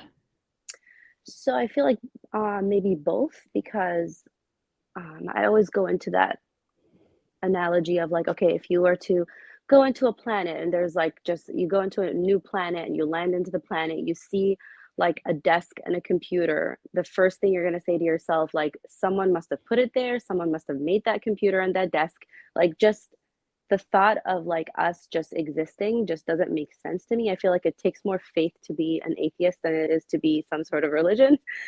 So not that religion is perfect. I don't think any religion is. I think Islam is just false because of the teachings that it gives us. Like, it's not a safe teaching per se. So I don't think that would be ever something I would explore in my life. And I hope my children would never explore it either. But coming back to religion, other religions, I feel like they all have problems in them, especially right now. I'm looking into Christianity. So I'm reading a lot of books. I'm reading like Putting Jesus in His Place, The Case for Christ, like so many like different theological books that, you know, are trying to prove Christianity to me. So I'm trying to just look at Christianity without that lens that I had as a Muslim. Does that make sense? Mm-hmm. And I want to ask you about what you're yeah. finding there, but Yeah. first I want to ask, I want to comment on that. You said it takes more faith to be an atheist, or and because of the intelligent design argument, basically, right? That Yeah, I feel like you would have to have so much faith to be like, oh yeah, we just stumbled upon this computer, stumbled upon this desk, and it just so appeared for us right here, and it's so nice and just perfectly there. So it takes more faith for me to be that person. I mean, I envy the person who can just be like, yeah, that's it, moving on. But I'm not that person. And I feel like maybe it could be that it is something that I just brought with me because I was a Muslim, you know, for so long, that I just can't imagine a world without a higher power. But I do feel like humans made it flawed. And I watched one of your live streams, or I don't know if it was a male or a female, mention that there is flaws like in Christianity, but like it's not where it's damaging to society, and it is written by humans. So we are flawed as humans. Like, we might make mistakes, we might exaggerate things. The story that I tell, like same story that I tell would not be the same way you tell it, would not be the same way that person C or D or E would tell it. Everybody would tell it like a certain way, and you're going to exaggerate the things that you found fascinating, and then I will exaggerate the things that I found fascinating. So I feel like that's why for that person, and maybe for me, I'm still exploring. I'm more into, I need to make sure this is right before I believe in it. But maybe for that person who said, like, you know, it is written by humans, so it's going to have errors, you know? I didn't like the logic of that it is written by humans, therefore, basically I can excuse the errors as human error and still not prove the religion on its own, but just not disprove it because of mistakes. Because Yeah. it seems like a half, I don't know, 1 foot out the door approach, when it actually should be, this religion should be like, I need to know exactly what God meant to say. I can't just give him the benefit of the doubt and say everything that's kind of suspicious is because someone misspoke along the way. Then that would make me question the message itself. Why isn't there a message that wasn't, transmitted this way? So I would take it as a bad excuse in the way that I believe, to to write off anything that could have been a human error. Where is the version that doesn't have human error to some extent? Yeah, but when it's sent, like when you look at it from perspective that it was sent, or it was like divinely inspired, and then let's say you receive a divine inspiration, right? And then all of a sudden you're like, I need to write this. Perhaps when you're writing it, you're not going to write it exactly how you received it. Does that make sense? Because that's how we are as humans. But that's So same, accepting, but that's accepting that God would only send this divine inspiration in this flawed way rather than a more reliable way. but maybe it's not flawed. So I was looking into, for instance, why in the Bible, like females are worth less than men, and then a lot of people are like, well, see, like just like Islam, like Christianity, like they believe that, or it'd be Judaism because it's in the Old Testament, not the New. So they'd be like, oh, that woman is worth 30 shekels and a man is worth 50. I'm just saying numbers. They're not the true numbers. I'm just throwing numbers out there. So I looked into it to see, like, okay, so what is the reasoning behind a woman being worth 30 shekels and a man being worth 50? And then it was more, if she was sold so that she could work, then she would get work faster than a man. So it was like almost like God's mercy that she would get the job before the man because she's worth less, in quotation. And then if she was, let's say, a slave, which is back then they had slavery, then she would also have a home before the man would have a home. So when you look at it from like a different perspective, there might be like a reasoning behind why she was worth less. So like I said, I'm just reading more into it right now because, that I want to know, I want to educate myself about every religion before I kind of squash them all. But at the end, like I see that as humans, like we want to be a part of something. So that's why maybe that's why, like back way when the first religion, in quotation, was created, they created it so that they could be part of that community, so that they can have that communionship between them or whatever. Well, keep in mind as you're doing your search to ask the bigger picture questions, not just to find the ways that it could make the current issues make sense. Like the overarching question to that would be, why hasn't there been a revision since the divine inspiration that had to do with the context of slavery and, old times that don't apply to us anymore? I find it, I know you're not like defending the Christian belief at the moment or anything, but I'm saying I like to dive deep into the critical approach of not just dealing with the small fires as they show up when I'm dealing with this theological belief, but the underlying point here is you would have to believe that this was the final, at least as far as we know, the final divinely inspired message, and that now we're trying to make sense of something 2,000 years old, and we have to believe that it's still relevant and divinely inspired. I would look more for proof of any of that being true rather than let's assume it's true. What makes it not true, and how can we tackle that? Gotcha. Yeah, like I thought you were saying like more along the lines that like, okay, this is part A, and then we're waiting for part B, or part B exists. Is that what you're saying? I'm saying, like, if you believe that this is some kind of communication, or if that religion poses that this is a divine communication that humans wrote down and might have interpreted it differently depending on who wrote it down, one would expect that there would be a new iteration of that, or at least one that is more relevant to more people, because that divine inspiration 2,000 years ago is relevant to a certain number of people, if assuming that was divine. That was true. Now we've got So billions to, more, right? In like yeah, different so to, circumstances. Yeah. yeah, so to answer like your question would be like just if I'm understanding your question correctly. So if we were to answer your question and say like, okay, so there was these rules and these things that were happening and people being sold in slavery and blah blah blah, and like where is the new covenant like after that, and how do we find out it's true? So if you look at, let's say, Christianity, and I'm not defending it in any shape or form, this is from what I'm reading, is that Jesus supposedly came to abolish like the law that they like, basically he was telling them like, instead of the Jews, for instance, because they're the ones who were like praying in public, and then they would like, just to prove that, hey, like I'm a Jew and I follow God and I'm part of this like I'm divine because I follow God, they would be praying in public, and then Jesus would come and say, well, you know, you need to stop that. Like, better a man that like sits and prays inside his room and meditates than a man that's like showing off that he's praying.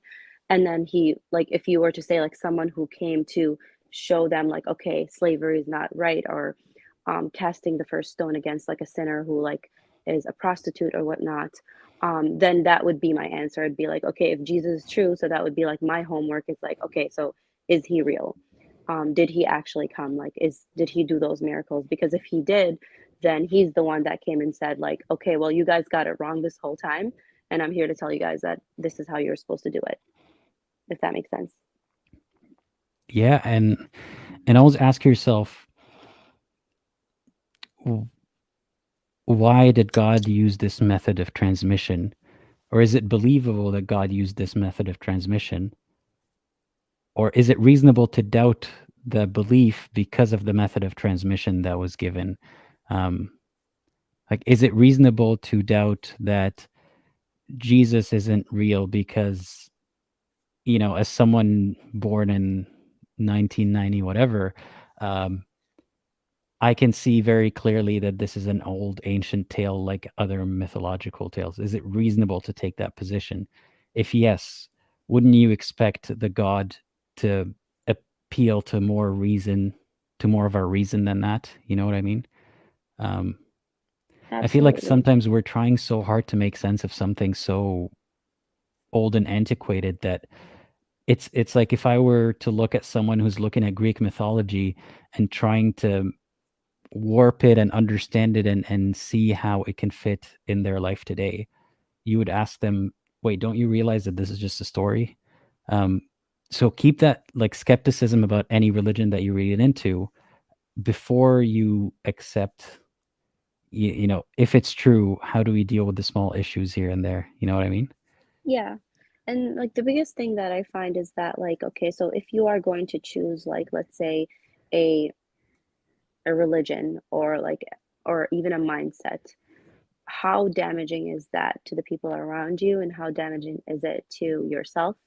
So that's like my biggest thing, is that like if I were to adopt like, let's say a religion, like I want to make sure that I'm not adopting something that will cause harm to others or to myself. So that's like my biggest thing, like when I'm looking into like this theology background. And there's something you mentioned earlier about taking faith to be an atheist. I personally, I don't have a strong position on how the world came to be. I'm still trying to figure that out. And the analogy that you gave for intelligent design, like if you walk into a room and you find a computer, you think that someone must have designed it or made it. Even though I am not sure which way I fall about intelligent design, like which side I'm on, I can tell you that this kind of example is flawed to me, because it would be more like, say you go to a canyon and you see a very beautiful canyon that makes mystical noises when the wind blows through. There is a whistling, almost like singing noise. And obviously, you know that it's because of the shape of the rocks and the canyon and everything.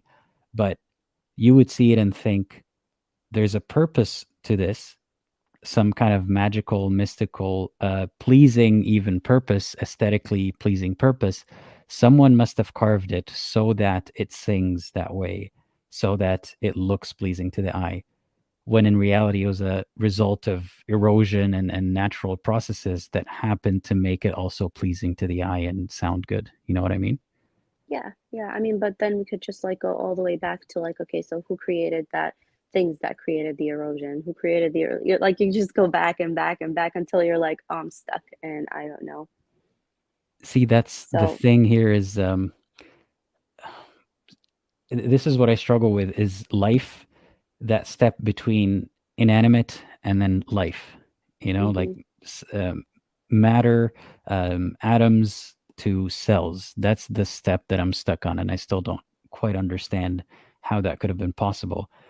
But I think solving infinite regress by thinking that therefore there must have been one God that created everything is, in my opinion, as lazy as, or as, sorry, not lazy, as valid as saying there's just an infinite regress or things already existed the way they did, right? It's the same thing, but you're putting a label, or the person is putting a label on that initial thing, calling it God, when it could have just been the whole mass of matter and the rules governing existence are God.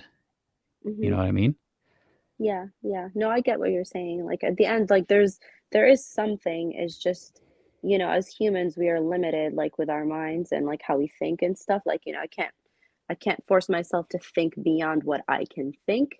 So, I feel like there is something. It's just pinpointing it, and I feel like that's the reason why I feel like the need to like search and look for things because I just need to know. Like I have that thirst for knowledge, as they say. I feel the same way. And I think that if there was a heaven, I would want it to be some kind of heaven where I travel and learn a lot. Yeah. It wouldn't be about lounging with, you No. know, all the food and all the women and all that stuff.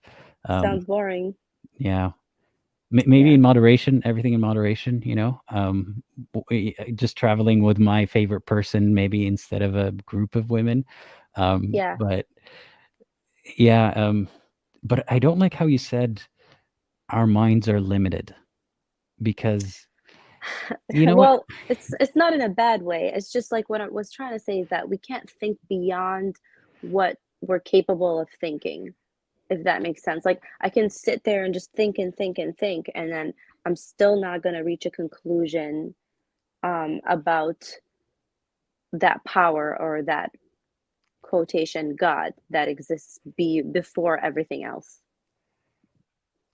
I You know don't what I know if I mean? agree with that too. So I grew up with that mentality, specifically with the wording of, you know, our minds are limited because of Islam, right?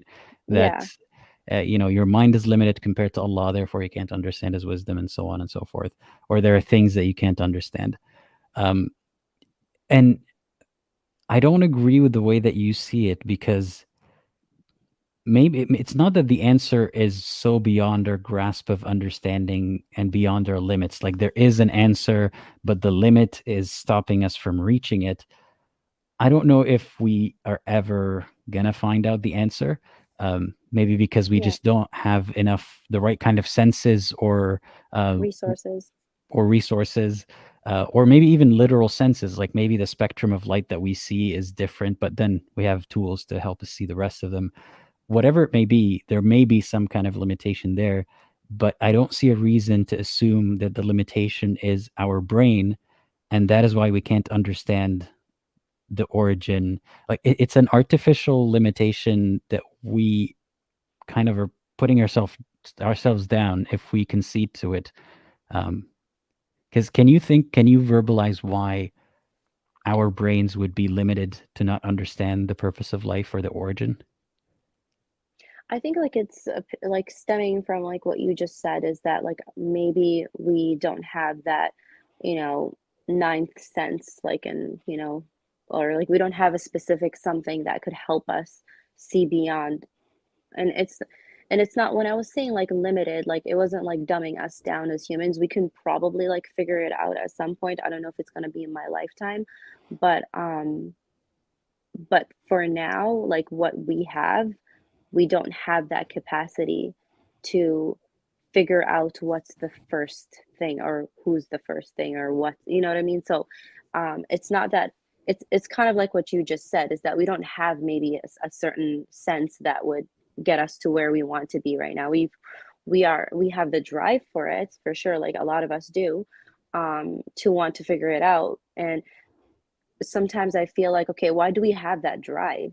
There, is that drive coming because of that's our spirituality? Like, think of, like, I don't know what it is. It's like there's something inside where, like, we're just not happy where we are. We're like, no, but I want to figure it out. I want to know where this feeling is. And if you talk to people who are extra spiritual, they'll tell you it's because we're not living where we're supposed to live.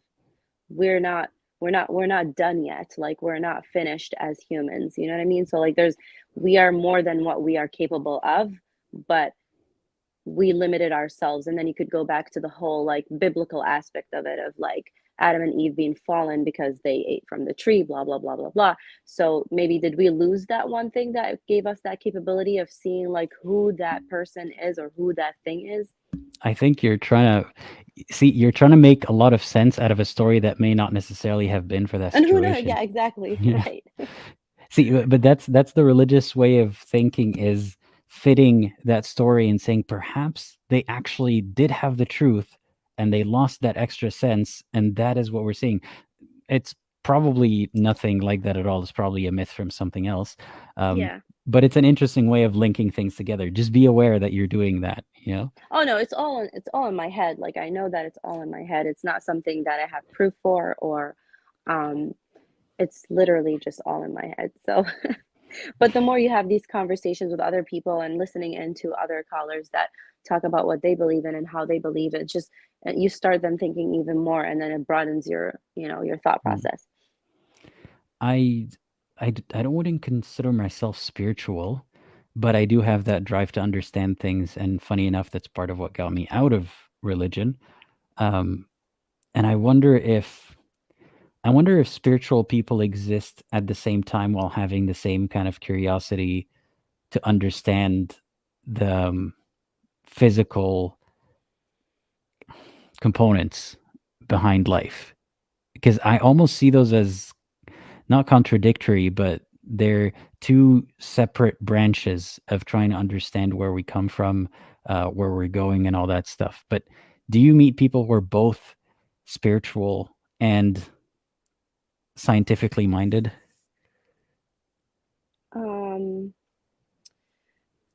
I think that most of the people that I do find that are really like religious or spiritual and also scientifically minded, I think they fall under the same spectrum that I was in when I was a Muslim.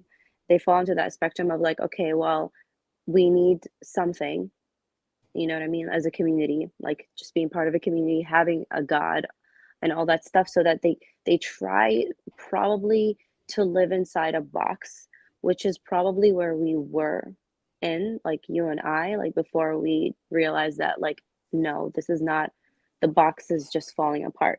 You know what I mean? Why am I trying to pick up these pieces and put myself inside this box when this box keeps falling apart? So, and that's where I feel my sister is, because she's still a Muslim, so she still practices.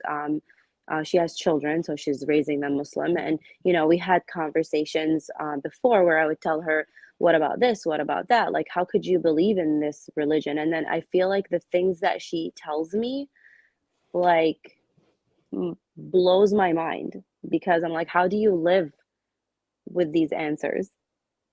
Because I wouldn't be able to live with those answers. And it'd be like anything that you brought up, like before in your previous streams. Like, it could be just the simplest things, like, the prophet, like marrying like a young, like Aisha, like marrying her at a young age. And before, when we were in school, like, we were never taught these things, like we were taught that, okay, he married a lot of wives, but we were never taught to as why.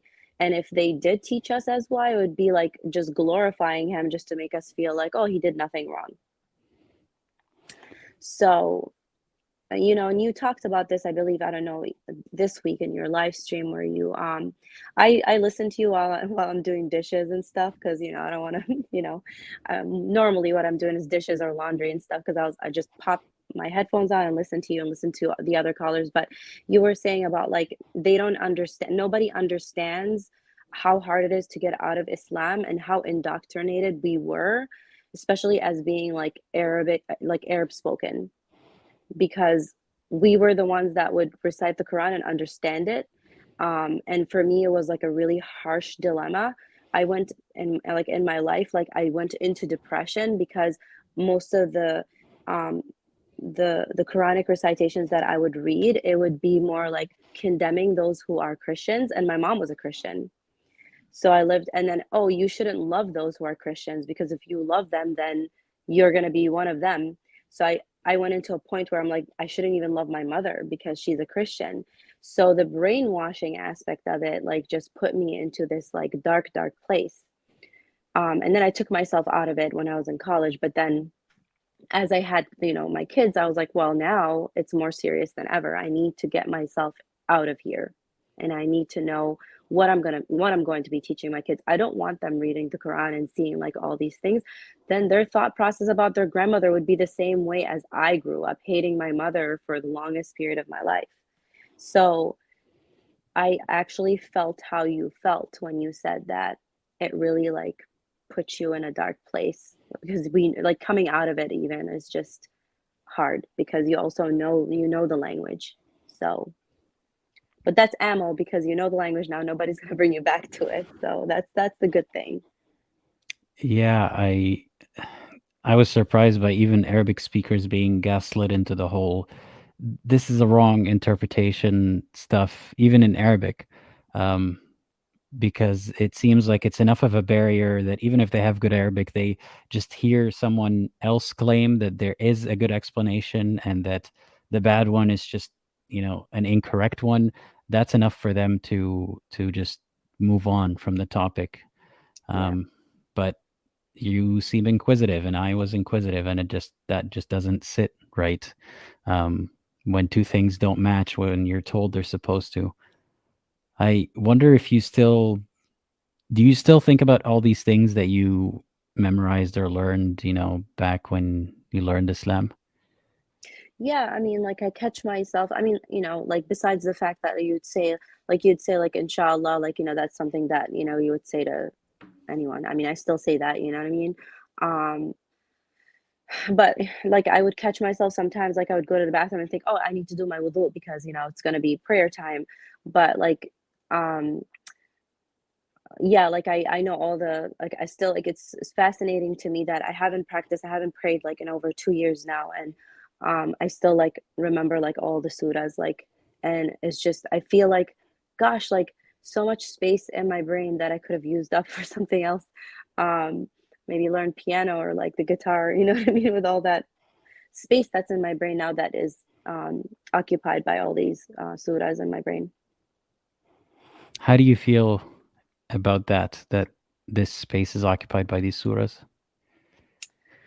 I feel, okay, so the emotional part of me would say I feel cheated, you know what I mean? That there's space in my brain that could have been for something else, probably more productive for me now as a human, as a female, as a mother, you know, etc. So I feel cheated that it's there. That's my emotional part. My other part is like, well, eventually I'm going to forget it. But if I'm going to forget it, am I going to forget it? Or is it like really in that part of your brain that is never going to forget? Like there's two parts of the brain. I don't know if you read the story about this guy that was hit across the head by his own son, which is like a traumatizing experience, but with an axe nonetheless. And I think he got 16 blows to the front of his head. He woke up, and then because that part of your brain, which is in the back, that is autopilot, you could keep going. Like he kept going for almost maybe 2 hours before he collapsed and died. And he was doing his normal routine. He went into the bathroom. He was brushing his teeth. I mean, he was bleeding. He went to the kitchen. He started making his lunch. He made his pot of coffee. So I feel like, is it in that part of my brain or is it in another part of my brain? So I don't know. It's definitely deep. Yeah. I don't know. But for the time being, I thought for myself, if I already have some of this information quick to access, and if I read it again, I'll probably remember it even more clearly. Then I'm going to do something with it. So yeah, I don't think any of my teachers or whoever wanted to teach me any of this stuff envisioned that it would be used in this way. Yeah, I bet. They'll be shell shocked. I truly wonder, like I've wondered if I can take this situation into a vacuum, no consequences, just to figure out what would happen if I would have a conversation with my sheikhs that I used to learn from when I was younger. I want to see their reaction, not an antagonistic way, but I want to know what they would think. I have a feeling the first thing is they're going to think is what went wrong. What did we do wrong, or where did he go wrong along the way? But I'd be very interested. It'd be more like the devil touched that kid, and now he's like, yeah, he went nuts. But so I have a question for you, and I feel like maybe you've been asked this, and I apologize if you already answered in one of your live streams. But like, so why you as a person right now, like why haven't you looked into other beliefs, or is this your way of like going through, like, is this like a therapy for you, like listening to other people kind of like reaffirms like where you're at, like what is going on in like your brain regarding belief in religion? Yeah, like why haven't you looked into like just other religions and other beliefs, and or is that something that you're never going to look into, like you're squashed it already? So let me think. That's a very good question. So growing up, I was interested in Islam because I had already accepted that it's a fact, right? That Islam is true. So I'm learning about this interesting metaphysical stuff and things that are very important so that I can go to heaven and not go to hell. And then I can continue learning and doing fun stuff in the afterlife, right? That was my interest in Islam. And since it was the way that the world worked, right? Understanding that the way that the world worked, even if I can't see it, even if it's all about the mythical and the metaphysical, it's still part of how the world actually operated, in a way that I cannot see. That's what I believed as a believer. But when I realized that it's not true, I don't have an interest in it in the same way. I have an interest in it from, like, I have many reasons why I find this interesting, talking about Islam, leaving Islam, and making all the content about it. But in terms of what I believe about religion and spirituality and so on, I didn't have the same drive to look as deeply into other religions as I have Islam, because the idea itself of a man-transmitted religion has been shown as flawed as a concept. So every time I come across one of those religions, I find the same glaring flaws right away, and it doesn't interest me to study anymore, even from an academic point of view. I would be interested, but my brain has got a lot of other stuff going on. It's not going to let me focus for long enough on that. And my understanding is, if there is some kind of religion where God demands our attention and to do a certain thing or another, it knows how to reach us to tell us this. It wouldn't be in some, old library in an ancient, long dead religion, and it won't be in one of the major ones where I can see their flaws very clearly. So part of these conversations exposes me to a lot of how other people believe, in a way that I wouldn't be motivated to find by reading books and watching YouTube videos by other believers and stuff. I won't have the attention span. I won't have the interest. This way, I am learning about what other people believe from, the people themselves, in a more interesting, engaging way. So if I stumble upon something that piques my interest and I want to look into it further, even if it's some kind of spirituality that I don't think is divinely inspired but could benefit me or change how I think in a good way, then I will absolutely look more into that. So I'm open-minded in that way, but I've already arrived at the conclusion that there is no personal God that wants us to do this thing or another and is waiting for us to figure out which one of the many men transmitted religions it is. But I will absolutely change my mind if I come across something that I haven't seen before that makes more sense.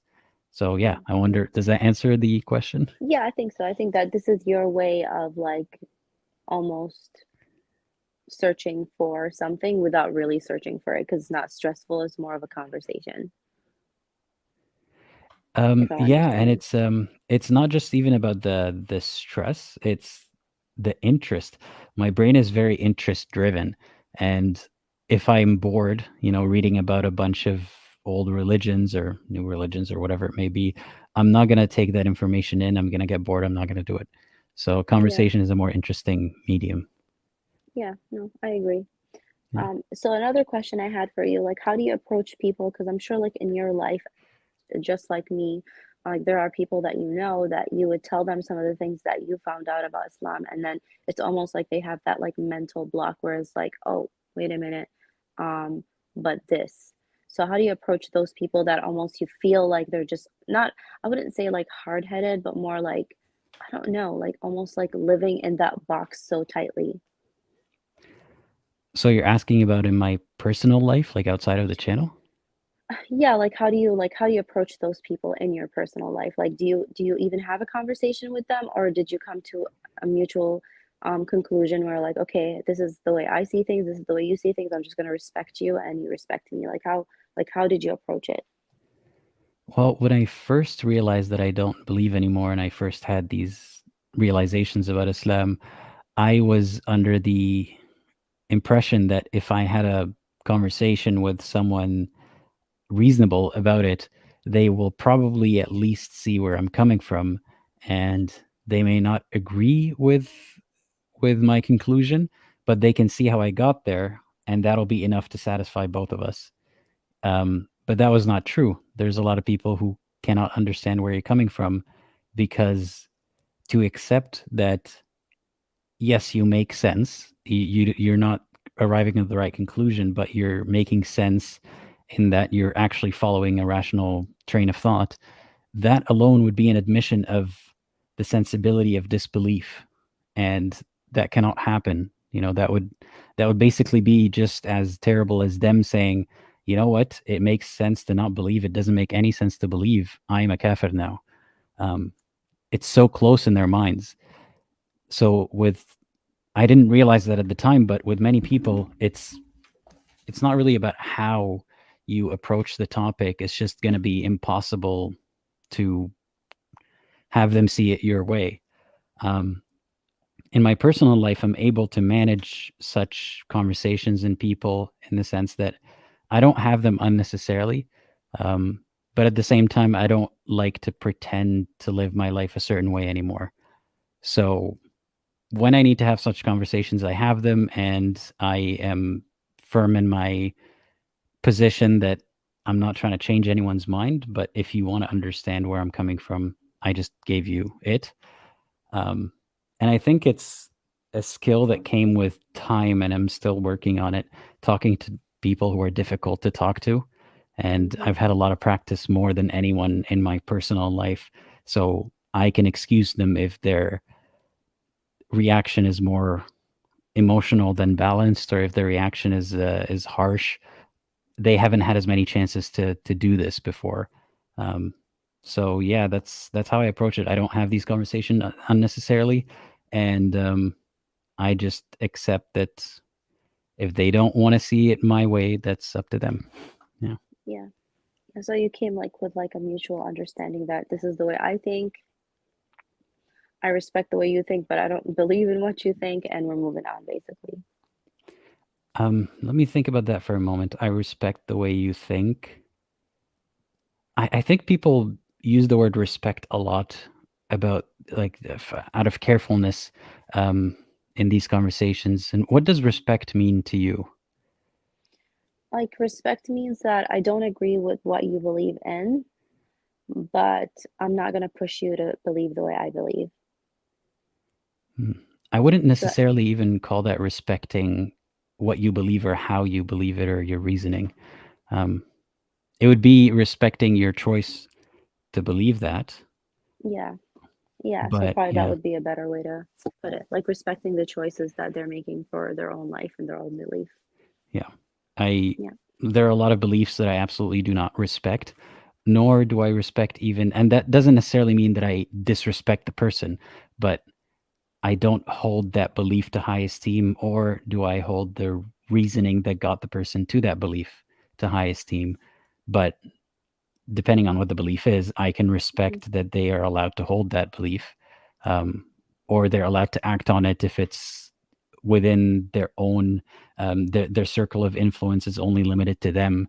Then you can't stop someone from self-harming with their belief, right? Like, one would hope that nobody self-harms in any way, but people have personal freedoms. But yeah, I just wanted to clarify that word respecting. Yeah. Because I think Yeah. it's good to be respectful to people, but we have to also be honest about how we feel about what they believe, you know?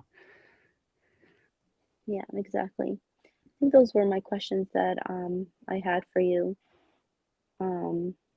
No, very Yeah, good because I wrote questions, yeah. yeah, I wrote them down. I was like, I'm not gonna forget this time. I'm gonna ask him like the questions that I have. Well, thank you for asking them. Yeah. I like to be asked questions, you know? I usually do the asking, so it's nice to have to answer some. Yeah, and you did mention like to your previous caller that you would be willing to talk to Christian Prince, but like why would you want to talk to him like in a sense? I mean, not that I advocate talking to Christian Prince. I feel like he's more on the rigid side, like he's very aggressive um with what he believes, or maybe like he does have a little bit of, I would say, hate towards Islam, not Muslims, just from the couple of live streams that I've ran into. I like you, I cannot listen to him. I feel like I get anxiety. Like I prefer having like just a calm conversation. So why would you feel like you would want to even talk to someone like him? Particularly because he seems like a difficult person to talk to. I haven't, again, this is not from lots of evidence of curated hours of footage. I've only seen clips here and there. But the impression that I get is that if you disagree with him, like say I'm a Muslim who believes that he's wrong about this verse or that hadith, it would be seems like almost impossible to have a civil conversation with him, because he will probably belittle you and your reasoning, and um, he's had those conversations so many times, he knows how it's going to go, he knows where the conclusion is going to go, so he's just skipping ahead to the having fun with the audience part. That's what it seems like to me. And he's, all of that is about how he believes or how he feels about Islam or what he believes about Islam. But I am very curious to know how he would react when his beliefs are questioned. And that doesn't mean going through Christianity with a fine-tooth comb, because I'm not an expert. And I don't mean grilling him and questioning him, but having a conversation with him about his beliefs. I wonder what kind of person would show up. Is it the same Christian Prince who talks about Islam? Is it someone else? Is it going to help him answer some questions that nobody has asked him before? I don't know. So that's why I'm curious about it. Gotcha. It's like turning the tables on him almost. Almost, but not even that. I would be affording him a conversation that I don't think he affords anyone else. And I'm interested to see how he would behave in that setting, and how he would react to the way that I'm asking questions. And I'm interested to know what he believes. Yeah, I mean, like if you're looking for a conversation that could actually like people might benefit from, like including myself, because you know I do have a lot of questions about the Christian belief as well. I would say like someone like maybe Sam Shamoun would be more like willing to talk to you than someone like Christian Prince.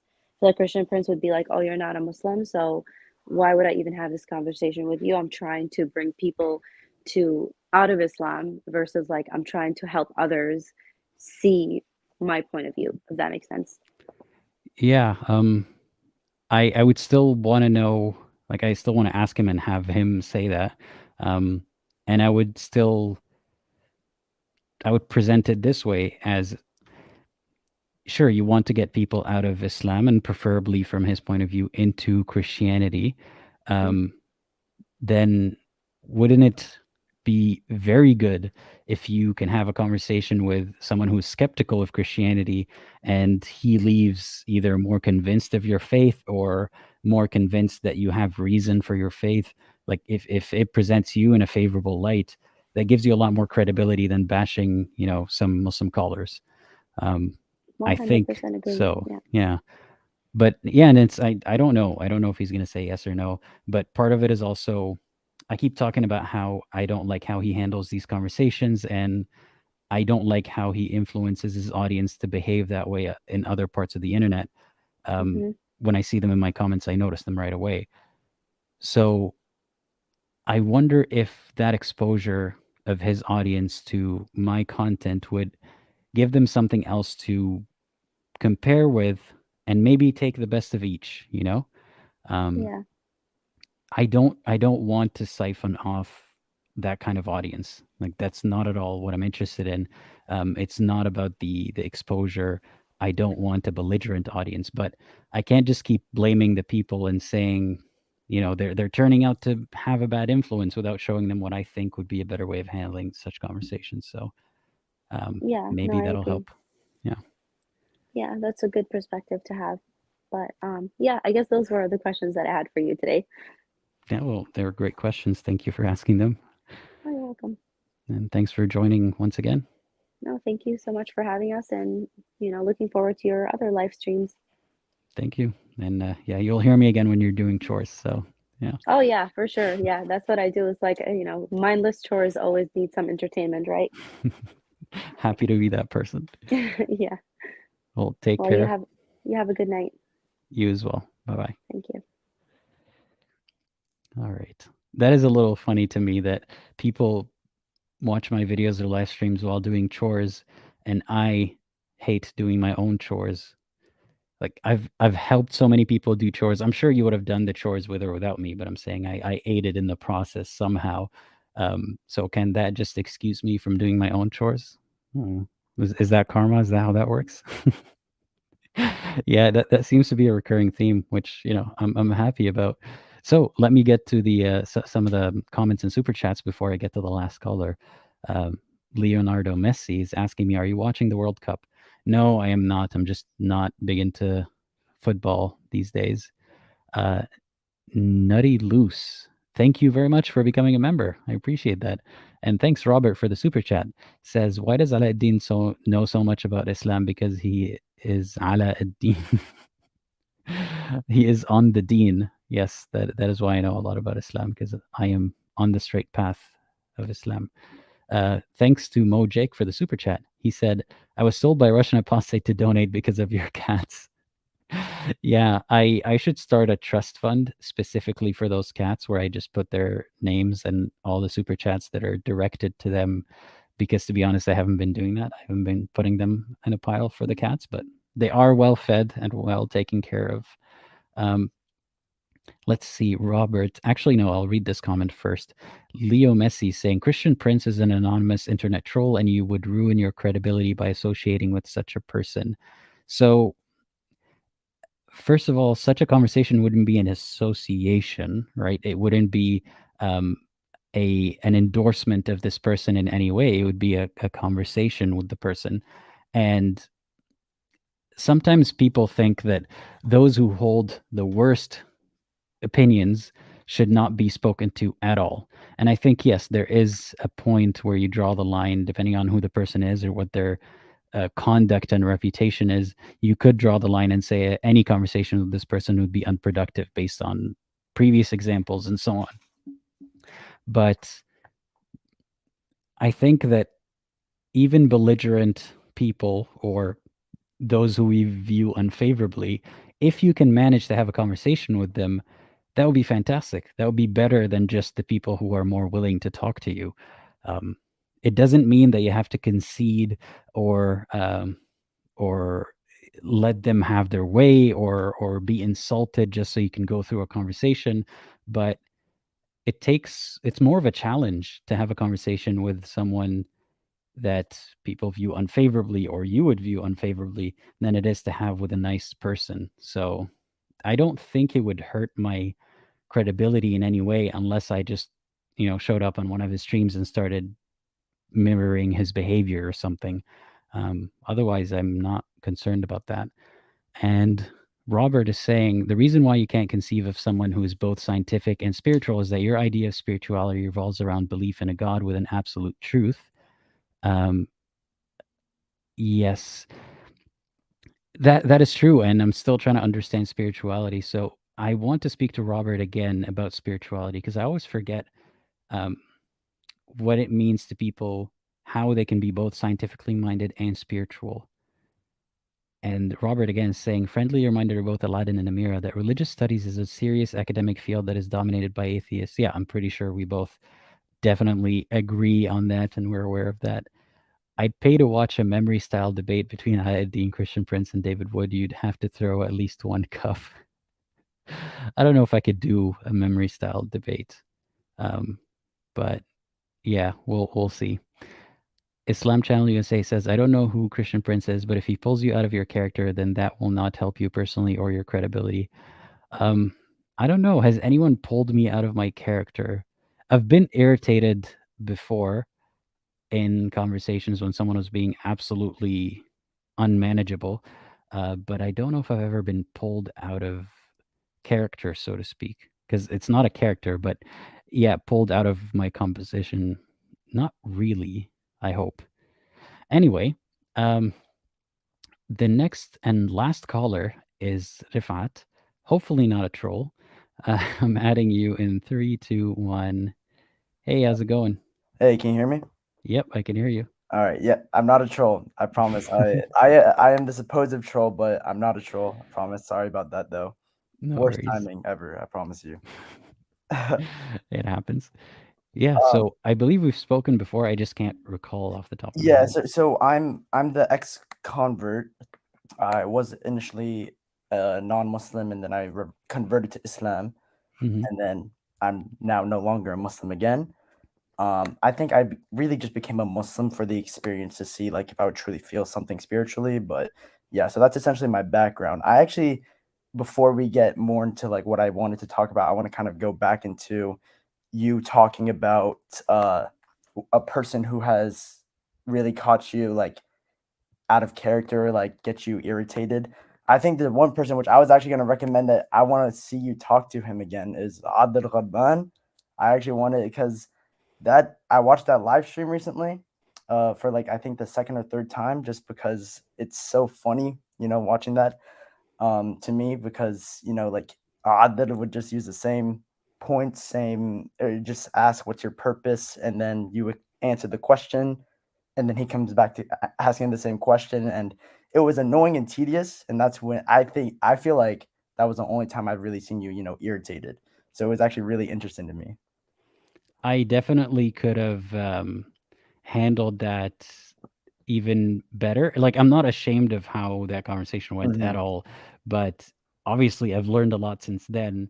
And had I had the experience and practice that I've had now, it would have been an even better conversation. But it was good nonetheless.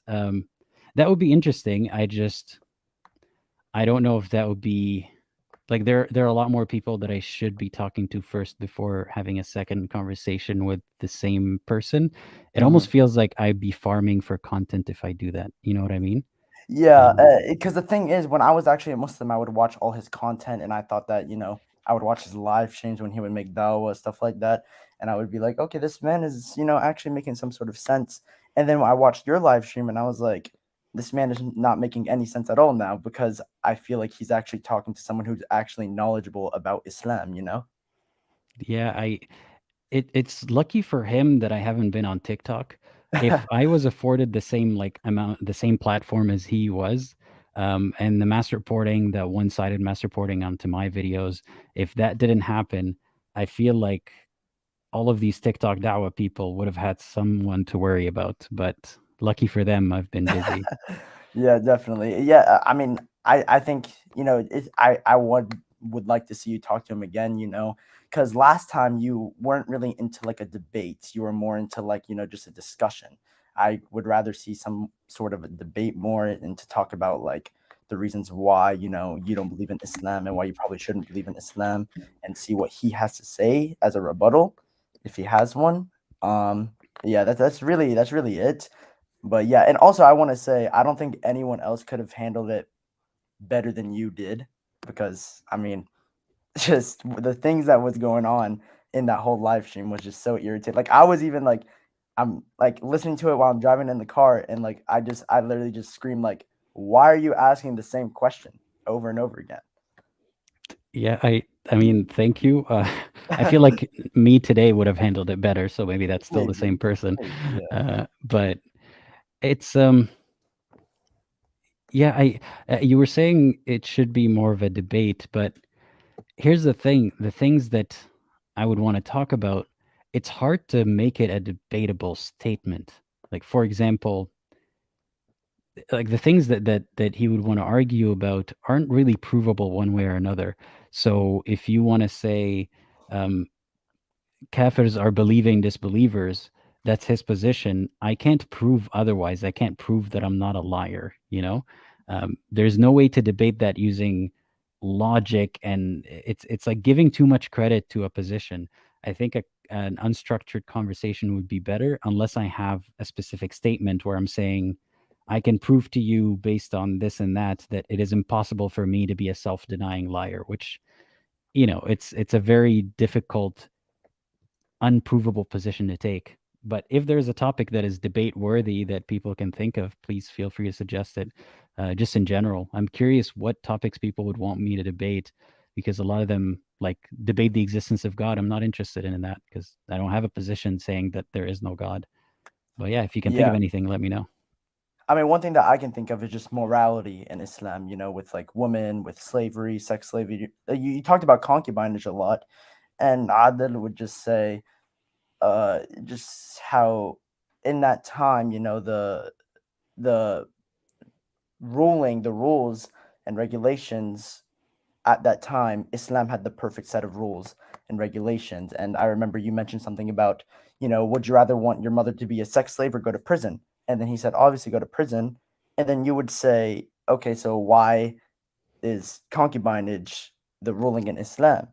So I was like, oh wow, that's actually a really good point. Okay, so yeah, so that was, I think morality in Islam is really the most important thing, because if Islam isn't all perfect, then that means it's not really made from the perfect creator. So I think that would be a good debate. I think it would be the best thing to really debate about in terms of, just to get the idea that Islam might not truly be the true religion. I think that's a dubious topic to debate, because the only thing that would convince, it seems like most of the time, the only thing that would convince the believer on the other side, or maybe the audience, is showing them an objective source of morality, which does not exist. But what I'm going up against is that they believe their source of morality is objective. So what the debate would actually be about would become prove that Islam is objectively true, so that we can start there and then talk about objective morality. You know what I mean? That's actually a really good point. Yeah, because that was actually mentioned in the live stream. Adil said it's objective, and then you said and then he said yours is subjective, and that's where. Do you remember the donkey thing that he mentioned at the very end? Of course, yeah, that's the highlight. So then he led on to that. He said you can sleep with the donkey if you want, and that was essentially where that left off. So that's where I was like, wow. We should definitely start with the donkey next time. Yeah. No. See, that's the thing. If we have a conversation like me and that guy again, all the comments would just be like talking about donkeys, and like I'm gonna feel like I have to acknowledge it, but I don't want to start the conversation that way, because it would just turn, the whole tone would be about making fun of his last appearance. But I feel like people will do that regardless. So I don't know. There's a lot of people out there that I can talk to, so we'll see. I've been thinking about it lately. There's a lot of people on both sides of the aisle that I have the ability to talk to. Like I can't disclose the name because the video is not out yet. Maybe I can, but I won't. I spoke to an atheist YouTuber, not ex-Muslim, not from that part of the world at all, and like we had a private, well, not private, we had like a recorded conversation so he could use it in part of his video, and he's a huge like atheist YouTuber, and I was referred to him by someone else, and it got me thinking, wait, I have a YouTube channel. Like I have access to those people to some extent. I can't believe that I'm really doing this. So I need to speak to more of these people. I can do it. So if anyone wants to hear me speak to someone, give me a suggestion in the comments and I'll see what I can do. Do you think you would maybe possibly somehow be able to get in contact with Muhammad Hijab? I don't think so, and I don't know if I want to. So here's why. Because talking to Muhammad Hijab is immediately going to expose me to like a million, like not even exaggerating the number, but a million new people. Like his audience is, I don't know, 600,000 or something of like that, and on other platforms as well, and other channels that will share it. And I don't need that kind of exposure with the amount of trolls that immediately jump on when they see, it's an adversary to Muhammad Hijab, the guy that we love. We're going to make his life hell. So I don't need that kind of exposure. And I don't think that he wouldn't, first of all, he wouldn't want to give me that kind of exposure. I'm not big enough to, it's like too much risk for him to do that kind of thing. And I don't think there's anything that I actually want to pick his brains about. But he would be a very challenging person to talk to, not because he's very well spoken, but he's very good at doing this kind of sensationalist debate, Muslim style, like da'wah style. I don't want to say Muslim style, da'wah style. Yeah. And that is very hard to fight when they're better at the whole shouting over you thing. But yeah, I actually really understand that, especially with all the people trying to dox and just find out everything about you. It's already difficult as it is. Imagine if you get into a very big audience type of thing. So that's definitely dangerous for you. So you're just looking out for yourself, which I definitely understand that. Just a thought. Because I would see a lot of videos about him, and I feel like you're like the best person in terms of like a talking discussion thing about Islam and stuff like that. I'd say like another person I would say off the top of my head could be Apostate Prophet, but I think Apostate Prophet he can get really disrespectful sometimes in terms of he's so anti-Islam, which I don't blame him, but when he talks to Muslims, he can get aggressive sometimes. See, people always, when people make that comparison, I remind them I have the luxury of having this small channel, and having people in my own space, and the trolls, we can kind of control them sometimes. I don't know what kind of person or what kind of conversations I would have if I was bombarded by the million Muslims I was talking about earlier. Definitely. That the kind of exposure that he got. So I think people should stop putting him in that situation and like hoping that he would act like a saint, because none of us would act like a saint. Yeah, that's a really good point. I actually never really thought of it that way. Yeah. I don't envy him for like all the stuff that he had to deal with and still has to deal with. And I hope I never reach that level of fame, because that seems scary. But, yeah. But yeah, I mean, as I was, we can get back a little bit on track with, my story, my background. I mean, my family, they're all Muslim except for my parents, I'd say. They really they left Islam before I was even born. And, just being surrounded by, the adhan when I would visit, the Muslim country, and I would think it's beautiful. I like, first impression, I think the religion is beautiful. So, I just looked more into it. I said my shahada and I did all this stuff. And, the more and more I just read the Quran, I just did more research, I would watch more debates, I'd just be strayed more and more away from Islam.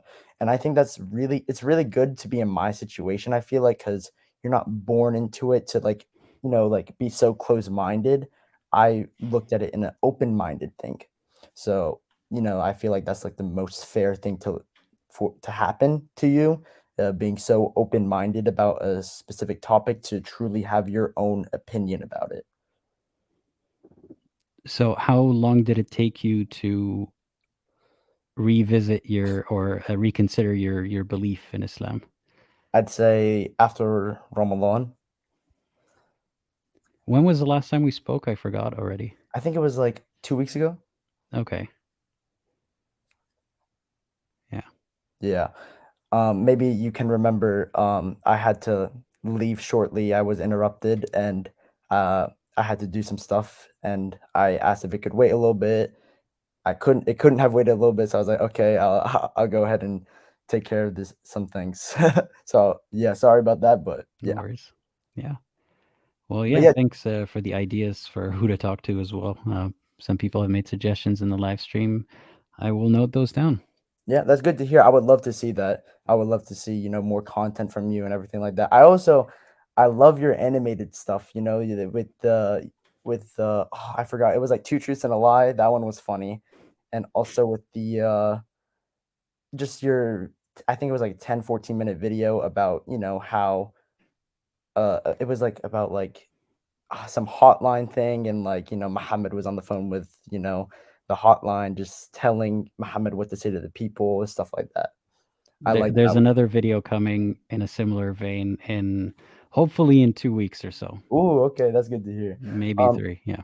Yeah. So do you have any questions about about me or my religion or my faith or my beliefs, stuff like that? One question. How do you foresee your interest in religion changing over the next few years or however long period of time? Do you think you're always going to be interested in it the same way, or? I feel like, the more I've grown and the more I've like kind of matured, I really feel like, just like religion doesn't really make much sense because, like you look at the stuff that the religion says, and that the books say, I believe that there's a possibility of a higher power that could have created us, but we're never gonna 100% know. And that higher power, if that higher power does exist, that higher power should be understanding it, that none of us are gonna 100% know. So do we really deserve to be in eternal hellfire and just suffer for all of eternity just because we didn't believe in something that we can never 100% prove?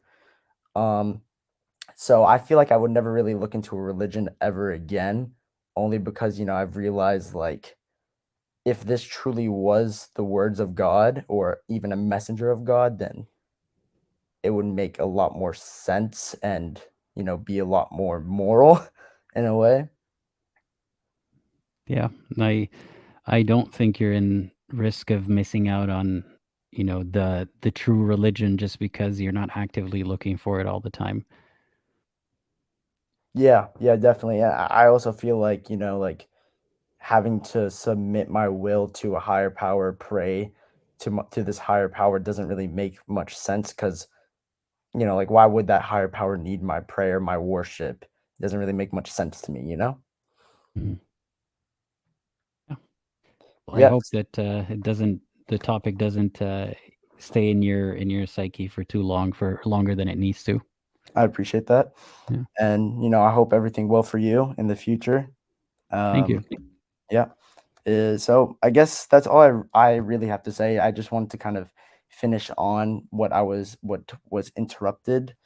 I would say we did leave on the idea of the shaitan and how shaitan, pisses in your ear, or how he blows on your butt to make you fart during salah, which will neglect your salah.